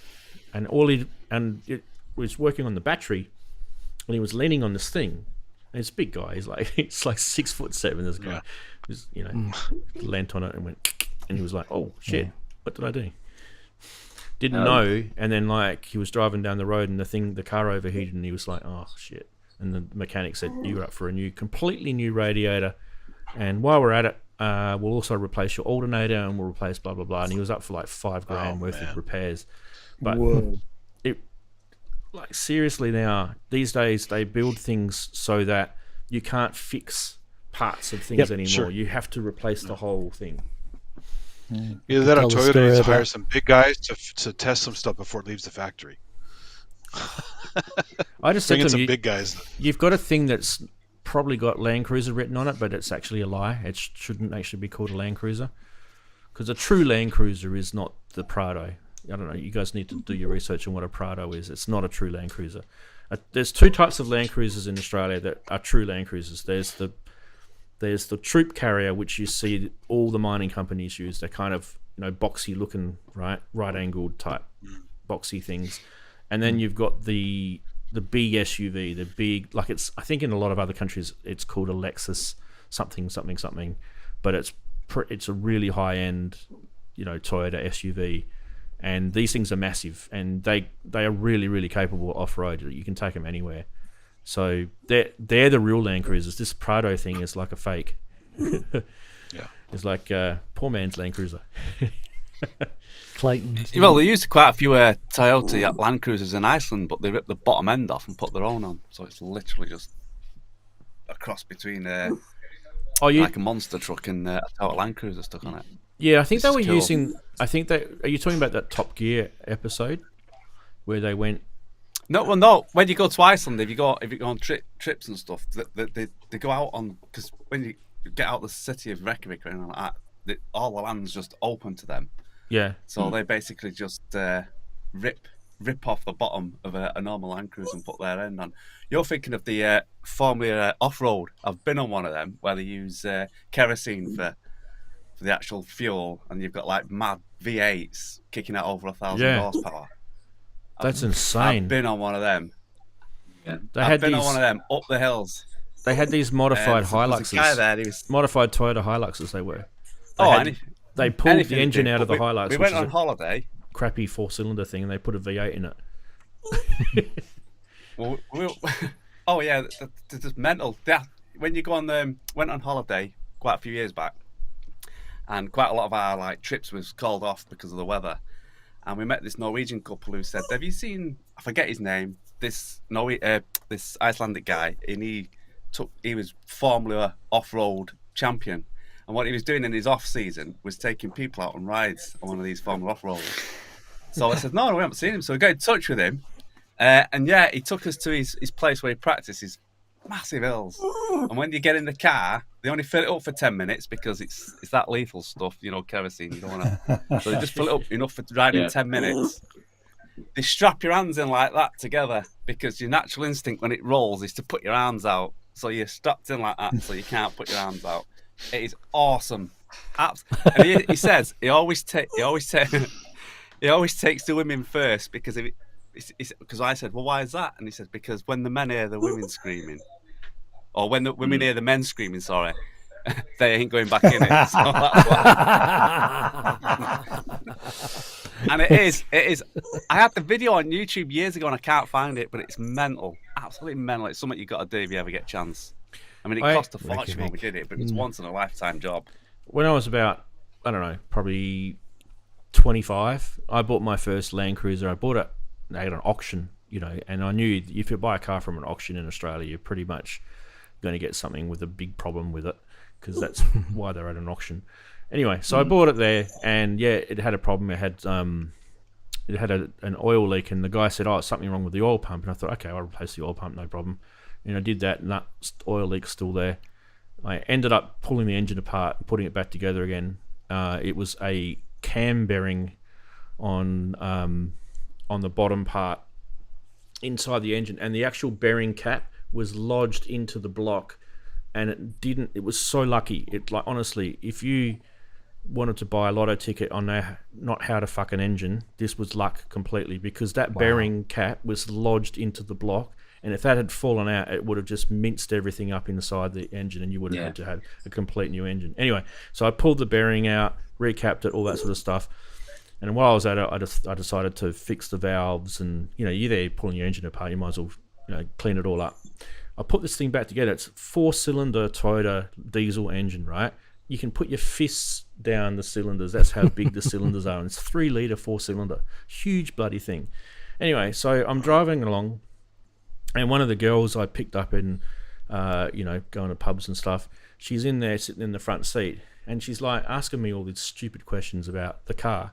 And like in the front along the dash of the Land Cruiser, you've got this big handle that is like sort of like above the glove box area. It's like a bar thing, right? And it's you know, kind of squishy, and you can hold on to it if you bump your head on it. She goes, "Oh, what's that called?" And I feel like saying to her, "It's a fucking handle, you idiot," but I didn't. I said to her, "It's called a holy shit bar." And she goes, "What? Why is it called a holy shit bar?" And I said, "I'll show you." Just pulled off the road and went down this massive hill, and she's grabbed onto it, and she goes, "Holy shit!" And I went, "There you go." Very good. Yay. That's why you buy Land Cruiser. Hey, Ranzee, check out this share here. This is hilarious. It's a model you can buy from Mad Max, and it has Kundalini's hand hanging on the chain. Oh, I love it. Yeah, that's it. That's awesome? The Sandman. That's the Sandman. Yeah, that's it. It's pretty authentic. Yeah. Basically, what a Sandman is, by the way, is a Holden Kingswood with the wagon thing on the back. Yeah, the wagon thing on the back. We were just talking about Kingswood in the chat. Good old Kingswoods. Yeah. That's beautiful, mate. Kingswood. Not the Kingswood. You know, the funny thing is, that car is the precursor to all modern SUVs. The wagon. Wow. So any modern SUV basically now is the modern version of an old station wagon. That's what they are. Because they don't make...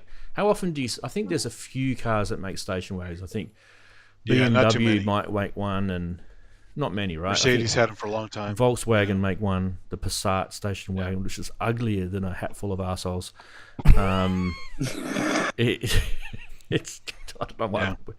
Those long Infinities are kind of station wagony. Yeah. No. Who owns a Passat? I'm sorry if I'm offending anyone, but I think that there's a certain Volkswagen Passat personality, isn't there? It's. Let me show you a photo of it. Well, even Porsche has one that looks kind of station wagony. It's an SUV that looks kind of long and ugly. Oh, the Cayenne. I forgot which model that is. Is a Cayenne? That's a that's terrible. Yeah. Oh, but that's the Cayenne is the Cayenne is a Touareg, which is Volkswagen. It's basically a Touareg. And they just put it's the all right because Porsche they've all in got it. them now. Lamborghini's got them. Ferrari's got them.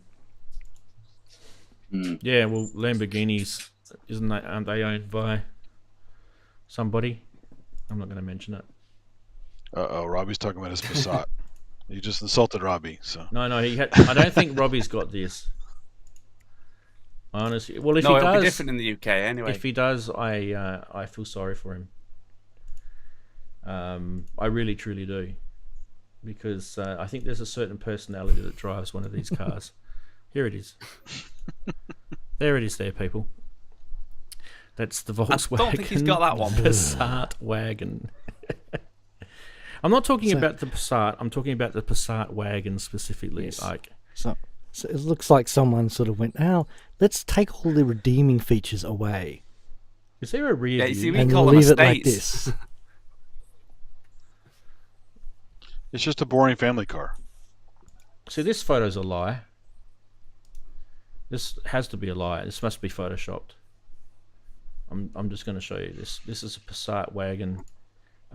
Definitely photoshopped into. This is turning into a Top Gear episode. This is a Passat. Someone said in the. This is someone definitely said in the chat, photoshopped. this There's is no way welcome to- that Passat is able to drive along snow. I don't know. I really don't know why they think that that's possible. Well, for a little bit, then it slides out, right? So. Yes, welcome to Car Geekery. Yeah, exactly. I can That's what ride someone on said there. in the chat. Yeah, Probably got studded tyres. half gas, half god, half beast said that one. Well, we talk about crumpets. Now we're talking about cars. So Oh, a crumpet or a pike. We'll get through. Let's We'll get through the Crumpet letters. start that debate. Next week we'll That's start still- talking with D. I still think the best estate is my Chrysler. All day. Yeah. Yeah. See, but I But think if it was the 300, well, if it was the V8 SRT, if you're going to have a station wagon or an estate, whatever you want to call them, right? The Sandman is the epitome, right? well, we had those big old American station wagons when I was a kid for family trips, and those were huge. yeah. Yeah. Well, The back row facing backwards so you can make fun of drivers behind you.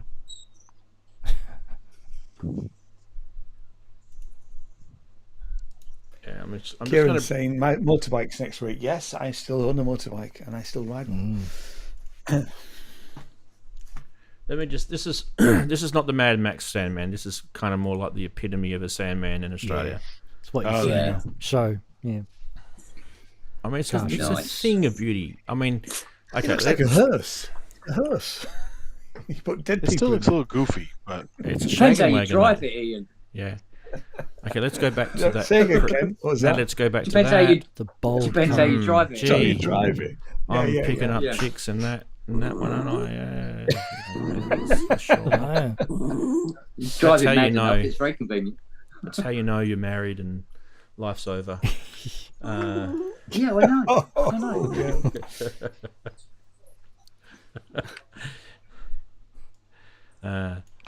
like, do you remember the one on Vacation that he gets with the fake wood paneling? The fancy car he gets in National Lampoon's Vacation. Oh, that's the The massive, crazy. It's like a parody on a station wagon. There's like way too big, way too many lights on the front. Very sporty. But we had one similar to that when yeah. I was a kid. The fake wood paneling. Like this is a more modern one here. I like it when they put the cow's horns on the front of the car. That's lovely. Where is it here? Not that one. Oh, who makes it though? I'm trying is to it think showing of who that makes again? it. The Family I Truckster.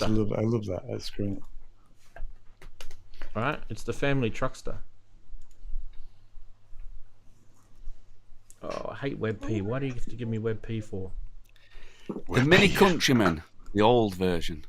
The Mini Countryman, yes, was a great. Yeah, Why that's is the it one with doing the. that? I don't want that one. Oh, Not the AVIF. big version by BMW. Was that the one with the wooden panelling, or is that the Morris? Yeah. Morris That Countryman. had wooden panelling on it.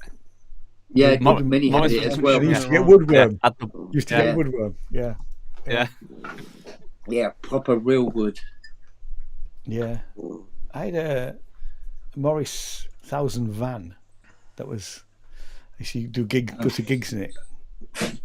It's carpeted on the inside. Who's Carpet making on the minis inside. now? It's not BMW, Oh, is it? it's yeah, it is. Yeah, BM. It's owned by BMW. Yeah. Well, Yeah, the name they anyway. bought the mini badge, didn't they? The name is Well, yeah, the name. It's not a mini, is it? Yeah. Look, No. Blimey, this is that like next the to last one family bigger than station the wagon cat. we had, Wow. The but it was wheelbase is white a bit and off, it was a isn't little it? bit different looking. But Well, it was not this exact model, but it's this kind of style. But Yeah. huge room in the back. No, They decided not to change the wheelbase, huh? you were almost cool. Like you were almost. Yeah, I cool. know. No, this wasn't ever cool, but it was a family vehicle. So I just remind you again, Australia. Yeah, but and, that's modded though, isn't it? not much. This no. is 80s though. Yours Not is much. 70s. This is 80s. That's definitely slammed. That's slammed, and they've obviously they're not the standard wheels and tires. Not the standard wheels, but everyone bought those wheels. It was kind of like it's what you did. You bought a Sandman and you went and got those wheels. I just used to love. Chrysler's still sexier. Oh yeah, I do like the Valiant. I think the Valiant was a good car. Do you guys remember the Valiant? Rings a bell. Yeah, that was a car in Repo Man. The one with the alien in the trunk. That was a Plymouth Valiant. There's plenty of Valiants. There's a whole bunch of different ones. They're Chryslers, right?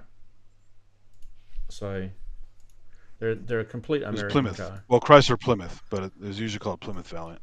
Yeah, but that was one of the ones that I liked. They were good. Yeah. They had the vinyl roof. Oh, hello. Yeah. I see those turn into lowriders a lot. The Mexican guys with the lowriders. Yeah. There's a 2-door version Yeah, that's they even better than that one. They just put air It's like a suspension large- on them, don't they? Make them bounce around. It's like a large version of the Granada. Yeah, a little bit. Yeah. Yeah. Yeah, it is. I Actually. never liked Bit of a Granadas. Granada look to it. Yeah. Eat the boxes. Yeah. The Charger. That's the one I'm thinking of. I used to like that. The Charger. Oh, for fuck's sake, WebP. Why do you have to ruin my life? It's so You common. just- I hate with these. Yeah. So this is like what? You Internet can't beat a urine? Robin Reliant. You can. Great round corners. Walk a bit Great for faster. corners. Yeah. That one there. Look at Oh, that. hello. Look at that. Oh, that's pretty. That one's Really very sharp. nice. Put that in my driveway. Oh, red See? pinstripe on the tyres as well. Oh, dear me. I'm getting moist. Yeah. Oh. But look at the black decal, the vertical black decal just in front of, on the front quarter panel. Oh, I love that. That's Yeah. Bold. yeah. Well, Now we're it links talking. to the bonnet, doesn't it? Yeah. Now we're talking. Well, you got to know where it is. Yeah. I once went to. It shows you where to Reliant touch it. Robins. I once went to Scarborough, which was a 40-mile trip with my friend's parents, and we had to get out of the Reliant Robin and walk up Garraby Hill. The Reliant Robin wouldn't go up with 4 people in it. I'm not surprised. Wow. Yeah. It was just a motorbike engine, wasn't it? It's a motorbike engine. On a Yeah, basically. three-wheeler. The Yeah. Villiers or Well, something. actually, Is didn't it they- Villiers they did put- 850 or something. I think that sounds about right. Yeah. Yeah. It's so underpowered though. You couldn't get up this. Well, it's like those little Citroen. Is it Derchevaux they call them? Something like that. Little Citroen things. Citroen. Little tiny engine in In it. French, the Citroen. Yeah. Yeah. Yeah. Yeah. Yeah. The Citroen 5, or is it? No, that was a Renault 5. The Well, it's Citroen 2CV. 2CV. 2CV. Yeah. isn't it? 2CV. Is it Yeah. 2CV that had this floating suspension where it would when he got in it would go up? Yeah, Yeah. I remember them. They showed a guy who went in I ruined Africa. it. He got stuck in a rut. A guy just went over, picked up the end, and moved it. Yeah. Yeah, Mm. yeah. Yeah, Sounds Very about right. lightweight car. they were supposed to be one of the only cars at the time could float.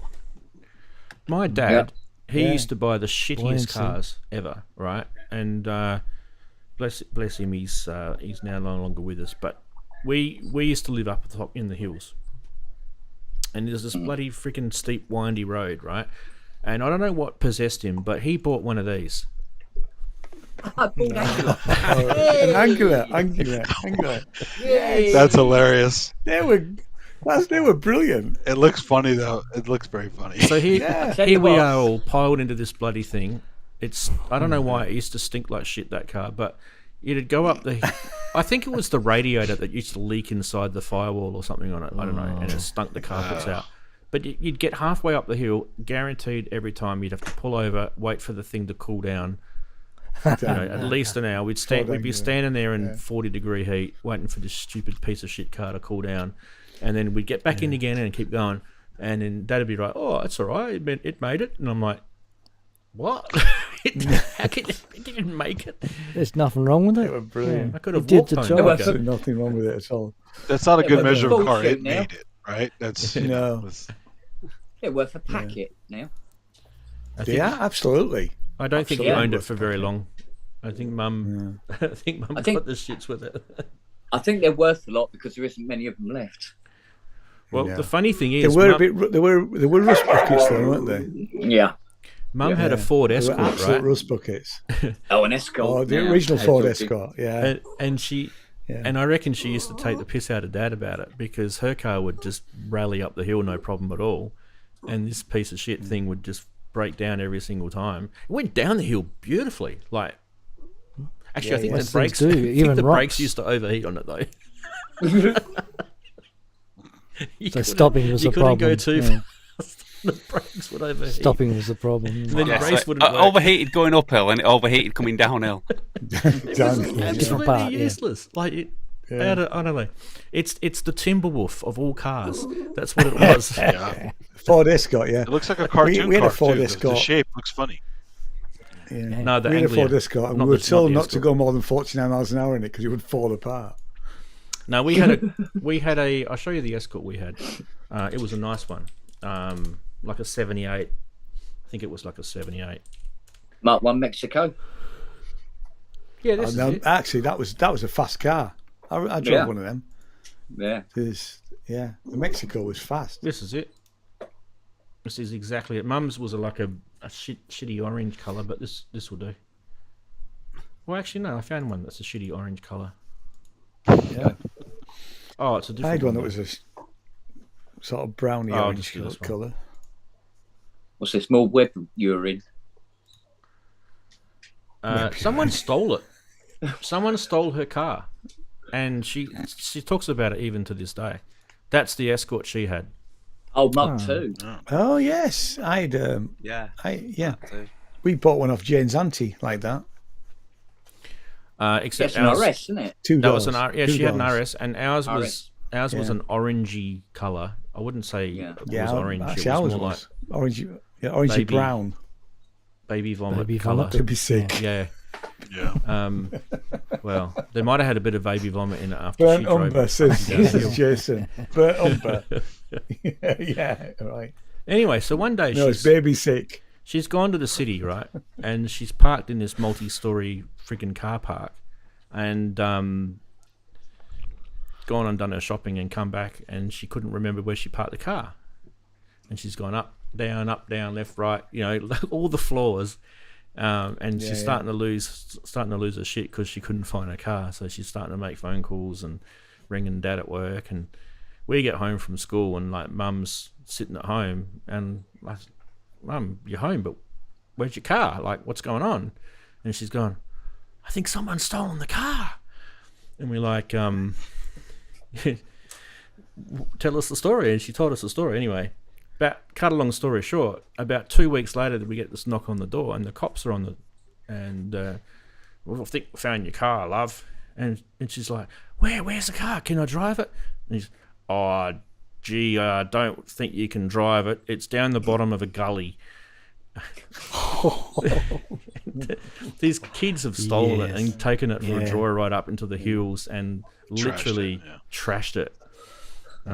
Yeah. And so anyway, Dad said, well, maybe there's some stuff in there. We should go get, maybe Mum's left some, she left a purse in there, or, is there some stuff in the boot that we've, so we go on this little family trek out to this gully. Oh, no. Walk down the freaking gully, nearly break our legs. We get to the car, it's all smashed to pieces. In the boot, Mum had forgotten that she'd done the whole family tree on butcher paper, and it's sitting in the boot of the car. Wow. So, and I was like, oh yeah, that's right, I forgot I left that in there. Wow. Good story. Great story. And that's how we kept track of our family tree. Yeah. She did it on butcher paper. But yeah, kids, don't leave your Funny Ford story Escort. about that. Easiest car to break into, the Ford Escort, apparently, according to the thieves. Well, actually, when we had ours, I'd lost the key to get into it, and I went down to the local garage, and for a £5, I could borrow a set of keys that would fit any Ford Escort. And then listen, I mean, they didn't know. Yeah, I didn't give them any idea. I just paid me £5, borrowed the set of keys, walked back home, tried all the keys till I found the right one, went in and got it cut, and then gave them back the keys. You just put a flathead screwdriver in it would have worked, mate. Well, you could do that and all, but yeah. My 73 Chevy Impala, the window didn't have a metal frame around it. It was just glass. So when it was seated, you could pull on it just a little bit, put a coat hanger in there, and open the car, and you're done. So super easy to break into. Best one, the original Renault 5. Mm. You put the key in, lock it, yeah? And then throw the keys away. Because basically you go up to the door panel and you go, like that, and it would open. I mean, is open in French, isn't it? Never tried that. Yeah, exactly. Yeah. It's the Alibaba of cars. Yeah. I know that one day, because when I had the first shop I had, which was the hi-fi shop, there's a car park behind it. So I turned up in the car park, parked the car for the day, come out at the end of the working day, car's gone. I'm thinking, bloody hell, some buggers nicked my car. So I'm about to sort of, phone the police. And I thought, I ring Jane, go back into the shop, ring Jane. Have you taken the car home? Oh, yeah, I took it ages ago. You didn't tell me. Sometimes they forget. So I'm on the bus then, love. Oh, yeah, you're on the bus. Yeah, I've had that with my Dolomite Sprint. I only went in to buy some bits and pieces in the shop down the road. I come back out, the car's not there. And I've gone, they've stolen my car. I'm going to have to walk home. It'll take about 20 minutes. But it's like, no. And no, it's my girlfriend at the time. She saw the car there. And she goes, I don't have to walk home. Got in it and drove home. Left me there. Right in it. Yeah. That's love. That's what that was. Yes. Yeah. That's why you're stuck with her. In your thoughts. Yeah. She had a set of keys as well. So she said, he can walk home. Off she went. He can walk home. I didn't even leave you a note. No. She thought it'd be funny. Well, she thought it was funny. Anyway. I didn't. Well, boys, I'm going to have to go because it's 1:10 a.m. here in the sunny part of my country. And it's probably Sunday now for me. Anyway, looking from the future. Hope you all had a nice show. Hope you all had a nice Christmas. It was great fun. And I hope you all have a happy New Year. Yes, so wish you all the best in the New Year. Yeah, same to you guys. Please have an awesome 2025. We'll see you then. We'll see you then if I don't talk to you before. And don't forget, mine and Chris's track is out tomorrow. Sometime Sunday. Oh, this is going to be a surprise for me too. Yeah, Skew Whiff. So I gave him stuff and that's said, do whatever you want with it. Yes. Awesome. This is a follow-up actually, Chris, because the first one was not how it's supposed to go, and this is a bit more trancey, ambienty, sort of. Cool. You'll say it. It's Skew. The reason why it was Skew Whiff because it was all Skew Whiff to start with, and it is Skew Whiff slightly. It's in time, but it's just Skew Whiff. So. Yep, I know what you mean. Yep. We were talking about that. Yeah. We're looking forward to it. All right, boys and girls and everyone else. Toodles. I'll Enjoy. take care, everybody. Have a good Take one. care. Happy New Year. Happy New Year. Happy New Year. Happy New Year.